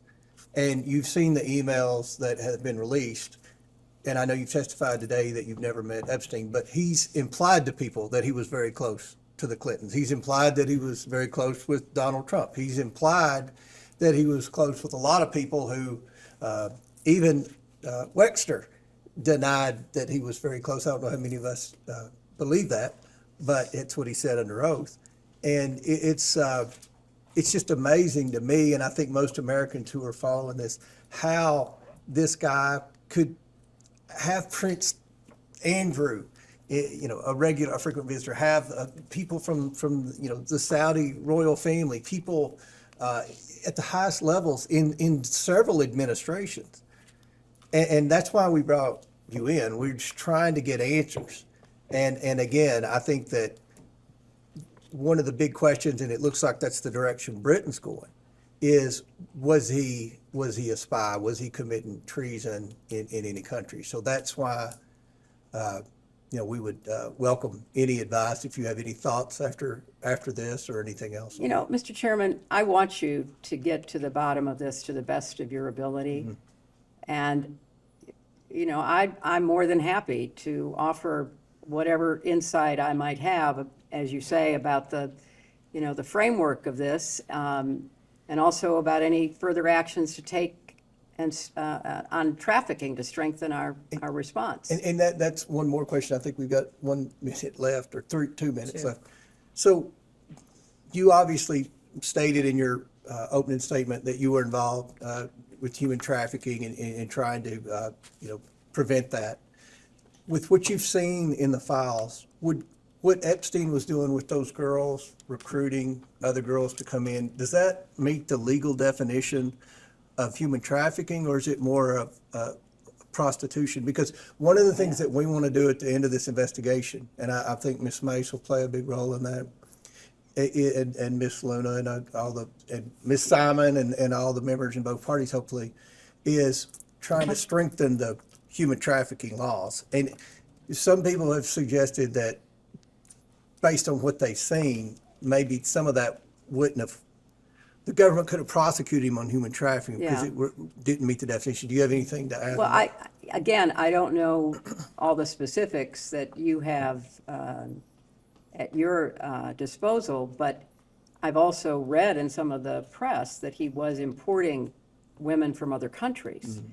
So I do think there's a distinction probably between what happened in the United States, but also what he was doing in other countries. So I think, but really, Mr. Chairman, you have to study this and analyze it and then advise your other colleagues in the Congress, your colleagues in the administration about laws that need to be changed and strengthened and resources that should be directed.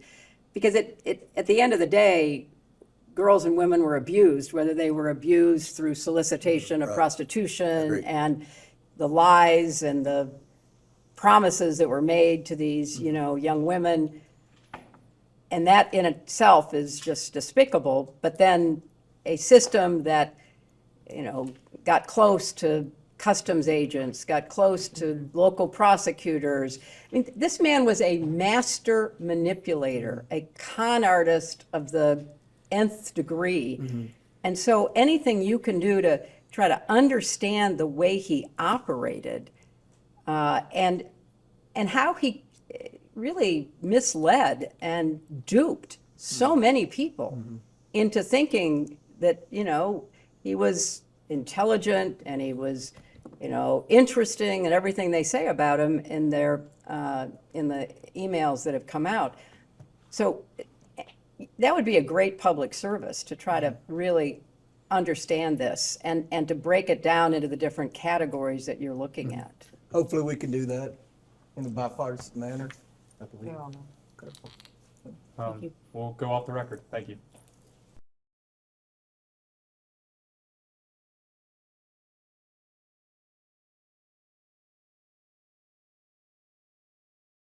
we can go back on the record. Ma'am, I just have one clarification. It was an email chain that I don't think was actually introduced as an exhibit, so I can't point you to it, but it related to Howard Lutnick and some kind of event at Cantor Fitzgerald. I just wanted to ask, our understanding of that email chain is that you were not on it. It was Lutnick to Groff to Epstein, and we don't believe that you were part of that email chain. Is that also your best understanding? That is my best understanding. Okay. Is there anything you would like to clarify or add to your testimony here today? Well, I want to underscore how important it is to try to get answers to all of the questions that everybody has about what happened and who did what, and try to have some measure of both public awareness and accountability. So I've answered these questions to the best of my ability, and I, offered to the committee that if I can be helpful in any way, I would certainly be helpful, because I think that these issues are important ones and they need to be addressed. And your answers today were to the best of your recollection, is that right? That is correct. All right. I think with that, unless you have anything else you'd like Let me to add? ask my lawyers, anything that you think we should clarify, or? Okay, good. When do you think we will have a transcript? We can go off the record